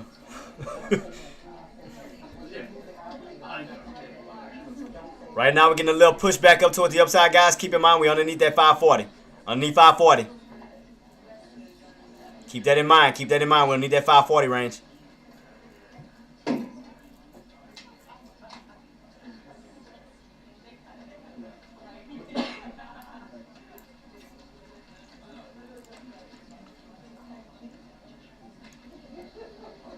Yeah, no, that's what it feel like when we're waiting on Jay Powell. Exactly. That's what it feel like.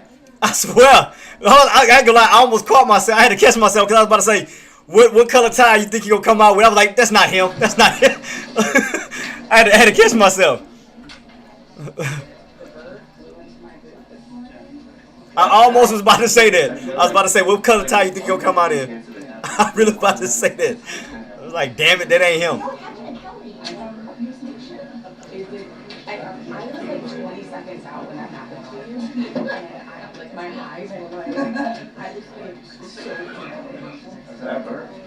I'm just trying to see what they're talking about. If they're gonna try to leak something. I'm trying to hear the conversation. See if they tell on themselves.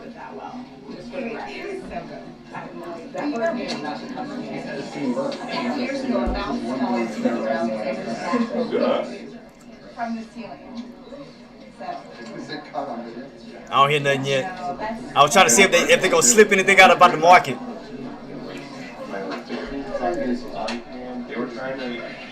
Or tariffs or something. Right on. Right on. Oh, yeah. Oh, my God.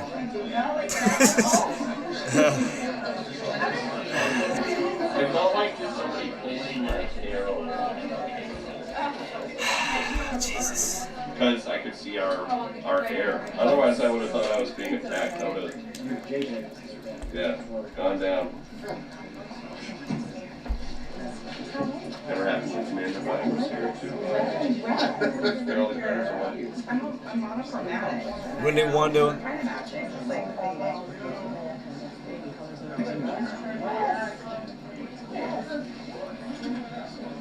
See, and that's what I was anticipating, kind of like we got like last time. Oh, matter of fact, hold up.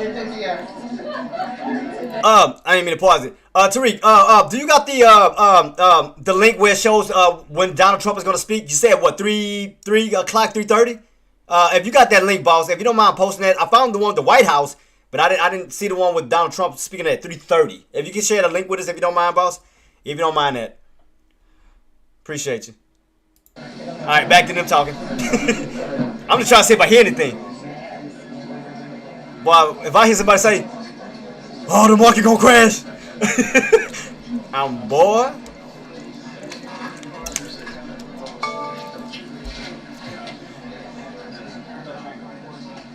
I appreciate you, T. Appreciate it. Thanks so much, boss. Thank you so much. Thank you. But right now, engineer, we are underneath that 540 level still. You got to keep that in consideration. We're still underneath the 540. Now that 540 is resistance. Now we're underneath all the indicators. We're underneath the 50, the 20, the 9, and the VWAP. So right now, we're still underneath it.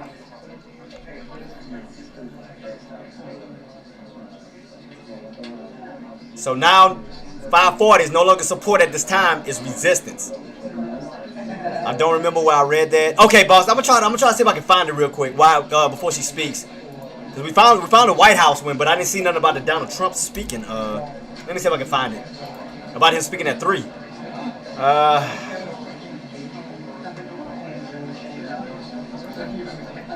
Trying to see if I can find it real quick.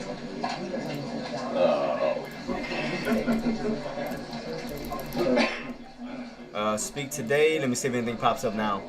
I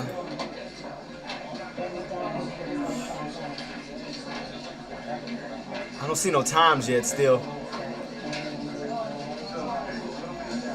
not saying nothing on what time he's speaking.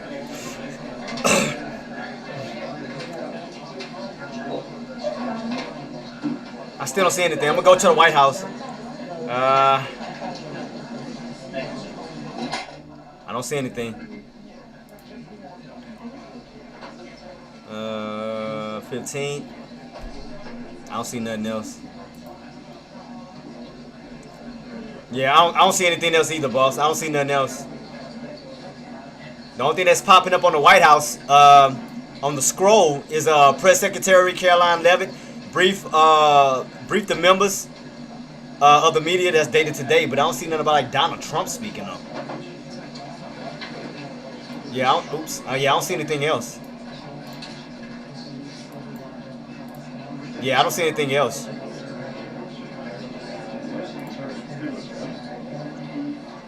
No, she's on the hill. Yeah. Her last time.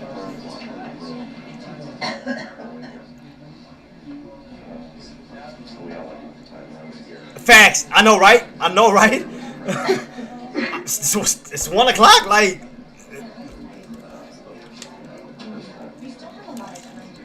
it's gonna be interesting.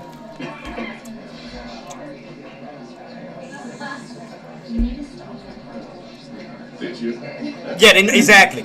For them to start to sell off and pull back and jump, yeah, they know something. Yeah, they definitely know something. So, okay, this the other way that my cheat sheet right here, Tariq.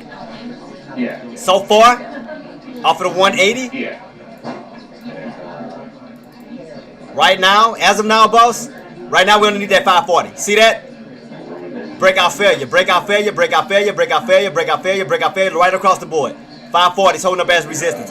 But right now, we're in the middle of the 50 SMA and the 9 MA. So we could, again, if it's bad, we could lose the stay underneath that 540 and pull back down this way. All right, 10 minutes, guys. So right now, we're in this little area right here, boss. We're in this area right here. Right at 540.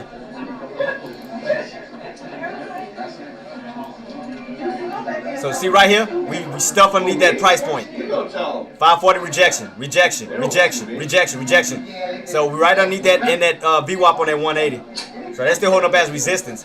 But it's like the candles is just still so just like it's just off. Still just like it's still not giving like a clear sign other than the 540 rejection for a possible pullback down towards the 535, the 530 level, where you can fall back from these levels back down this way. That's the only thing that I see so far. From 540 back down towards these EMAs, which is going to be around 535, 530. That's the only thing that I see so far. Because right now you got this little range right here with 535. Yeah, right around 535. Got these tops of 540. Still in this little range.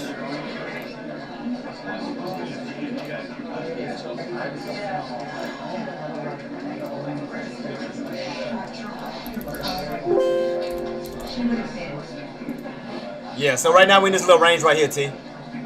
540, 535. Still in this little range. Still like in a little sideways range, in a little channel range.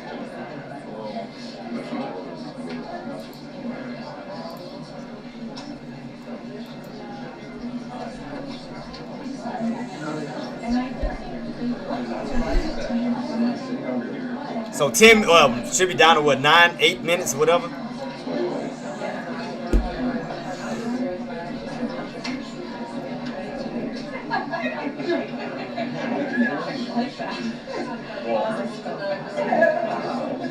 Let me lower it down a little bit. I just couldn't hear nothing. I had to put the volume up, man, because I couldn't hear crap. It may be louder as she speaks. So we don't have that long to go, guys. We don't have that long to go, guys, till she starts speaking. And we're going to see what type of volatility is going to move into that play.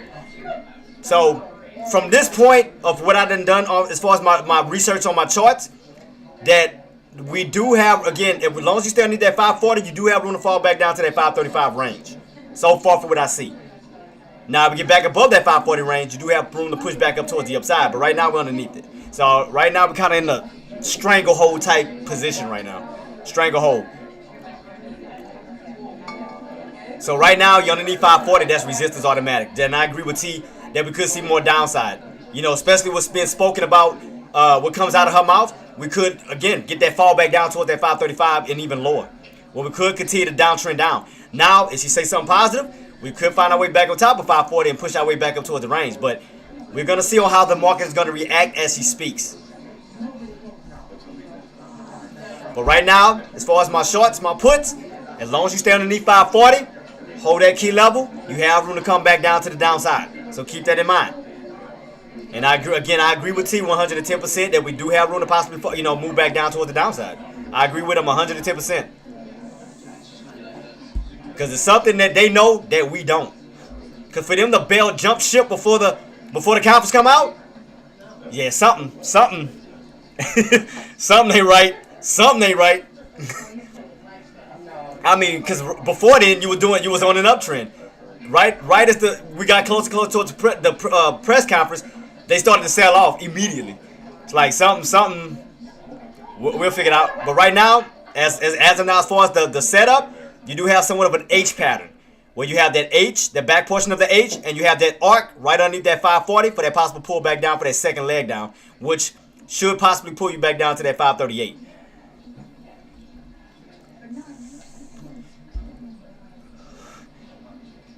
Man, just wait for it to come on, man, so I can see. Like, come on. Shoot. I'm waiting. Like, man, where we go from here?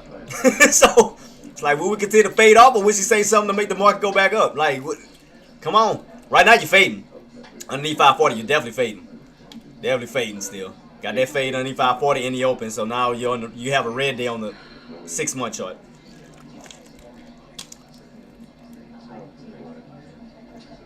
Well, I mean, I'll put it like this, Azen. See, last time Donald Trump spoke, we had that spike up to that 570, and he had that nice collapse down. Like, I can go back to it. 570 level where he spoke, that was at 570 level. That was when he did that Rose Garden announcement right here, boss. See, when he spoke, see, the market went up. The market went up as he was about to speak, and after he spoke, it dropped from 570 all the way down to 550. Damn near 550s, and 544s, and then we reclaimed 550. So we had a nice sell-off. We did have a nice sell-off.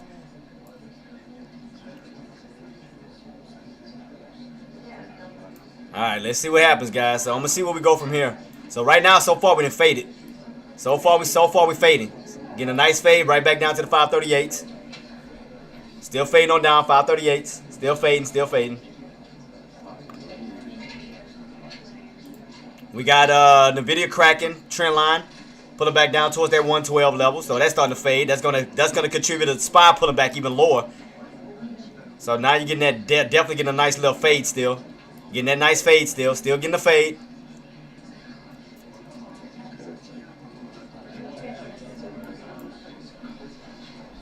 AK is the stock whisperer. We need AK to come in and talk to the stocks. It moves when he talks.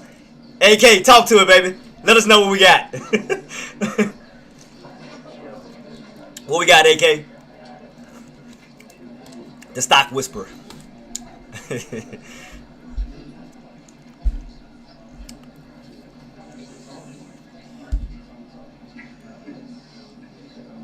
Isn't it past 10 minutes?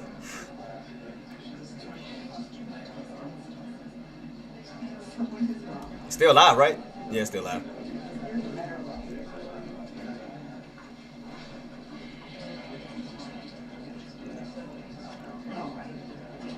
Yeah, 538 at this moment is still holding, engineer. 538 is still holding.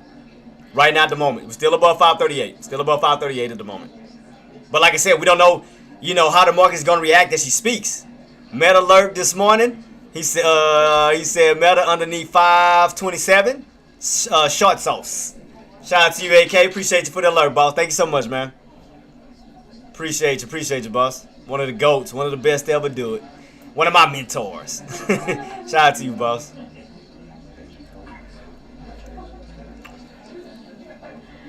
Man, it's past 10 minutes. Come on, man. It's past 10 minutes.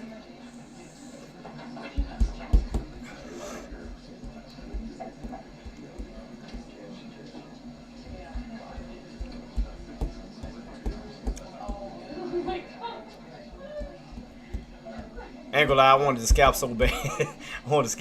It's like not knowing that it was gonna delay the damn thing again. 10 minutes later.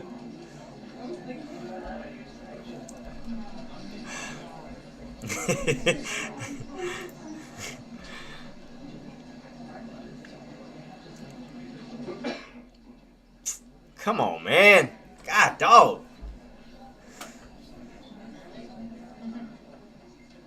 Come on, Caroline. Let's go. Y'all should have had this prepared ahead of time. Tired of hearing these people in these fake laughs. We're in the White House.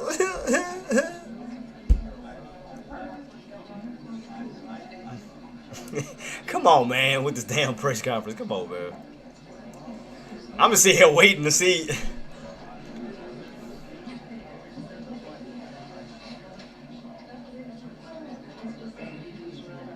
We got Nvidia still pulling back down to 112. How we looking on IWM, engineer? We still pulling back? Okay, we still around what, 186? Still around 186. Still around 186. We got to get that fade. I mean, it's still on a downtrend. Still looking weak. So, I mean, I'm keeping on watch, though. Let me set an alert just in case I take my eyes off on it. I'm going to set an alert right around the open. That was, what, 186.34? So I'm going to set an alert just in case we get a further pullback down because that should go your way. It should be falling in your direction because you said 185. So I'm going to set up an alert right where the open is to see can we get that further fade back down because I know you're aiming for 185. So I'm gonna keep IWM open, engineer. So I got you on that. I got you on that, Queen.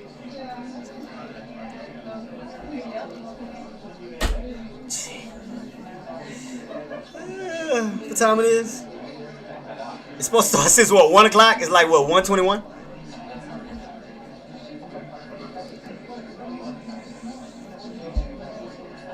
Yeah, so I got it right here, engineer. I got it right here. Like I said, downtrend is still commencing. Downtrend is still commencing. We're still underneath that. We're still underneath the 50 at the moment. But we want to see that flush back down to that 186.34 to 186. I mean, it's like I said, you're still looking weak. I mean, still leave a SPY, still looking weak. Cause that, I mean, that's making people panic more. Look at this. People are panicking more because they don't know what to that's making people panic more.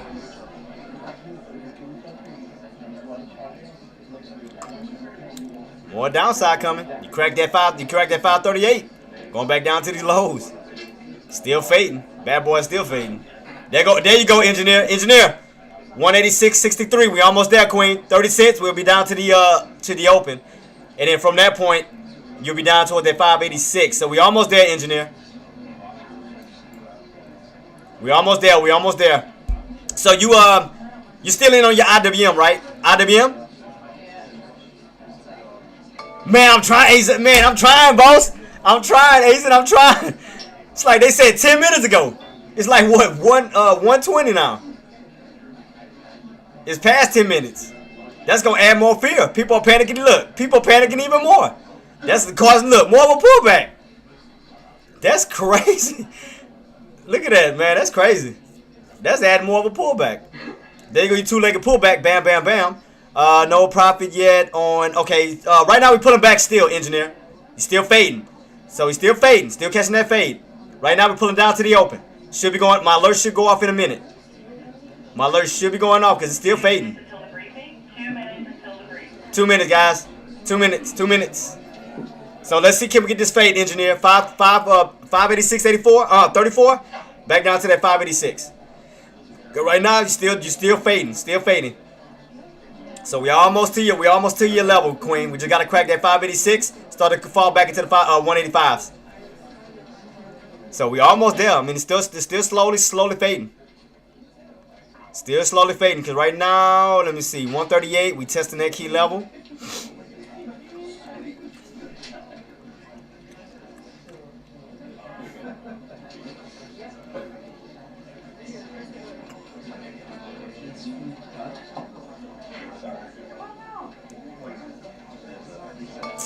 Come on, man. Come on. God, dog.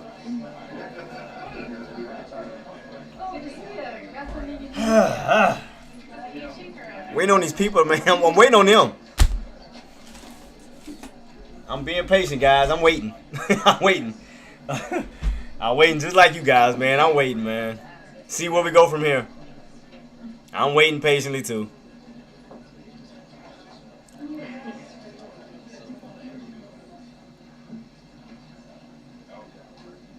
They said we had 2 minutes, engineer. They said we had 2 minutes before the press conference starts.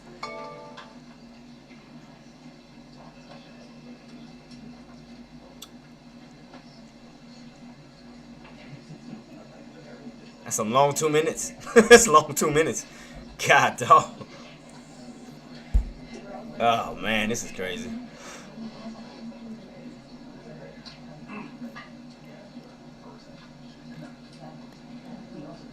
The longer they wait, the more it may start to pull back, because they keep hesitating. People, I mean, again, because people are not getting no type of no feedback, no nothing. People don't know, people are panicking. They jumping because they thinking the longer they wait, it's gonna be something bad, and which is why this leads to a panic. Bam. All right, 186.34. Because the longer they wait, is creating more panic. The longer they wait, is creating more panic. People are panicking because they don't know what to expect. See that? You get more of a panic pullback.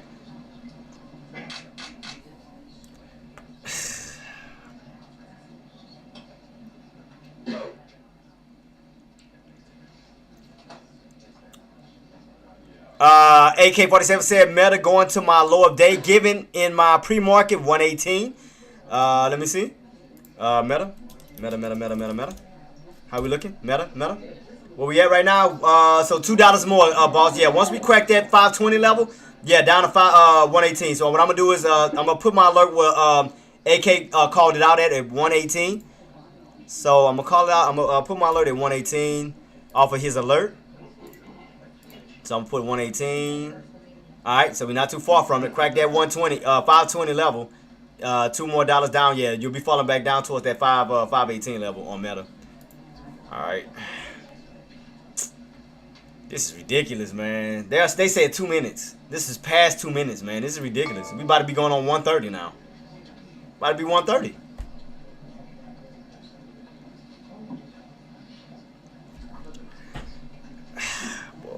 Boy, come on, man. Come on.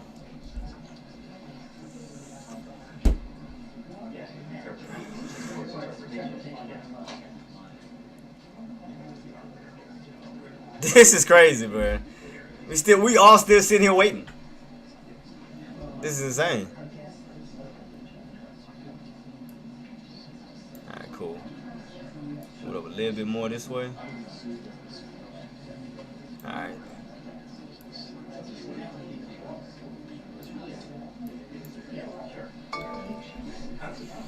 Making these people panic, man. Making these investors panic, man. They need to get on that podium and say something. It's gonna make these people panic even more. They're gonna make these people panic even more if they don't say something.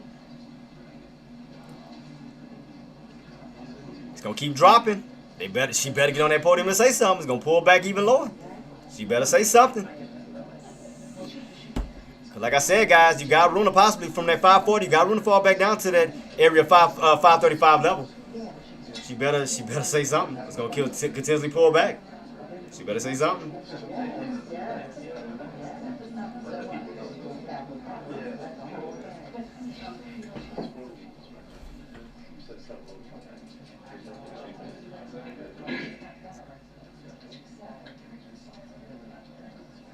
Okay, so Tariq said, okay, so this is where we stand. He said either we see a sell-off continuation here or a trap.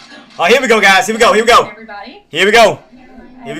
For my tardiness, but I came directly from the Oval. I have some newsy updates to share from the president, which I know all right, here we go, guys. Very much value and appreciate. So let's get to it. The president promised millions of Christians across the country on the campaign trail that he would create a White House faith office when he returned to the White House, and he has delivered on that promise. The White House Faith Office has put together an extraordinary week-long celebration currently underway for Holy Week ahead of Easter Sunday. The president signed a Holy Week proclamation, filmed a special presidential video message, and will be hosting a pre-Easter dinner tomorrow night and a White House staff Easter worship service on Thursday. The President and the First Lady are honored to continue the tradition of the White House Easter egg roll, which will take place on the South Lawn next Monday. In other news, President Trump is turning America into a manufacturing superpower again. Yesterday, there was a monumental announcement by NVIDIA, one of the largest companies in the world. This is just the latest example. For the first time ever, chip-making giant NVIDIA will produce AI supercomputers entirely in the United States, as part of its pledge to produce $50 billion worth of AI infrastructure in our country over the next 4 years. With their manufacturing partners, they have commissioned more than 1 million square feet of manufacturing space to build and test NVIDIA Blackwell chips in the great state of Arizona and AI supercomputers in the great state of Texas. NVIDIA's founder and CEO Jensen Huang touted how the engines of the world's AI infrastructure are being built in the United States for the first time. This is the Trump effect. This follows trillions in other U.S. investments announced already, including $500 billion from Apple in U.S.-based manufacturing and training, $100 billion from TSMC in U.S.-based chips manufacturing, and the $500 billion private investment led by OpenAI, Oracle, and SoftBank in artificial intelligence infrastructure. Under President Trump, we're going to produce the cars, the ships, the chips, the airplanes, minerals, and medicines that we need right here in America at the hands of American workers. On the border, President Trump continues to break records and protect our homeland. Yeah, I know, right? According to CBP, Border Patrol apprehensions along the southwest border for the entire month of March 2025 were lower than the first 2 days of March 2024 under Joe Biden. Incredible law enforcement officers are arresting violent illegal aliens from American communities every day. Here are a few examples from the latest ICE report. Yeah, so when I'm watching Engineer, ICE can we get back above 540? If they get back above 540. Convicted of rape by threat, sodomy with a person under 14 years, and kidnapping in San Jose, California. I'm trying to see. Houston has arrested a 23-year-old citizen of Mexico convicted of predatory criminal sexual assault of a child in Cook County, Illinois. ICE Houston, a So what we at, 53850, 538.50? citizen of Honduras, convicted of murder in Los Angeles County, California. All right, 538.60, guys. Start them push up a little bit. Start them push up a little bit. Convicted of assault and arson in Prince Williams, Virginia, not far from here. ICE Denver arrested a 36-year-old citizen of Mexico who was registered as a sex offender and has been convicted of sexual assault of a child in Lake County, Colorado. ICE Baltimore arrested a 50-year-old citizen of China convicted of sex trafficking in Bel Air, Maryland. And ICE Boston arrested a 46-year-old citizen of Jamaica convicted of 3 counts of rape of a child and 2 counts of indecent assault and battery of a child under 14 in Boston, Massachusetts. President Trump and our administration will not rest until every single violent illegal alien is removed from our country. The safety of the American people is too important to settle for anything less. Sorry about that, guys. On that note, the Democrat and media outrage over the deportation of Abrego Garcia, an MS-13 El Salvadorian illegal alien criminal who is hiding in Maryland, has been nothing short of despicable. Based on the sensationalism of many of the people in this room, you would think we deported a candidate for Father of the Year. That's because, unfortunately, many in this country care more about this quote-unquote Maryland father, a legal alien MS-13 gang member, than a Maryland mother and an American citizen who was brutally murdered at the hands of a different illegal alien. Of course, I am referring to Rachel Morin. And if you didn't see yesterday, a Maryland jury found illegal alien Victor Antonio Martinez Hernandez guilty of murdering Rachel Terrorists, Morin man. in Terrorists. Talk August about the of terrorists. Talk about 2023. terrorists. We get it. We get it. She was a 37-year-old mother of 5 who was jogging in an otherwise safe community northeast of Baltimore when this monster ambushed, strangled, and beat her to death before stuffing her brutalized body in a tunnel drain. The Morin family finally got justice yesterday. They will never get Rachel back. Our hearts go out to Rachel's family, her 5 children, and her mother, Patty, who has suffered the unimaginable loss. Man, my condolences, though. My condolences. In case you missed it last week, President Trump signed a national security presidential memorandum directing federal agencies administering federal land on the border to make land available to the Defense Department in a new national defense area. Come on, China. This followed the president's Day 1 executive order committing his administration to marshal all available resources and authorities to stop the unprecedented flood of illegal aliens into our country and to obtain complete operational control of the borders of the United States of America. I know Easter egg hunting. Fulfilling another key promise. This new national defense area spans more than 170 miles across our border in New Mexico. Easter eggs. But in the coming weeks, the administration will add more than 90 miles in the state of Texas. This national defense area will enhance. She should. Yeah, she normally does. Asian. Yeah, she normally does. Aliens, criminal gangs, and terrorists who were able to invade our country without consequence for the past 4 years under the Biden administration. It will also bolster our defenses against fentanyl and other dangerous narcotics that have been poisoning our communities. With all of this work being done to make America great again, we continue to see a positive response from the American public. A brand new poll published from the Daily Mail and JL Partners this morning found that President Trump's approval rating is at an all-time high. No, it's not. That's because the president is working tirelessly to keep Stop lying. The American people. No, it was not an all-time high. Stop lying, man. We saw the graph. I like your boots, Matt. Who is the editor-in-chief of the Washington Reporter. Washington Reporter is a new, fast-growing outlet that breaks stories about legislation and interviews leaders in Congress and across the administration. The publication. I want to take a risk so bad and just kind of just risk it.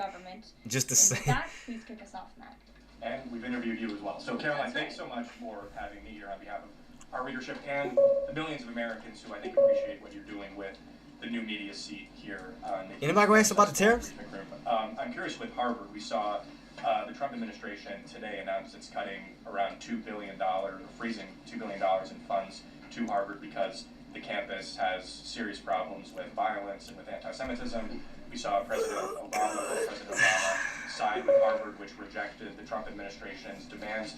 I'm curious, where does the administration see this going with Harvard and other colleges and universities in America that are refusing to... Because they're not talking about what they need to.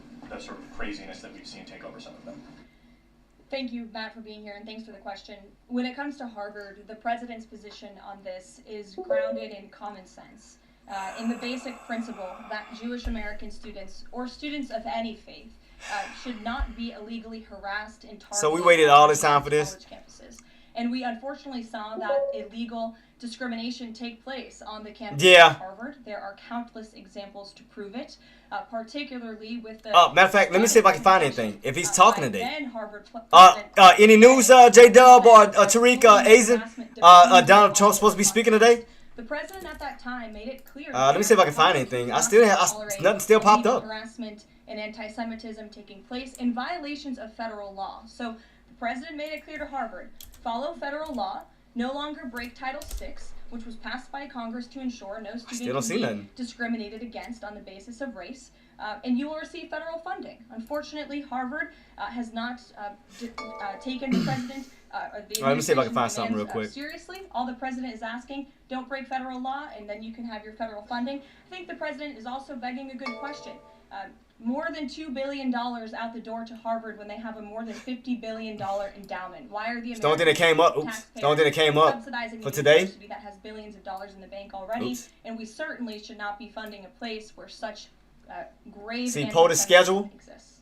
I'm curious, you had just mentioned Rachel Morin, and I'm a Maryland man, and I think most Marylanders appreciate what you were saying today. We've seen that President signs executive order at 2 o'clock, 2:30. President participates in Commander-in-Chief trophy presentation to the Navy. That's going to be at 3:30. That's at 3:30. The presentation. That's the only thing I see. That's the only thing I see right here. What does the administration think about the I don't see nothing else. Democrats in terms of illegal? I don't see nothing about. I mean, he signs an executive order at 2:30. And then at 3 o'clock, he participates in a Commander-in-Chief trophy presentation. And I'll send y'all the link right here, guys. This is what I found. Let me see. I'll send y'all this link. That's the only thing I see. Congress on Capitol Hill who swear an oath to protect their constituents and to serve them in Washington. All right, I sent y'all that link, guys, if y'all need it. That's all I see. Gang members than their own constituents and law-abiding American citizens like Rachel Morin. And I saw the president personally on the campaign trail, and I continue to see him in his role as president of the United States, put American families first. Yeah, that's all I see. I don't see him making any presentations today or talking today as far as the tariffs. I didn't see nothing else. He signed an executive order at 2:30, and he's supposed to be he's participating in the Commander-in-Chief trophy ceremony at 3:30. Thanks for being here with us today. Here. Thank you, Caroline. To follow up on something that you just said, why do Ivy League schools get so much federal funding? It's a very good question, and it's a question the president has obviously raised in his discussions and negotiations with not just Harvard, but also Columbia and many other Ivy League institutions. We have the Anti-Semitism Task Force, which the president promised and delivered on. The Anti-Semitism Task Force. I mean, it's starting to push. I mean, pushing, but I mean, various federal agencies who meet on a weekly basis to discuss the question that you just raised. And I think a lot of Americans are wondering why their tax I feel like doing a stranglehold where I play both sides of the fence, because it's irking my nerves, but I just want to still take a chance to say bump it. Like, just take a small risk in some type of way. I don't know. Deporting American citizens to Central American prisons. Is it legal? All they've been talking about is immigration and deportations, and another question that the president has. I heard nothing about tariffs in no shape, form, or fashion. Is looking into, and he talked about this yesterday when with his meeting with President Bukele in the Oval Office. He would only consider this if legal for Americans who are the most violent, egregious, repeat offenders of crime, who nobody in this room wants living in their communities. And then there's this CHNV thing. President Biden let more than 530,000 people from Cuba, Haiti, Nicaragua, Venezuela into the U.S. with this CHNV program. He did it with the stroke of a pen. And now a judge will not let President Trump undo it with the stroke of a pen. So are you guys going to give all 530,000 plus people individual deportation hearings, or are you just going to try to deport them? I spoke to White House counsel's office about this morning, because obviously another rogue district court judge is trying to block the I don't see nothing else either, Azen. I don't see nothing else about him speaking. I looked up all articles. I didn't see nothing about him supposed to be talking about the tariffs at 3 o'clock, 3:30. I see nothing. who illegally entered our country and was really taken advantage of by the previous administration because they abused the parole system in this country. Matter of fact, I'm gonna keep that just in case when he does. At least we'll be prepared for it. So I'm gonna save that link in my my bookmark. So when he does speak, it's set up to speak, I'm at least have it. I'm gonna have that set. So I'm gonna save this in my bookmark, guys, for later use. So I'm gonna save it for later on. So I'll have that set. Was only supposed to be used in times of war. But so far, I mean, I don't see nothing, man. In the home countries of these migrants, it was completely abused. These migrants, yeah, I mean, because it's not talking about anything. They illegally entered our country, and the president is not going to tolerate that. And so we will continue to focus on deporting as many individuals as we can. Jennifer. One on tariffs and one on Russia. Can you give us any sort of an update on which deal? I mean, the main thing the main price point that we still underneath is 540, regardless. We still need 540. I mean, even despite the pushback up, 540 still hold up as resistance. I mean, it's still looking weak. I mean, I'm just saying, bump it and just take a risk on it. I mean, I mean, yeah, I mean, it's very bearish, boss. I'm to the point I just don't even care. I just still say I might just take a risk and just say bump it. It is what it is. Yeah, that's what I'm saying. I mean, I'm not going long. I'm talking about short. Because, I mean, she's not talking about anything. That's what I'm doing, man. I mean, I just don't see anything. She's not talking about nothing as far as the tariffs. There have been many talks with countries. We've had more than 15 deals. I just don't see anything. Put on the table proposals that are actively. I mean, we're getting a little pop back up, but 540 is still going to be resistance. More than 75 countries have reached out. So still need that main area, 540. I mean, could we pull back up to it to test? Yeah, we could still test, but it's going to be resistance. So now I'm going to see what I can try to look at, because it just. Ahead of those negotiations as well. What I can tell you is that they were a productive conversation was had. As the presidential envoy Steve Witkoff said last night, he believes that Russia wants to end this war, and the president believes that as well. I haven't heard not one thing about China. I haven't heard not one thing about tariffs. I haven't heard nothing, engineer. Like not one thing. Like nothing. And the presidential envoy Witkoff made that. I haven't heard not a damn thing from this woman. Gabe. Thank you, Caroline. And I also want to thank your press office for releasing that information that you cited up there regarding the ICE arrests over the last couple of days. And all they talking about is ICE and imports and deportation. What I ask is, why not release the same information for those who were deported to El Salvador? Well, first of all, the information was released by the Department of Homeland Security. The individuals on the flights to El Salvador are foreign terrorists, and those are counter-terrorism operations. They are much different than the arrests and final order of removals that you see. Yeah, but normally she'll address it in some type of way, but like just nothing.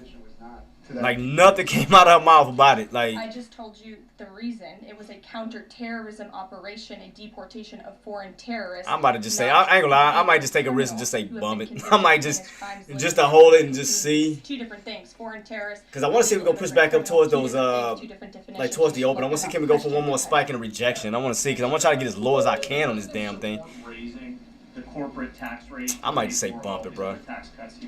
I might just say bump it and just go for it. I don't even care. I've seen this idea proposed. I've heard this idea discussed, but I don't believe the president has made a determination on whether he supports it or not. And then secondly, do you have any information on the status of Eden Alexander? Hamas says they lost contact with the unit. We sat here this whole time waiting on something and just, that's ridiculous, man. I don't have updates. I have not seen that report, but I can certainly check in with our National Security Council. I have spoken to the president about Eden Alexander, and he's made it very clear to our national security team that finding him is a priority, but unfortunately I don't have any updates to share. But it's a very important matter, and certainly we can check in. Sure. Hi. How concerned is the president that a federal judge could hold a Trump administration official in contempt of court for defying? Right now, what I'm looking at, engineer, I'm just trying to watch these tops. Because if I can go for a possible short, if she's not mentioning nothing, I mean, I'm gonna just stay on. I agree with Tariq. I'll stay on the short side. Because it's just nothing is just being said. Nothing at all being said about the tariffs. Yesterday in the Oval Office with President Bukele. I mean, I might take a small risk and just say bump it. I mean, I'm to a point I don't even care. It this crap been draining, engineer. I'm not gonna lie to you. It's been draining. So what I'm trying to see, can we get like some type of H pattern or some type of arc where we can start to hit, get rejected, and come right back down. So I'm gonna just wait for these moves to go back up, run to resistance, and I'm gonna possibly try to go for a possible, you know, rocking. Yesterday in the Oval Office, administration officials made it very clear that El Salvador is responsible for Mr. Abrego Garcia. Yet El Salvador president said talking about we're nothing, not going to do man. anything with him. So my question is, who is responsible for this man and where he's going to end up? Well, no. First of all, President Bukele said that he is not going to smuggle a foreign terrorist back into the United States of America, as many in this room in the Democrat Party seemingly want him to do. Abrego Garcia was a foreign Right now, I mean, I'll put it like this, engineer. Right now, even though you're bouncing back up, it's still we still have a downtrend setup. You still have a downtrend setup. It's still looking weak, regardless, engineer. It's still looking weak right now. We're still in a downtrend setup. There is never going to be with resistance right above your head. I mean, it's still weak. It's still weak. Life in Maryland because he is a foreign still weak at this time. And an MS-13 gang member. Not only have we confirmed that, President Bukele yesterday in the Oval Office confirmed that. So yeah, I mean, downtrend setup is still taking place. We still haven't gotten back above 540. I mean, right now it's still showing weakness. You know, it's still showing weakness at this time. I'm not sure what is so difficult about this for everyone in the media to understand, and it's appalling, truly appalling, that there has been so much time covering this alleged human trafficker and this gang member, MS-13 gang member. It's truly striking to me. Karen. The president was posting on Truth Social today about helping American farmers. Dude, it's not talking about nothing. Not about the market. Plan to work with farmers to retain workers who are in the U.S. illegally, provided that they leave and then come back. This is ridiculous, man. This is crazy. Process. Can you give details on what that would look like? How many workers he's talking about? How long a plan like that would take to implement, and the timeline for more details on getting this actually to implementation? I can check in with our immigration and our policy team and get you some more details on that, Karen. Is this something he wants to roll out soon? I mean, he was talking back and forth. With they stop sucking up to him and just ask questions we want to know. Constant communication with all of his cabinet secretaries, particularly Secretary Rawlings, who has the backs of American farmers and ranchers. It's something that he spoke about with her in the front of all the cameras in the cabinet room. But I'll check in with not only our immigration team, but also with USDA, and we'll get you an answer. Jonathan. Hi, Carol. Hi, it's great to see you in here. See? The president has long said that it would be an abuse of power for a president to direct prosecutors to investigate him. Last week, President Trump explicitly directed the Justice Department to this is ridiculous. Chris Krebs to see if it can find any evidence of criminal This is crazy, man. How is that not an abuse of power to direct the Justice Department to look into an individual, a named individual? Look, the president signed that executive order. It's a position of the president in this White House that is well within his authority to do it. Otherwise, he wouldn't have signed it. And he signed it, and that's his policy.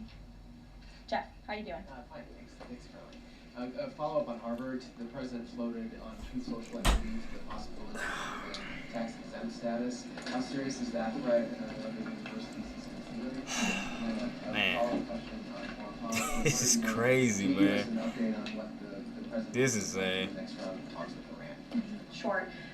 First, when it comes to Harvard, as I said, the president has been quite clear they must follow federal law. He also wants to see Harvard apologize, and Harvard should apologize for the egregious anti-Semitism that took place on their college campus against Jewish American students. There were professors who said that he had engaged in discriminatory behavior against Jewish students. Of course, you had the former president of the university saying bullying and harassment depends on the context. You also had this is crazy, man. Guys, I'm sitting here waiting like y'all, man. It's just they talking about everything else, man. This is crazy. Any students for this anti-Semitic conduct violations, including the occupation of a campus building and the disruption of classes with bullhorns. The president believes Harvard should apologize to its Jewish American students for allowing such egregious behavior. As for the tax-exempt status, I would defer you to the IRS for any updates. I do want to answer your question on Iran, of course. The maximum pressure campaign on Iran continues, but as you know, the president has made it clear he wants to see dialogue and discussion with Iran while making his directive about Iran. See, this is ridiculous, man. This is crazy. This is crazy. And the like not one reporter. Not one. I have a readout for all of you. He held a call with the Sultan. That's what I was thinking too. I ain't gonna lie, I was thinking about that too, Azan. I was thinking that too. That they probably addressed those reporters before the meeting to not ask questions about it. I was thinking the same thing too. The two leaders also. I was like, I wonder if they briefed them on that to not ask questions about the tariffs. That's what I was thinking. I was thinking the same exact thing. In the Red Sea. As you know, an additional negotiation between Steve Witkoff and Iran's representative has been scheduled for Saturday. And since these are ongoing negotiations, I have nothing more to add on that. Sure. Thank you, Caroline.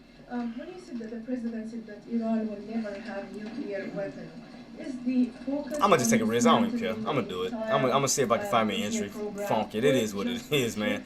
I'm tired. It's just not.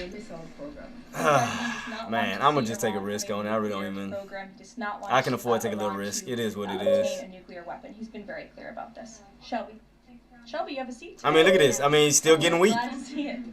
Two quick ones on TikTok. Yeah, I mean, boss. I mean, I just can't find nothing, man. I try to give it a chance. It just. June 19th is a long ways away, obviously. I tried, boss. I tried every which way. 2 months is a long time in the Trump administration, as you have all seen. We work at Trump speed around here. We get a lot done, so definitely don't want to get ahead. The vice president continues to lead these negotiations and talks. The president's involved in their own. Oh, I'm looking at the wrong. I'm looking at the wrong damn whatchamacallit. In order to get a TikTok deal done. Yeah, I'm gonna just move it, man. This thing here. Look, the president has made his position. Funk it. I mean, I just take a little small risk, man. Cause I'm just tired of waiting, bro. I'm gonna take a risk. I don't care. The ball. Hey, Miss Order. China needs to make a deal with us. We don't have to make a deal with them. There's no difference between China and any other country except they are much ridiculous, larger. Man. And China wants what we have. I'm trying to see if I can grab my damn interest. I just say bump it. I'm gonna take a risk. It is what it is. If I get it, I get it. I don't. I just take a little. Made it quite clear that he's I'll take a little small risk. But China needs to make a deal with the United States of America. Sure. On tariffs, yesterday in the Oval Office. Which outlet are you with? The Canadian Public Broadcaster. Nice to see you. Thank you. Yesterday in the Oval Office, President Trump suggested that there could be some help for automakers. It's ridiculous, man. I'm just. What that looks like. Is it I'm tired of hearing this. I ain't gonna lie to y'all. Y'all want to? My thing is, I'm gonna ask you guys. Y'all want to continue to listen to it, or y'all want me to shut it off? And a second on Canada, if I may. President Trump's tone when it comes to Canada-U.S. relations, Canadians have noticed it's shifted a bit in the past few weeks. Ever since the election campaign started, he stopped talking about. I'm just not hearing anything. I'm just being honest. I just don't hear anything, man. Yeah, I would listen. The president's position on Canada has shifted. Perhaps okay, I got you. Okay, I got you. By questions from this group in the Oval Office, but they see him almost every day. But the president still maintains his position on Canada. The United States has been subsidizing Canada's national defense. I was just expecting at least one reporter to mention it, but greatly from becoming the 51st state of the United States of America. As for auto parts, I don't have anything to read out for you there, but I think the point the president was making is flexibility, and he has flexibility when it comes to negotiations and talks, but ultimately his goal in his fair trade deals that he is pursuing with many countries around the world is to put the American worker first.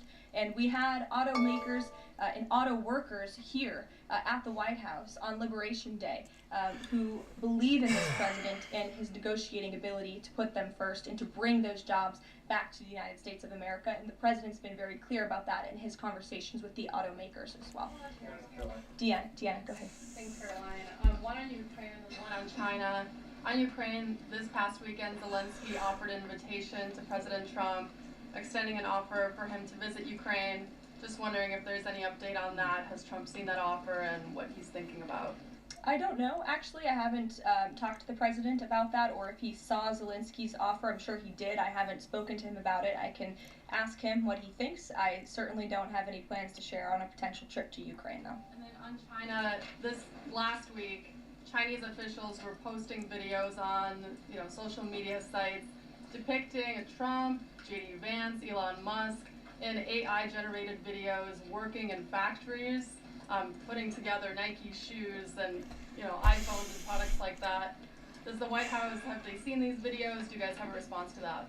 I have seen the videos. I'm not sure who made the videos or if we can verify the authenticity, but whoever made it clearly does not see the potential of the American worker, the American workforce. The president believes in the American people, and he knows that we have the best not only consumer base in the world, but also the best workforce in the world, and that's why he's so focused on bringing investments home and shoring up our critical supply chains and bolstering our manufacturing here as well.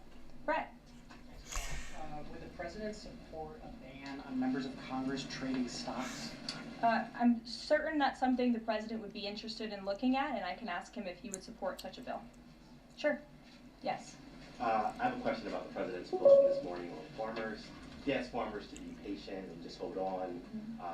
But a lot of farmers that I've talked to in the last week or so have said, you know, they're in the middle of spring planting season, and that a trade war makes everything sort of up in the air. What would his message to them be? And also, is there anything specifically planned to provide relief like in President Trump's last time? Yes, well, relief is being considered. The Secretary of Agriculture, I know, has spoken to the president about that, and again, it's being considered. And as for the president's message to the farmers, he put it out himself. He could speak for himself much better than I can speak for him, and so I would just direct you to the statement. I know, right? Telling the farmers again. But right now, your indicators are weighing down. I mean, your 90 MA has crossed over underneath the 50. That's not a good sign. You're damn near your 20 is about to cross the 20 on the downside, coming down this way. So right now, your 90 MA has failed. That ain't a good sign as far as upside. That's definitely bearish. I mean, that's not a good sign. That's definitely not a good sign at this moment. Not right now. At this moment, it ain't. I'm sorry to hear that. I had not seen that report. It's very unfortunately, and obviously the White House, the president, and the entire administration condemn any threats. Keep it on wise, guys. Keep it on wise. Any administration officials or public officials on both sides of the aisle here in Washington, D.C. It shouldn't be tolerated, and we commend the local law enforcement agencies for arresting this individual. Former President Biden. He's set to deliver his first major speech since leaving office tonight. He plans to talk about what I'm told will be Social Security under the current administration, closing of offices, longer wait times, harder for seniors and people with disabilities to access earned benefits, is what Democrats have been saying today. I wanted to get the president's response, or if he plans to respond to this, and comments on what Democrats are calling cuts to Social Security. My first reaction when seeing former President Biden was speaking tonight was I'm shocked that he is speaking at nighttime. I thought his bedtime was much earlier than his speech tonight. Wow. I understand the topic of his speech will be Social Security. Let me make it very clear ahead of former President Biden's remarks. President Trump, is absolutely certain about protecting Social Security benefits for law-abiding, tax-paying American citizens and seniors who have paid into this is program. crazy. He will This always is protect insane, that program. man. He campaigned on it. He protected it in his first term, and he's back again to continue protecting it. This is crazy. On the topic of Social Security, I have some news before I let you all go. Later this afternoon, the president will be signing a presidential executive order referendum aimed at stopping illegal aliens and other ineligible people from obtaining Social Security Act benefits. The memorandum will direct the administration to ensure ineligible aliens are not receiving funds from the Social Security Act programs. It will expand the Social Security Administration's fraud My head hurt from all of this, I swear, to 50 U.S. attorney offices, and establishes a Medicare and Medicaid fraud prosecution program in 15 U.S. attorney offices. Crazy. The memorandum will also require the Social Security Administration Inspector General to investigate earning reports for individuals aged 100 or older with mismatched Social Security records to combat identity theft. And the memorandum will direct the Social Security Administration to consider whether to reinstate the use of civil monetary penalties against. Gotta keep in mind, engineer, you're back underneath that big major downtrend. We back underneath that, and all your indicators have crossed over towards the downside, engineer. You gotta keep that in mind.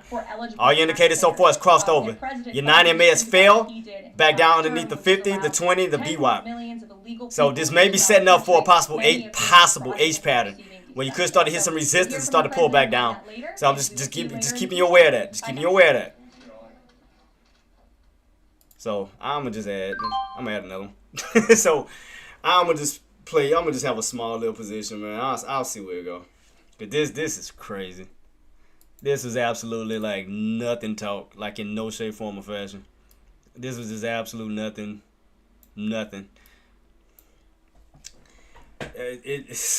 We'll see, guys. Like I said, I'm gonna keep my eyes peeled, man. Let's put the music back on because I haven't heard like not a damn thing about the market. Not a damn thing.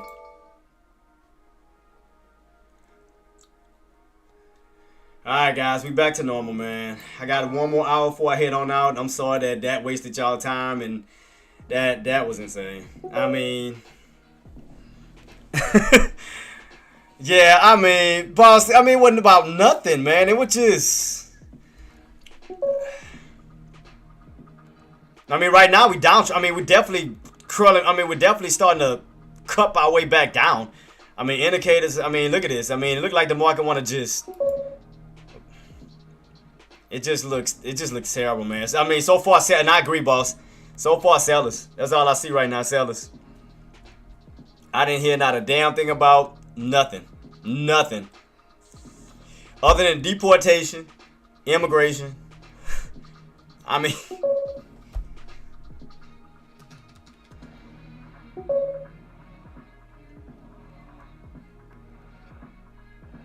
I mean, look at the setup. Boss. So far, I mean, it looks bearish. 9MA has crossed over toward the downside. You then went from, having your indicators upright, the 9, 20, 50, now crossing over this towards the downside. Now you have an indicator crossover on the bearish side of things. That ain't good. That look like a big old H pattern that could possibly be setting up. So, I mean, it don't look good right now. It definitely don't look good right now. I mean, yeah, it's very bearish, and I agree with you. It looks very bearish. It is very bearish. I mean, you might have some pop-ups here and there, but, I mean, look like the overall setting look like we may start to possibly pull back down even further.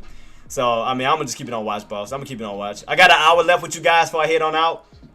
If y'all have any questions, comments, or concerns, do feel free to reach out to me, guys. But right now, I just still see the downtrend setting up. I see an H pattern where you got rejected around that 538 level. We're starting to arc. So, I mean, right now, it's still looking weak, man. It just still look weak. Just going to be honest. It just still looks weak. Because nothing was said. Nothing was said to give people confidence in the market. It's like nothing at all was said. It was just gibberish, man. Just straight talk. Like about nothing. I mean about other things, but not about the market, no. So we got Donald Trump, 2:30, supposed to sign an executive order. We got that happening at 2:30. And then we have, he's supposed to be participating in the Commander of Chief trophy. That's going to be at 3:30, but still nothing about the market.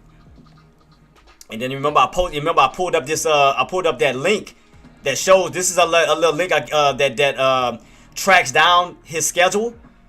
So right now for the 15th, Tuesday, April 15th, as far as 2 o'clock, 3 o'clock, President signs executive order. That's going to be at 2:30. President participates in Commander-in-Chief trophy presentations to the Navy midshipmen. That's going to be at 3:30. But no talks about tariffs or anything of that nature. Like, so no talks on that. So, I mean, it was nothing talked about. So obviously, a negotiation still hasn't been met, in other words. So still no negotiation between U.S. and China.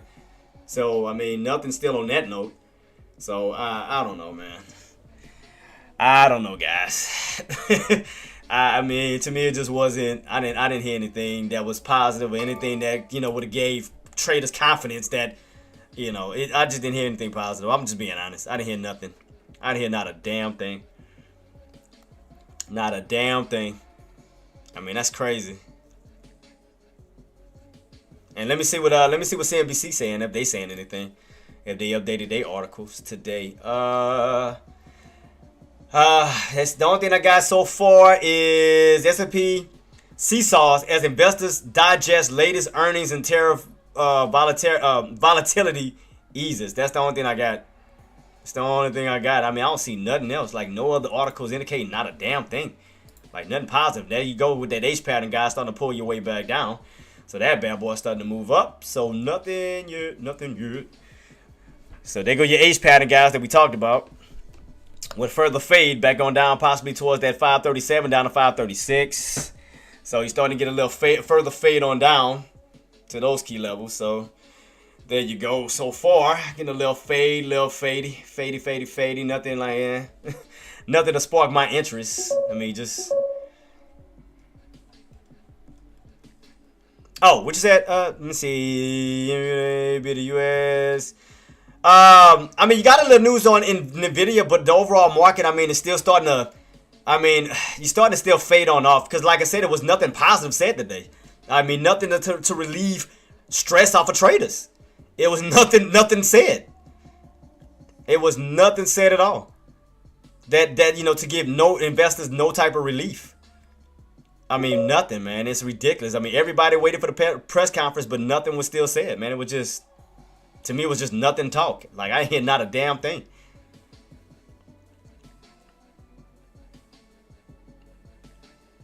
Yeah, but by her not saying anything, people still don't know whether it's a negotiation. Like, people, they still, not knowing if a negotiation is met between the U.S. and China. Trade war still going on. So that's what I mean. Like, nothing. It was nothing said to relieve stress and fear off of people. Like, it was nothing. It was just nothing talk. You know, Hashi would have said something about, or I mean, matter of fact, let me see if our guy, you already know what I'm talking about, Walter Bloomberg, did he say anything? Did he any tweets updated on his behalf? You know him, because normally when he says something, it impacts the market. Walter Bloomberg, we believe that we can announce what? So the only thing he so far posted was, we believe that we can announce something very soon. But that's all he put. That's the only thing he put. Relief is being considered for farmers. Trump maintains position on Canada. Trump opened a deal with China. We don't have to make a deal with them. That's the only thing I see. And that was 7 minutes ago, this last one. Trump would look into ban on members of crime. That's all I see. That's really all I see. Yeah. This is insane. This is crazy. And I'm sorry you guys got to go through it too, man. Y'all got to go through the ups, the downs, I mean, and I hate this for you guys, man, because I try to come up with trade plans as much as possible to help you guys, it's just things like this, man. It's just it's just those type of things. Just, I mean, we watched the press conference. Nothing was said. I tried to go to Walter Bloomberg. I mean, he didn't really say too much of anything either. I'm gonna try to keep his tweet open just to see if he updates anything that may cause an impact in the markets. I'm gonna try to keep it open to see if he tweets whatever tweets he puts out. Can I let me see if I can minimize it. I try to keep like it focused on his tweets. I'm trying to see like whenever he announces something. I'm trying to see, can I use that? Let me see. I can minimize it. We can just focus on his tweets alone. All right. So what I'm gonna do is I'm gonna put his tweets here to see if he brings up anything or talks about anything. So I'm gonna see if that helps in any type of shape, form, or fashion. But I haven't seen anything positive. All he said was relief is being considered for farmers. That's all I see. Trump maintains position on Canada. Nothing else, though. I don't see anything else. Yeah, I don't see anything else just yet. Anything? Nope. Still nothing. So I'm going to try to keep it open just to see if he tweets anything that may, affect the market in some type of way. But I just don't see anything yet. So I'm going to keep his tweets open. Just to see if he posts anything that could, again, have some type of effect on the market in a good way or a bad way. But, yeah, I haven't heard anything yet from him. But, yeah, guys, so far, I mean, we just still look bearish. I mean, we still look bearish at this moment. Look like we still could fade on down. I mean, it just still looks weak in a sense. So, I mean, just going to keep it on watch, guys. We're going to still keep it on watch. See where we go from here, man. I just don't see anything. I just don't see anything. I mean, I try to help you guys out the best that I can. I mean, going through different news articles and watching the press conferences and CNBC and I mean, anything to help, find us an edge. But right now, I mean, today is what? Tuesday. I mean, they may announce something tomorrow because normally between Wednesday and Friday, the market gonna be closed. Between probably tomorrow and Thursday, they may announce something because normally on Wednesdays and Fridays, they normally make some type of announcement. I mean, we'll see from here, guys. We'll see where we go from here. I mean, but right now, as of now, J-Dub, like I said, all your indicators have crossed over toward the downside. I mean, everything is pointing bearish at this moment.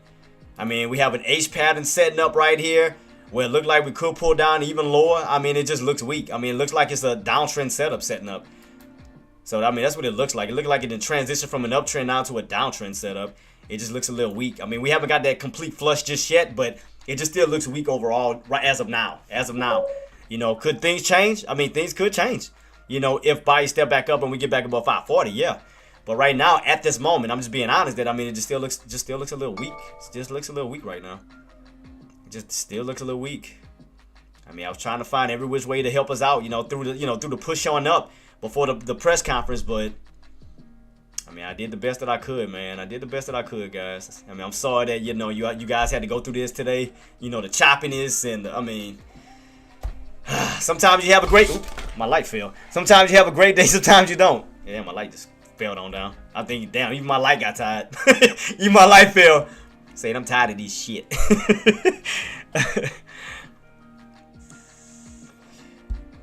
But yeah, guys, still nothing right now. Still look weak right now. Still looking like more of a downtrend setup than an uptrend. Definitely transition to a downtrend setup for sure. But yeah, nothing yet. He still hasn't posted nothing yet. Just 9 minutes ago. That's the only thing. But nothing yet. Nothing yet, guys. Nothing yet. And do keep in mind, guys, this week is only 4 days of trading instead of 5. Gotta keep in mind, Friday is a holiday. We do have Good Friday, so the market will be closed. Let me see Trump tweets. Let me see. Let me move it over a little bit. Let me see if I can try to get pull the other one up too. Let me see. Hold up, engineer. Let me double check this real quick. I'm gonna go to Trump's. If I see anything on his note too, I don't see. Let me expand it out so I can search it real quick. All right, Donald Trump. Anything on his note? Anything? No. Yeah, April 7th was the last time he tweeted on that one. That's under the real Donald Trump. That's the only thing I see on that one. But I don't see anything else. I mean, that's why the only one I watched is Walter Bloomberg, because he likes to update damn near every minute. So, I mean, his would be the more accurate, you know. So, as of now, that's the last thing I got was 13 minutes ago, guys. That's the only thing I got so far, 13 minutes ago. So far. So right now, the market is still looking a little bearish, guys. Still getting that pullback down. Still getting that fade. Still getting that further fade on down, guys. Still fading. So right now, you're still looking weak. So just letting you guys know, still looking weak. Still looking hella weak. Still pulling back. Still looking a little bearish. Still looking a little bearish. Oh, there go that panic, guys. There go that panic. Let's see. What is that? 537? Yeah, 537. Let's see. Yeah, 537 level. Yeah, 537. You got room to still fall back down into the 536. So you crack 537. You got room to fall right back into the 536 range. So keep that on watch while you're still fading on down. You got NVIDIA about to crack. Look like you want to crack that 112 level back down. Keep that on watch. Getting a little bit of a bounce. What the hell was that? Oh, Meta, the alert that AK put out, 118 on Meta. 118 Meta, we just hit it. We just hit that new lower day on Meta. 118, guys, 118. Man, this bad boy just looks horrible today, man. This is a terrible day today. God dang, the day was terrible. Today was just horrible. This setup is just, ugh. Man. I couldn't even move in my whatchamacallit, man. I mean, I couldn't even... It just looks today is just horrible. It is. I mean, just getting a further fade on downward. Look like you could fall back down possibly to that 535 range. Well, look like you could fall to 535, just being honest. Back down to those lows, to those old low areas here back here. That was what day was that? Was that yesterday? What was that at when we hit that bottom? Yeah, right here. That was yesterday's bottom. Around that 535.43 level. You're not too far from going back down to that level. So we go back out, minimize a little bit, where you got room to fall back down towards that 536, down to 535, where you're falling back down from these tops. You got room to come back down to these lows.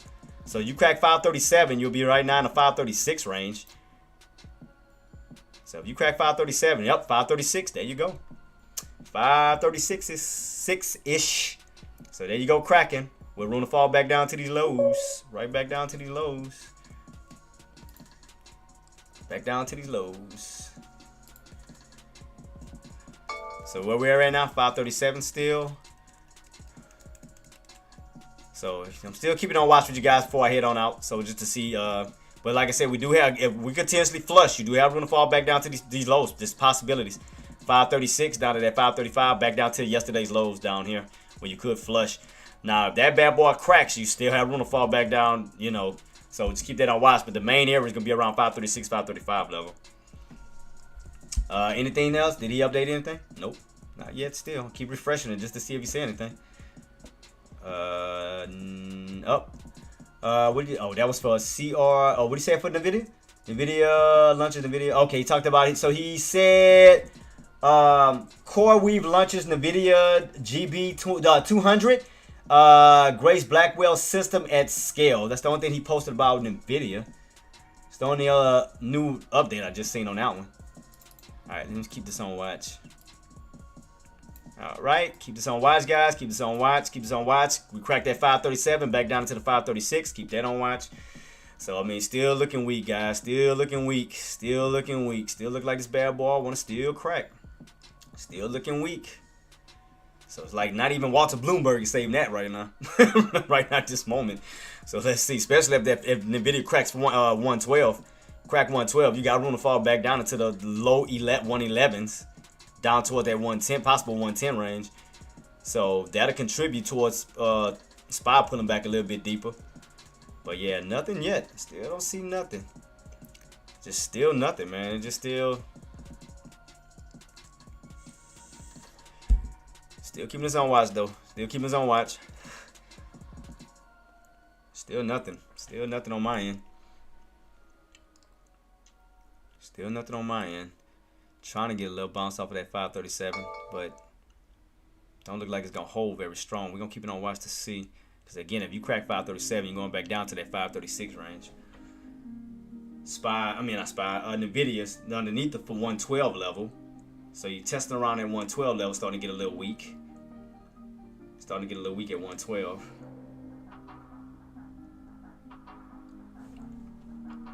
So keep it on watch, guys. Keep it on watch. Keep it on watch. I'm gonna keep updating. Like I said, I'm gonna keep refreshing it to see if he posts anything else. Still nothing yet. Still nothing yet. Still nothing yet.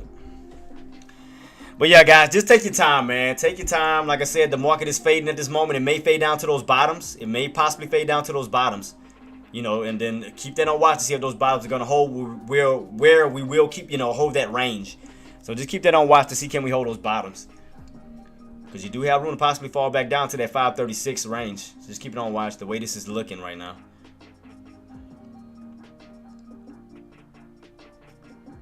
NVIDIA look like that 112 wants to give up. Look like 112 wants to give up on NVIDIA. It's like it's slowly getting a little fade because it's just fighting to hold it. It's fighting to hold that 112, but it's definitely still looking weak. NVIDIA's getting weak. SPY look like it's getting weak right at that 537. Just keep that on watch right here. Anything else? Nope. Still ain't posting nothing yet. Still ain't posting nothing yet. Here we go with SPY. Pull it right back down to that to the 536 range. Yeah, this is insane. This is crazy. But we definitely on the fade though. We definitely fading. This is crazy, man. Again, like I said, guys, I'm sorry y'all. A lot of y'all had to go through it through the choppiness. You know, I mean, getting caught in a lot of these situations, man. But it's the way the market crumbles, man. Sometimes it's the way it crumbles. I mean, you get a lot of ups and downs, man. I mean, you go through those headaches, man. You get those days. You know, I tried my best to guide y'all through it. I mean, I know it's not y'all fault nor my fault. It's just the dealing with the market manipulations and everything else. You gotta, you know, take along with it. Nothing was said in the damn press conference about, if they eased up on the negotiations for China, and this thing better not hit my damn stop loss. Oh, you dirty mother! It hit my stop loss. It hit my stop loss. Ah, you bastard! It hit my stop loss. God dang it! It hit my damn stop loss. I was trying to move my damn stop loss up. It hit it. Ah, I hate these damn days. It hit my damn stop loss. God dog it. It hit my stop. And right now I want to pull. It always do that. I swear. It hit my stop loss. It always hit my stop loss and go to where I want it to go. It always do. I swear. Never freaking fail. Oh, I hate these damn days, man. It did it again. It hit my damn stop loss. And then I want to go to the direction I was aiming for. For that bad boy to start dropping. I swear these things suck. I swear.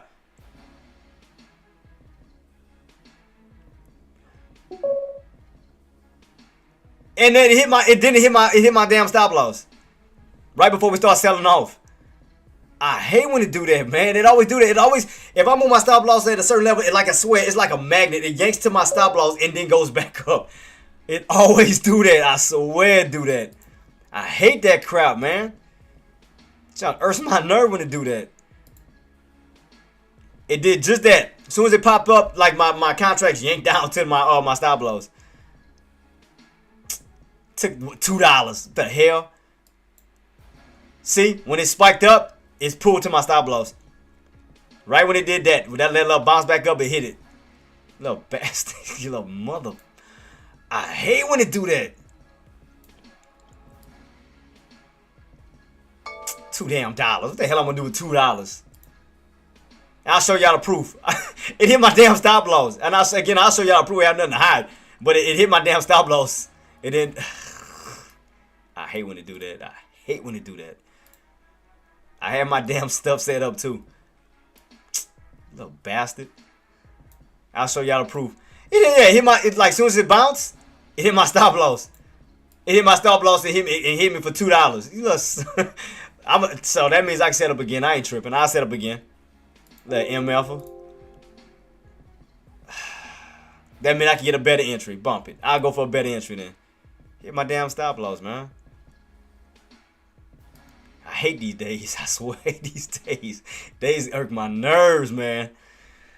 I had everything set up.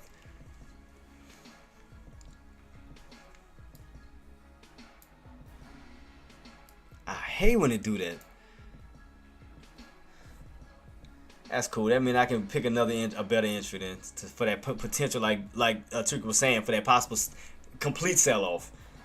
Shit, that'll put me in a better entry then. Excuse me. Did he mention anything yet? Nope. Still got the same one.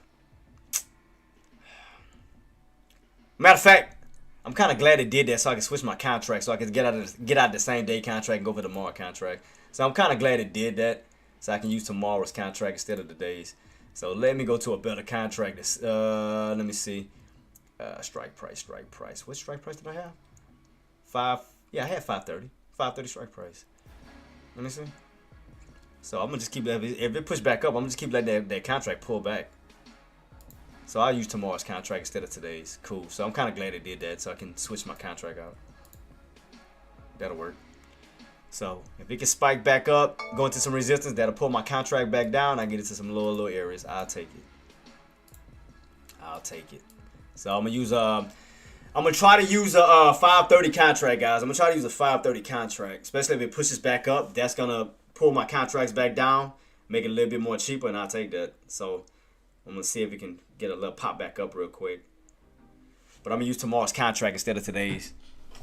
Because I forgot about what contracts I use. I forgot I was using today's contract, and we are starting to get a little close, towards the market close, and that is kind of a little risky, So I'm gonna use tomorrow's contract to give me a little bit more relief. So we do spike back up. I'm gonna wait for my contracts to pull back down, where I can get some good entries on that contract instead of today's contract. So I'm gonna let it pop back up. That's cool. Let it pull back. That even what I got left to use though, 80. Shit, I'm gonna have to have it pull back to 80. Crap. Let me see.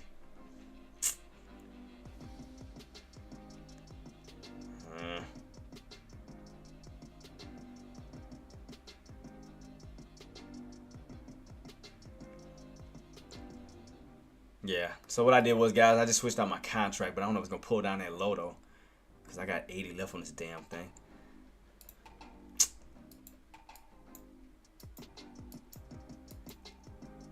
So we can get a move back up into some resistance. Especially, I don't care if it even spiked up to 540. That still be good on my behalf, because I'd rather catch those areas of resistance, because that'll make my contract get more cheaper. So I don't care. I mean, I'll go for that.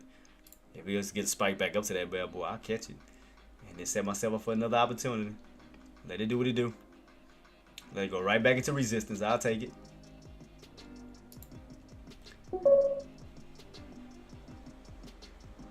I mean, I still got funds to still get in, engineer. I still got funds to still get in. Like, if I want to hold it overnight, especially if we get that push back up to 540. I mean, I can still go for a possible possible swing trade opportunity. I can still do it. I can still do it.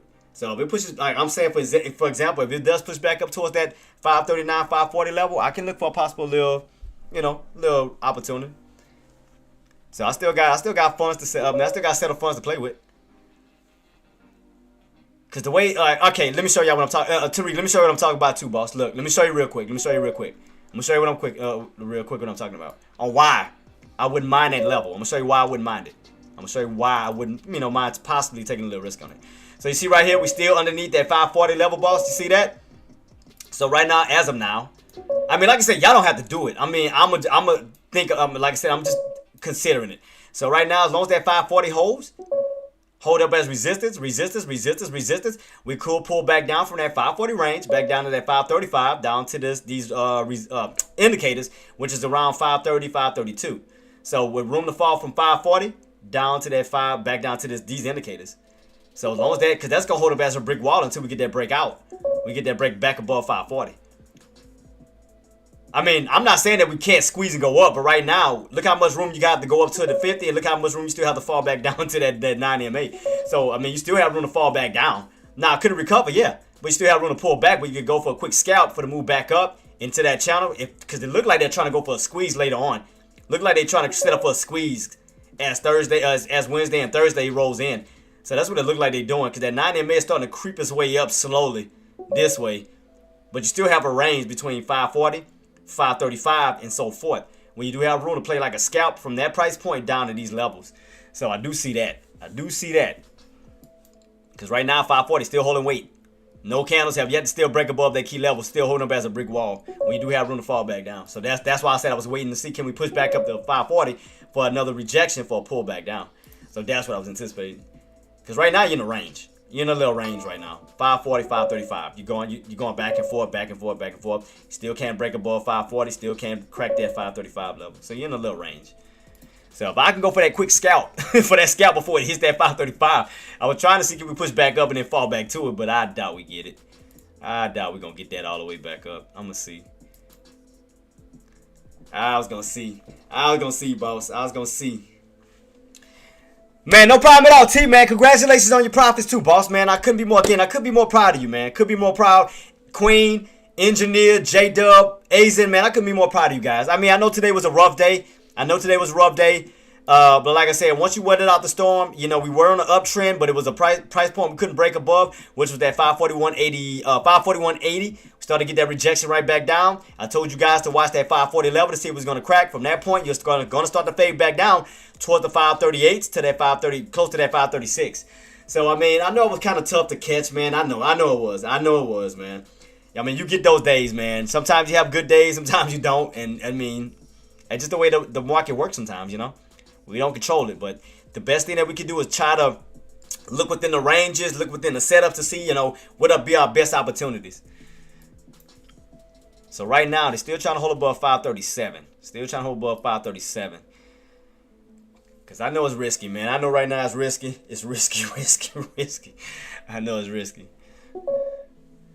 Went up and down, bought a put. Yeah, so, earlier, Engineer, as far as the range, earlier, I mean, you had 541.80 back down to that 540 level. You stayed within that range where you could have just, played within that, that price for range, puts, back down to the 540 range. Back down to 540. Then you could have went for calls, 540, 540, 545, and so forth in that little range. And I know it was a little tough to read it and see it.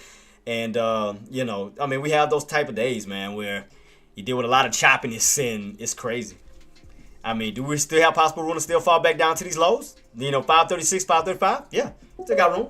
Because the indicators are still pointing down toward the downside. We still weak. We still underneath certain price points. You back underneath 540. You back underneath that 538, which could set up another possible bull trap as you go back up, hitting those indicators for a pull right back down. So, I mean, there's a possibility. But I know. Peace, Active. Thanks so much for coming through, man. Really got my picture. That's what we're doing. Wow, Act. I just realized what he put. I glimpsed and I look and say, "Wow, I see myself." Really, Act? That's what we doing. God, he had to use out of all pictures. You could have used something a little cooler than that, man. With a hat on, some glasses. Give me a little cooler picture. Nah, I'm just joking, man. But shout out to you, bro. Shout out to you, man. So far, Walter Bloomberg has not yet updated anything yet. Nothing, man. Love you too, boss.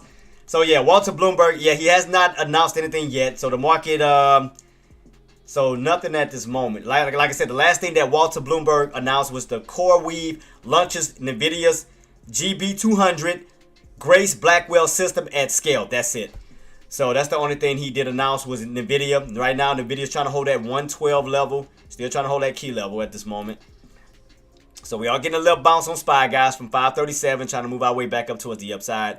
But don't forget, guys, we do have a lot of resistance still right above our heads. Still got the 9, the 20, 50. We still have all of these resistance still. So I'm going to definitely keep that on watch. Because if I go for, I mean, I know it's going to be tricky and I want to do it so freaking bad. Like, I want to go for a quick scalp. Like, I do want to do one more scalp. And I know it's getting riskier and riskier the closer and closer we get in the market close. Like, I want to go for a scalp, like, so freaking bad. Just to try to see if that 540 level is going to hold for that move back down. Like, that's what I really want to anticipate. As we run back up towards that 5, not being underneath 540 for resistance. Hit that trend line. And get that rejection right back underneath that bad boy. So, okay, this is what I'm envisioning, engineer. Oh, this is what I want to see as buyers do step back in. This is what I want to see.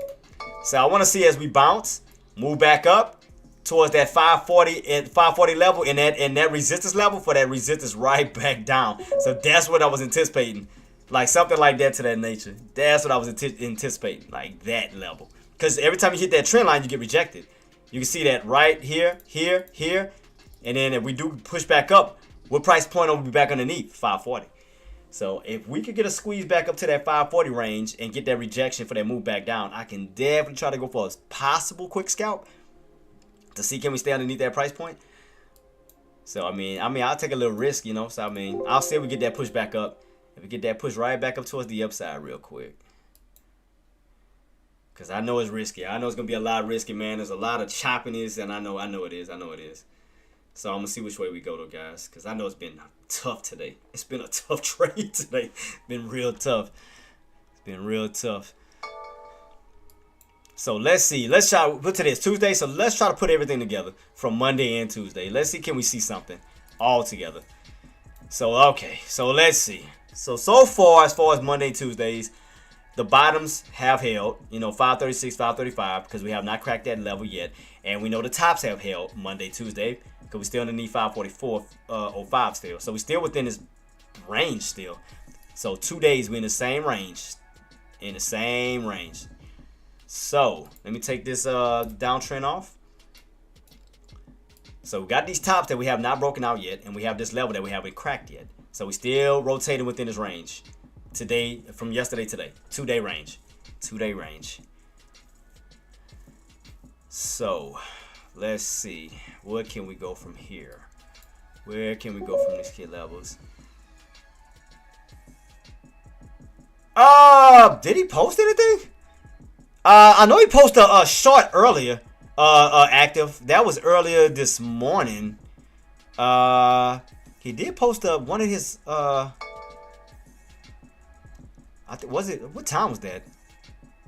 Let me see if I can find it because I know he posted it. Yeah, was that it? He said, I hear you, Jay. I see a bull chase, but still short bias. So he posted this one. Blah, blah, blah. Today's return, $4,000. So that one got 4,300. Got 4,300. I think it was on a put at 539. He caught that one. So he must have caught that one right here, around that 540 level for that pullback down. He must have caught that one.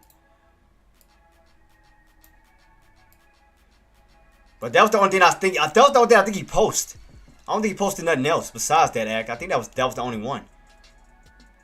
Because I don't think he... because he didn't go long. Because he kept talking about going short. I know he kept talking about going short. So I know predominantly today, he was going short. He was doing shorts.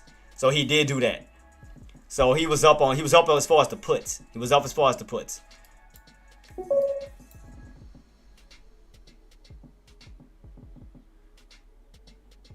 said Tariq 5:15. What time?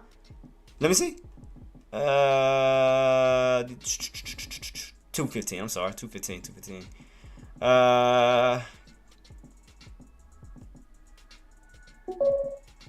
He said he lost? Oh, I didn't even see that part. I ain't gonna even lie to you, boss. I didn't even see that. Wait, is my time right on this thing, or is this going off of my time? That's probably why I can't find it. Probably going off of my damn time. I'm looking at the wrong thing. Oh, okay. I see it. So SPY won, but overall, okay. Yeah, I do see it. Yeah. I see it. I do see it. Honestly, in all honesty, I lost overall today. Oh, okay. Was that at was he trading IWM?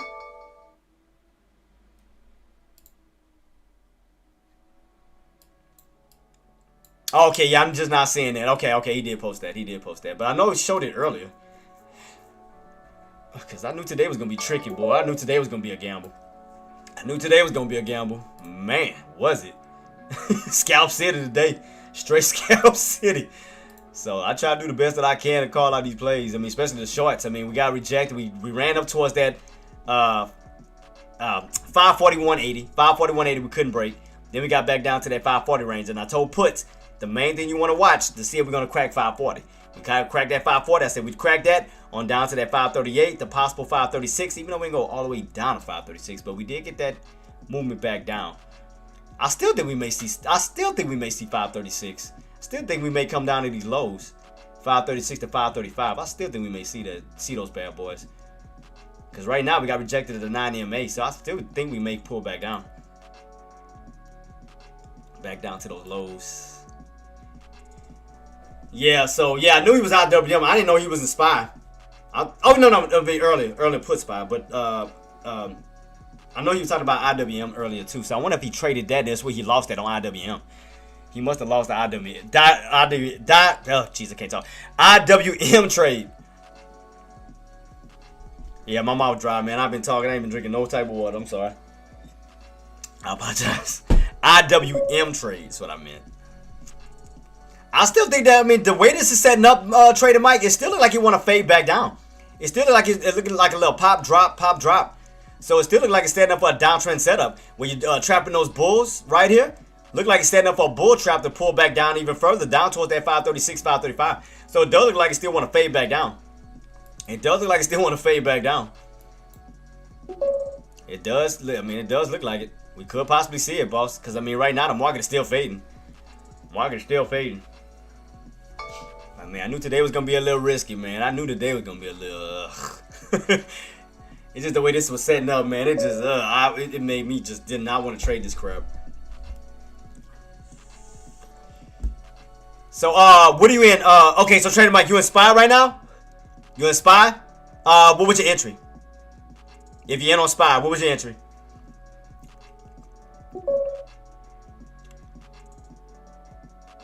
Yeah, you don't. You don't need to trade all the time to make money. Like, okay, Queen, you remember we talked about what that range that we was in? Remember that 575, 559? All they had to do was wait for those prices and play off of those prices. Like, that's really all they had to do. Like back here, when we had that old setup, I still got it to this day. And we go back a little bit. Right, was that the range right here? Yep, right here. That range. Stay within that range. 559 calls. 570 puts. 559 calls. 570 puts. 559 calls. 579 for that possible push where you like I said, if you went in on the call, we got that breakout, bam. You definitely went for that move, but you stay within that range. 579, 559, 570. Stay within that range. All you do is wait on those setups.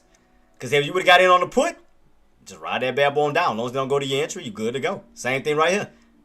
Put opportunity. Ran back up to 570. Faded right back on down. So back here, 570. Faded right back on down. 570. Faded right back on down. So if y'all notice, every time we hit 570, we kept getting like that nice little pull back down. So right now, what I'm trying to figure out is the range that we're in today, or as of now. As of now, we haven't broken back above 544. So let me try to clean up this chart a little bit, and I do apologize for all of that. I'm gonna try to clean up as much as I can. So let me see. So let me focus on the range that we're in as of now, based off of everything that we dealt with so far. So right now we're in this range here of 535, 544.05. So right now we're in this range because we have yet to break out and we had yet to crack. So if we were to crack at 535, we do have room to fall back down to this level, 530.90. Remember, that was that area where we got that bounce right here, 530. What was it at when we went on that spike? Oh, right here. From that 530.91 level, we ran on up. Yeah, right here. So 530.91 level, that's when we ran up towards 540, up to close towards that 550 range. So this way, so we haven't fell all the way back down to that 530.91 yet. So we're still in this range here between 544.05 and 535. So we're still in this 2-day range. Still in this 2-day range. Still in this bad boy. Still in this bad boy right here. So again, we have yet to crack 535, and we have yet to break out above 540, 544.05. So in other words, like Queen was saying, once you start to identify, you know, where your all times, like where your ultimate tops is at and your ultimate bottoms is at, you play off of those. Like, okay, within this 2-day range, right? Where did we run up to? 542.50, which was yesterday's rejection. Hit that level, and then you came right back on down to that, based off of what? The pass at 542.50. So that was one. Yesterday's bounce was around 536. Pre-market, you came down to the 536, and you ran back on up to what? 542.50. But if you notice, we stayed within that price range still. So that's how you look at it, man. I mean, avoid all the choppiness. Once you see the overall tops, overall bottoms, like play those price points, you know, from a psychological basis where buyers can step in, buyers can step in, buyers can step in, and from the tops where sellers can step in, sellers can step in. So once you start to, you start to identify yourself with those price points, play off the price points. That avoids you from all the choppiness and everything. If you're catching these tops based off of the pass, boom, you get a nice sell out, you sell back on down. But I mean, I know it's been choppy, man. It's been crazy, and I know it's been a lot. So what we're gonna do is, going into tomorrow, as long as we hold this range, you still got these bottoms, 536, 535. We still got this mid area, 540, and we still have these tops, areas that we still haven't broken out yet, 544, 542.50. So we still 2-day range in the same exact channel. 2-day range. We still have yet to crack and yet to break out. So we still within that range. We still within the range still. Still within that range. So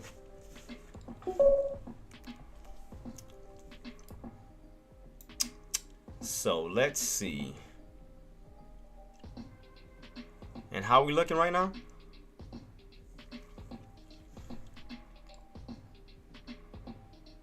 So bottoms 56, 56. I mean 36, 36. Because right now we know that those psychologically, those buyers are gonna try to go from these bottoms and try to run back up towards that 540 range. We know what buyers are trying to go. Buyers are trying to push their way back up to that 540 range.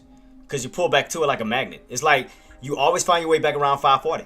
It's like you leave 540, you return to 540. Leave 540, return to 540. See that? Leave from it, return to it. Leave from it, return to it. Got a crack, then return back to it. It's like you always find your way back around 540 like a dang magnet. 540, leave from it, return to it. 540, leave from it, return to it. 540, leave from it. 9 times out of 10, now that we're at these bottoms, they're trying to return right back to what?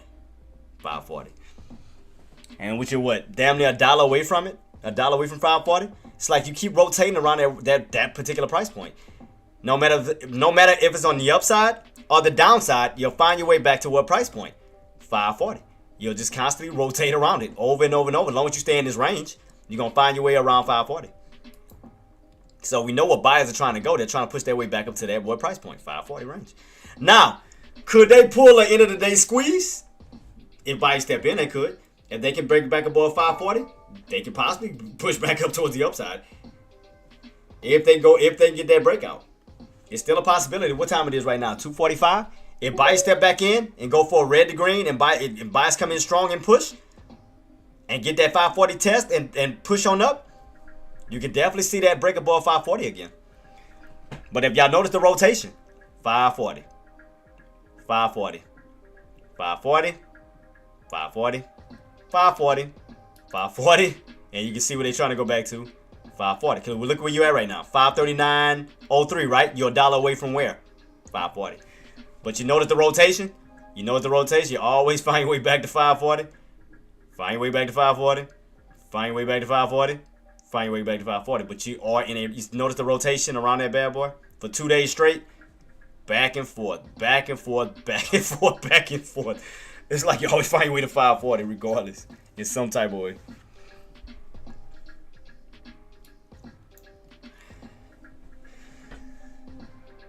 Yeah, okay, so Queen, 544 level. So if we get that breakout above that, because you got to keep in mind, that was yesterday's resistance. So you ran up to 544, you got rejected, you tried to test it twice. You bounced off at a 540 after you got that pullback, tried to retest that 544 level once again, and then you got that dump on off, right? 540, then you fell down to 535, got that bounce back up to what?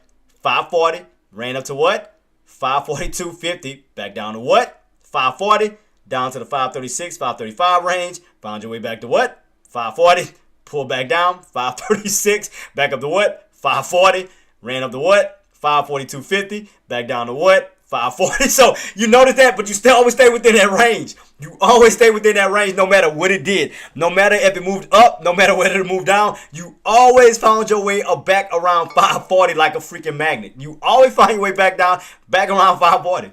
No matter what it does. It goes up, you find your way back to 540. It goes down, you find your way back to 540. So in other words, that price point alone is an important price point to the market for a reason.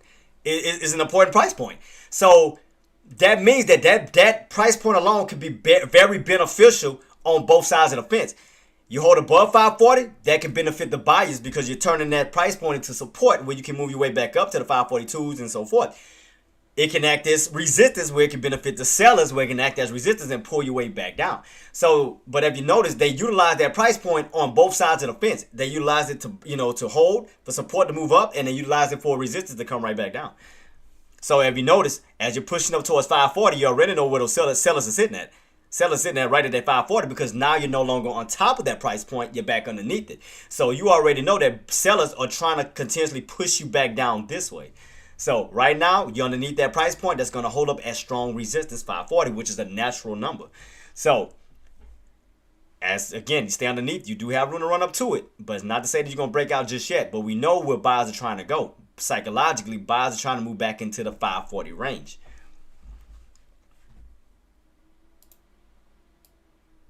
But yeah, I mean, it's like you never stay away from 540 for long because you always find your way back to that one particular price point. No matter which way you go. You go up, you find your way back to it. You go down, you damn near find your way back to it. It's like it always circle back around that freaking price point.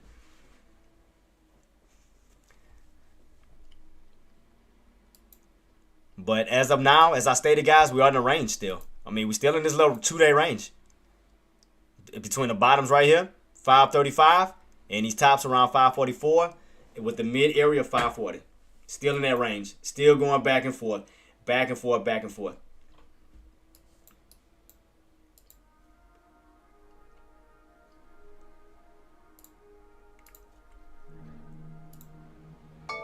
Sorry about that. So guys, I got about 10 minutes left before I head on out. If y'all have any questions, comments, or concerns, do feel free to reach out to me, guys. I'm here to help you guys with whatever you need help with. I know the day was a little choppy. I didn't know today it was choppy. It was choppy like crazy. But the main thing is, Queen, Engineer, Trader Mike, all of y'all, we're still within that range. You know, no matter what we did today, range is still holding. From yesterday's range to today's range, we're still in that range regardless. We're still in that range. Going into tomorrow. Going into tomorrow. And then tomorrow, matter of fact, if I'm not mistaken, is it tomorrow I think Jerome Powell's supposed to be speaking? Or is it Thursday? I think it's tomorrow. Let me double check that. Tomorrow. Yeah, matter of fact, tomorrow. Tomorrow for the 16th. So, okay. 8:30 we got retail sales. 9:15 we got industrial production. 10 o'clock we got business inventories, housing market index. That's going to be at 10. We got the crude oil inventories at 10:30. And we do have Jerome Powell speaking at 1:30 tomorrow. So, guys, yeah. So we got Jerome Powell speaking tomorrow. So we're gonna have a few important data coming out tomorrow between 8:30 to 10 o'clock. And don't forget, we do have Jerome Powell speaking at 1:30, and that's tomorrow. And we do have the 20-year bond auction. Sometimes we see a little bit of volatility in that too. But the main thing, Jerome Powell will be speaking at 1:30 tomorrow. So In other words, Queen, Engineer, Trader Mike, we may hold a range going into tomorrow, and buyers may possibly try to step back up, because you already know normally when we're in ranges, buyers like to go for a channel breakout. So just keep that on watch. Keep that in mind that right now we are still rotating within a range. We are rotating within a range going into tomorrow. As long as that range holds, we start to see that movement back on up towards 440. Got to keep in mind we got a lot of data coming out tomorrow. They may be trying to set up for a channel breakout pattern. They may be trying to set up for a channel breakout, as we've seen from the 570 levels and 559 levels. So if you notice what happened here, we go back a little bit, 559, 570. We was in that range until we did what? We broke out, right? We went back a little bit. So we stayed within that range. What is that? Right here. 570, 559. 570, 559 until we stayed what? We went on a what? Channel breakout above what? 570. Ran up as high as what? 576. So, but you notice that channel breakout pattern, right? We stayed within a range. You stayed within a range, tops and bottoms, until buyers stepped in. We got that nice move towards the upside and got that push on up and that break above 570. So normally when you see ranges, normally they're holding a certain price point to go for a possible push back up towards the upside. So just keep that on watch. They may try to go for it tomorrow, because we do have data coming out. We do have Jerome Powell speaking tomorrow, but we don't know what's going to be said. But definitely keep on watch that we will have some volatility stepping in as Jerome Powell speaks. So what I'm going to do is I'm going to eliminate for right now. As long as we hold this level, what I'm going to do is I'm going to darken this one out for right now until we pull back down and crack that 35 level.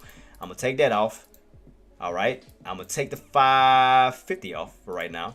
Just for right now until we break, we get that breakout. So we can focus on the range that we're in right now. All right. So as of now, from 2 days in a row, we in the same range setting up. We got bottoms. We have tops. So definitely going to keep this on watch to see which way this bad boy wants to truly go going into tomorrow. To see can we go for that possible movement back up. So, because either, again, the way that we are in this range, either we're going to go for a channel breakout, and depending on what he says, we could possibly crack back down, but we are in a range. But I'm going to keep it on watch. But normally when you're in a range starting off, you do go for a possible channel breakout. So I'm going to keep it on watch to see what type of volume is going to move in tomorrow. To see if we have way better opportunities. Because, again, as I told you today, that it was going to be a little tricky today. Because remember I told you guys this morning that we didn't have no strong economic data coming out. That it was going to be solely based off of momentum. Remember I told you that since this morning, since pre-market. That was going to be mainly solely based off of volatility. So tomorrow, we're going to have volatility, including economic data coming out between the hours of, between times of 8:30, 9:15, 10 o'clock, and so forth. And then we have Jerome Powell speaking at 1 o'clock, 1:30. So just watch that range going as we close out today, going into tomorrow. So if we keep this range going up, we may be setting up for a possible channel breakout from some type of movement. So I'm gonna definitely keep my eyes peeled, and I'm gonna still watch the same price points. I'm gonna still watch the same exact price points going into tomorrow, because it hasn't changed. We still haven't successfully broken out of these tops, and we still haven't successfully cracked these bottoms just yet. So I'm gonna keep my eyes peeled on that range, and also watch that pivot point, that midpoint area, which is 540. So I'm gonna still keep my eyes peeled on that, because the way this is setting up, because it looked like they want to go for a push. It just looks like it. So I'm gonna bring it up right here. It just looked like they setting up to do something throughout the, before we leave, we head out for Friday. Because the way these look like it's setting up, they trying to gear up for something. Right here, as you hold this little range, and you see your 9 MA is slowly creeping up.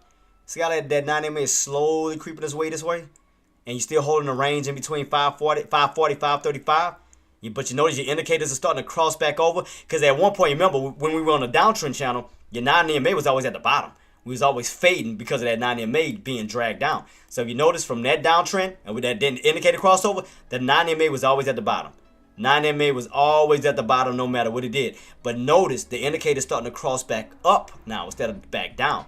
So if you notice, the 9 MA is crossing that 20 MA, crossing this way. So they setting up for something. They definitely setting up for something going into the possibly the rest of the week. Because right now, your 9 MA has crossed that 20.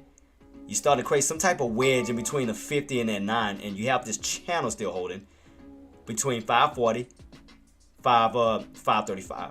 So they definitely setting up for something, guys. You know, between tomorrow and Thursday, they setting up for something, but we'll see. But we know where the main areas that the resistance is 540, so we know that for sure.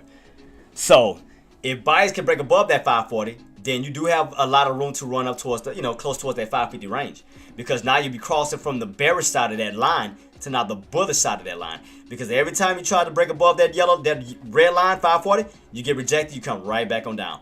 Push, get rejected, come right back on down. Push, get rejected, come right back on down. None of the bodies of the candles have been able to cross above that price point of 540. So, but we haven't fell off completely, which they're holding the channel, trying to seem like they're trying to set up for some type of wedge. That's what it looked like it's trying to set up to do.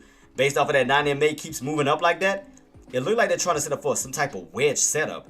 So I'm keeping that on watch to watch that 540 level for sure.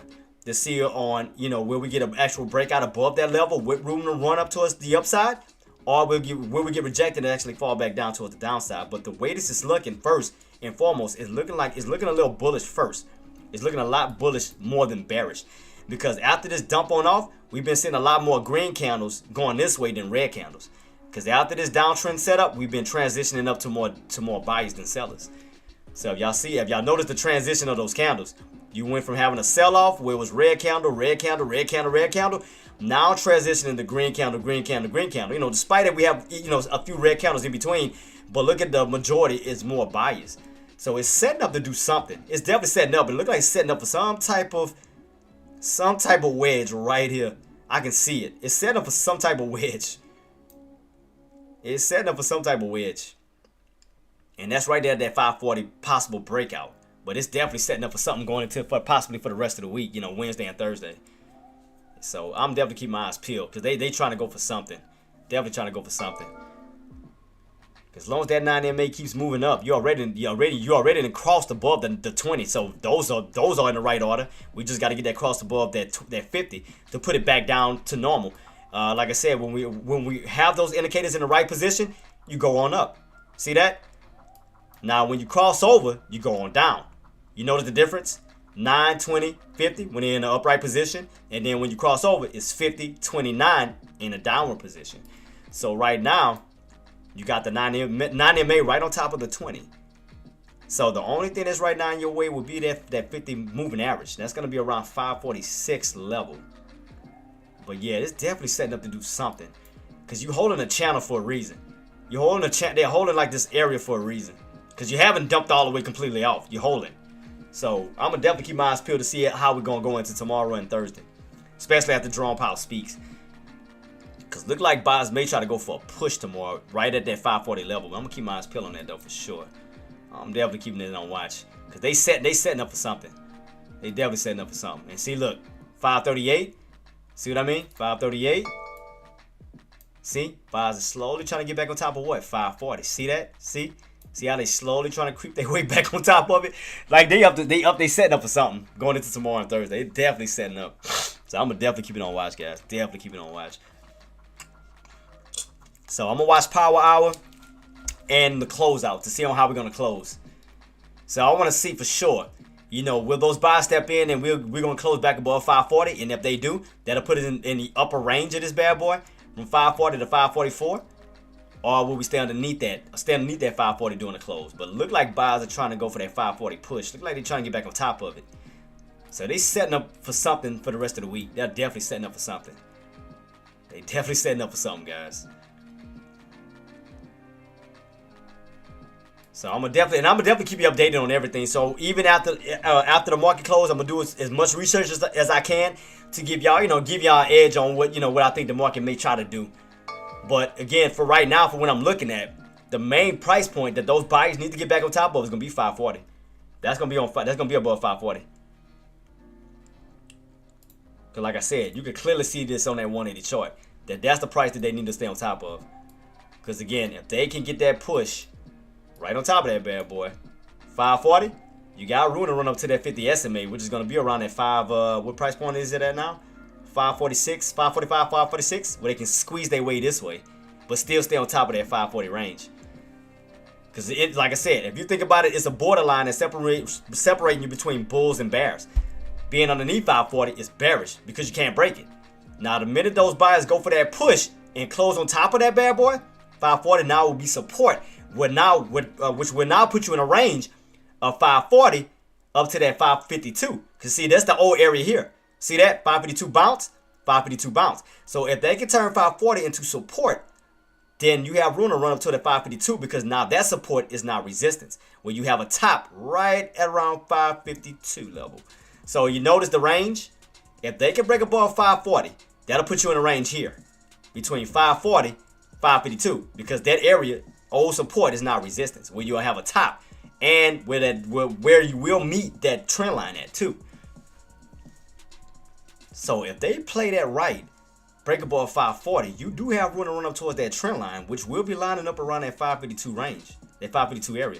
So if they're going with what I think they're going for, trying to go for that squeeze and that break above that price point, look like they may try to do that. I'm gonna keep it on watch to see where we go, for the rest of the day though. I'm gonna keep it on watch. I'm gonna watch that 540 level. Now we stay underneath it. I mean, we'll just stay in the range, but the main thing I want to watch is 540.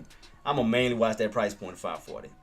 But yeah, guys, let me go ahead and wrap it up, man. I was trying to break everything down as much as I can, but I'm gonna definitely keep my eyes peeled. Like I said, before I leave on out, just like I said, Queen, Engineer, Trader Mike, just watch this range.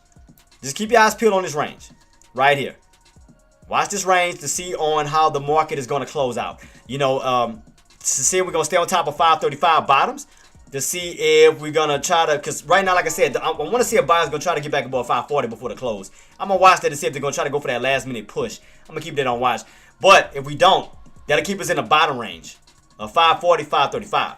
Now, if they so happen to break above 540 today, like say for instance, buyers do step in at the end of the market and so happen to get a squeeze right above 540, that'll put you in the upper range of 540 to now 544. Now you'll be in the upper range of that channel. So that's why I'm gonna watch to see on how we're gonna set up going into tomorrow. But I'm gonna definitely keep it on watch, boss, and I'm gonna keep y'all updated on everything. I'm gonna watch the range, I'm gonna watch the price, the pivot points, and just see on how we're gonna close out to see what we go into tomorrow. But yeah, guys, let me go ahead and shut it down, man. Let me give a shout out to everybody, cause I know I gotta leave in a few. Let me give a shout out to Jackie. Shout out to you, Queen. Thank you so much for coming through. Hustle, you already know what time it is, boss. Thank you so much. Cyber Chef, thank you so much. FB, John Bailey, Seb Roy, shout out to y'all, man, for coming through, and thank y'all so much for spending the day with us, man. And like I said, going into tomorrow, we do have some data coming out, and we do have Jerome Powell speaking tomorrow. So things could be said as far as the inflations and things of that nature, but we'll see what they're gonna talk about going into tomorrow. So we're definitely gonna keep our eyes peeled on that. Let me go ahead and scroll all the way up so I give everybody their shout outs real quick. Let me go all the way up, because I knew the day was crazy. I already knew the day was, I kind of knew the day was gonna be like that. Now, like I said, the reason why I had a feeling today was gonna be like that because we didn't have no data. We didn't have no economic data coming out, and I told you I was gonna be mainly based off of volatility. So I had a feeling that was coming. Let me give a shout out to who came through this morning. Lowboy, Loliando, Engineer, Jenna. I'm trying to greet all the people because I know I can't scroll all the way back up. I'm trying to remember everybody who comes in the morning. Tariq. I think that was it that joined me this morning. Let me see. Trader Mike. Azen. Also, you beautiful queen. You thank you so much for coming through too, queen. AK-47. Active. Deck, shout out to all y'all for coming through too. Thank y'all so much. The three legends, man. The three guys who got my career where it's at. JTraedz, you already know what time it is, boss. Like I said, boss, just keep your eyes peeled on that setup. Keep your eyes peeled on this range, because right now we've been in the same range for now 2 days. Monday, Tuesday, and let's see on how we're gonna manage that range going into tomorrow. So, and with the economic calendar, economic data and Jerome Powell speaking, we'll see where we go from there. But the main price point, it's going to be that 540. I'm telling you guys. Mark my words. It's going to be 540. That's going to change the course of that play. Let me see. Who else we had in the building? Scrolling all the way back down, guys. All right. Thunder, I already called you out, boss, this morning. Who else we had? Queen, shout out to you. Who else? Yeah, like I said, I knew today was going to be crazy, man. But we're going to make it through. J-Dub, shout out to you, boss. Trader Mike, I already got you. Already know what time it is. Congratulations on your profit too as well, boss. Let's see. Azen already called you like 5 times, boss. But shout out to you again. Charlton Queen, shout out to you. The first lady of Team Traedz. You already know what time it is on now. We already know. I think I got everybody so far. They got everybody named so far who done came through. I can't believe Active still put that picture though. Can't believe he did that. That's embarrassing. But yeah, guys. So thank y'all for joining me, man. I'm gonna definitely be having everything set up for tomorrow. Again, don't forget, this week is a 4-day trading week, not a 5-day trading week. So we're gonna have to treat Thursday like a Friday. So do keep that in mind. Thank y'all so much for joining me. Like I said, if you are new to my channel, before I do head on out, man, please do your boy a favor. Go to YouTube under JTraedz TV. Smash that subscribe button, guys, because we are on that road to 1K subs where we can start getting monetized for these videos. If you already subscribed, hit the notification bell. Share, like, comment. If you're on Twitch, follow or subscribe to avoid the ads. And we'll keep it rocking rolling from there. Last but not least, let me give some love to my mods. Thank y'all so much for a job well done. You got what you guys been doing, man. Thank you so much, man. On Twitch, on Twitch, Tradecaster, YouTube. Thank y'all so much for everything. I definitely appreciate you guys. Appreciate you for everything, man. Let me go ahead and close that out. Where my mod thing at? All right, mods. And let me go ahead and get the sign off button, and I'll get ready to rock and roll, guys. So we'll be back in tomorrow. I will have my charts up at 9 o'clock. Man, Queen, shout out to you. And like I said, we're going to have everything rocking and rolling. Like I said, as I told JTraedz and everybody else, watch that range. Even as the market is about to close out, we're going to see how we're going to close out. What I'm going to do is, like I said before the market closed, I want to see if buyers are going to try to attempt to get back on top of that 540 range. You know, to see if they're going to try to close on top of it. So I'm going to definitely keep my eyes peeled on that note to see if they're going to try to go for the, for the upper range versus staying in the lower range. So I'm going to keep my eyes peeled to see if buyers going to try to go for a push right above 540. You know, if not, we'll just remain in this lower range until, tomorrow, after the datas and everything come out, jobless claims and all of that, to see on what type of impact it's going to have on the market. But overall, watch this entire range to see where we go from here, guys. Just watch the range, play the range. We know what an all-time bottom, well, not all-time, but we know what the bottoms is as of now, and we know what the tops is, where we can't crack and where we can't break out. So just keep that on watch and just take y'all time. Pasta Boy, shout out to you, boss, and I'm sorry I forgot, man. I couldn't go to everybody's names, boss, and I do apologize. Pasta Boy, shout out to you. I hope you have a blessed one too, boss. But yeah, guys, we know today was choppy, but just watch the rotation. Watch the rotation and take these 2 days to just try to study it and kind of analyze it. And what I mean by that, just understand where the seller stepped in at and just focus where the buyer stepped in at. And we know where the mid-range is at. So just keep that on watch and we'll see where we go from there. Other than that, man, guys, thank y'all so much for joining me, man. I had a blessed day with y'all, even though today was crazy and they didn't say not a damn thing in that press conference to give nobody no ease or help. Nothing. But we do have Jerome Powell speaking, though, that will be tomorrow, that could cause the impact in the market. And I did send you guys the link to Walter Bloomberg's Twitter. So when he does tweet, it does affect the market in some type of way. So Walter Bloomberg's Twitter, I did send it out to everybody. So other than that, man, guys, you stay safe, you stay blessed. Congratulations on your profit. Congratulations on to those who have the discipline to not trade, to not force anything, who waited for opportunities, because sometimes you have them, sometimes you don't. But as me and Queen stated, you don't have to trade every day to make money. Wait on the setups, wait for the volatilities, and go from there. So, game time tomorrow, guys. Y'all already know. Wild Card Wednesday. Y'all know what time it is, man. Let's try to make as much money as we can before we go enjoy that Good Friday, with crawfish and barbecue and whatever else. But nah, man, guys. Y'all have a blessed, man. Love you guys. I will see y'all tomorrow. Y'all stay blessed and safe, man. Peace.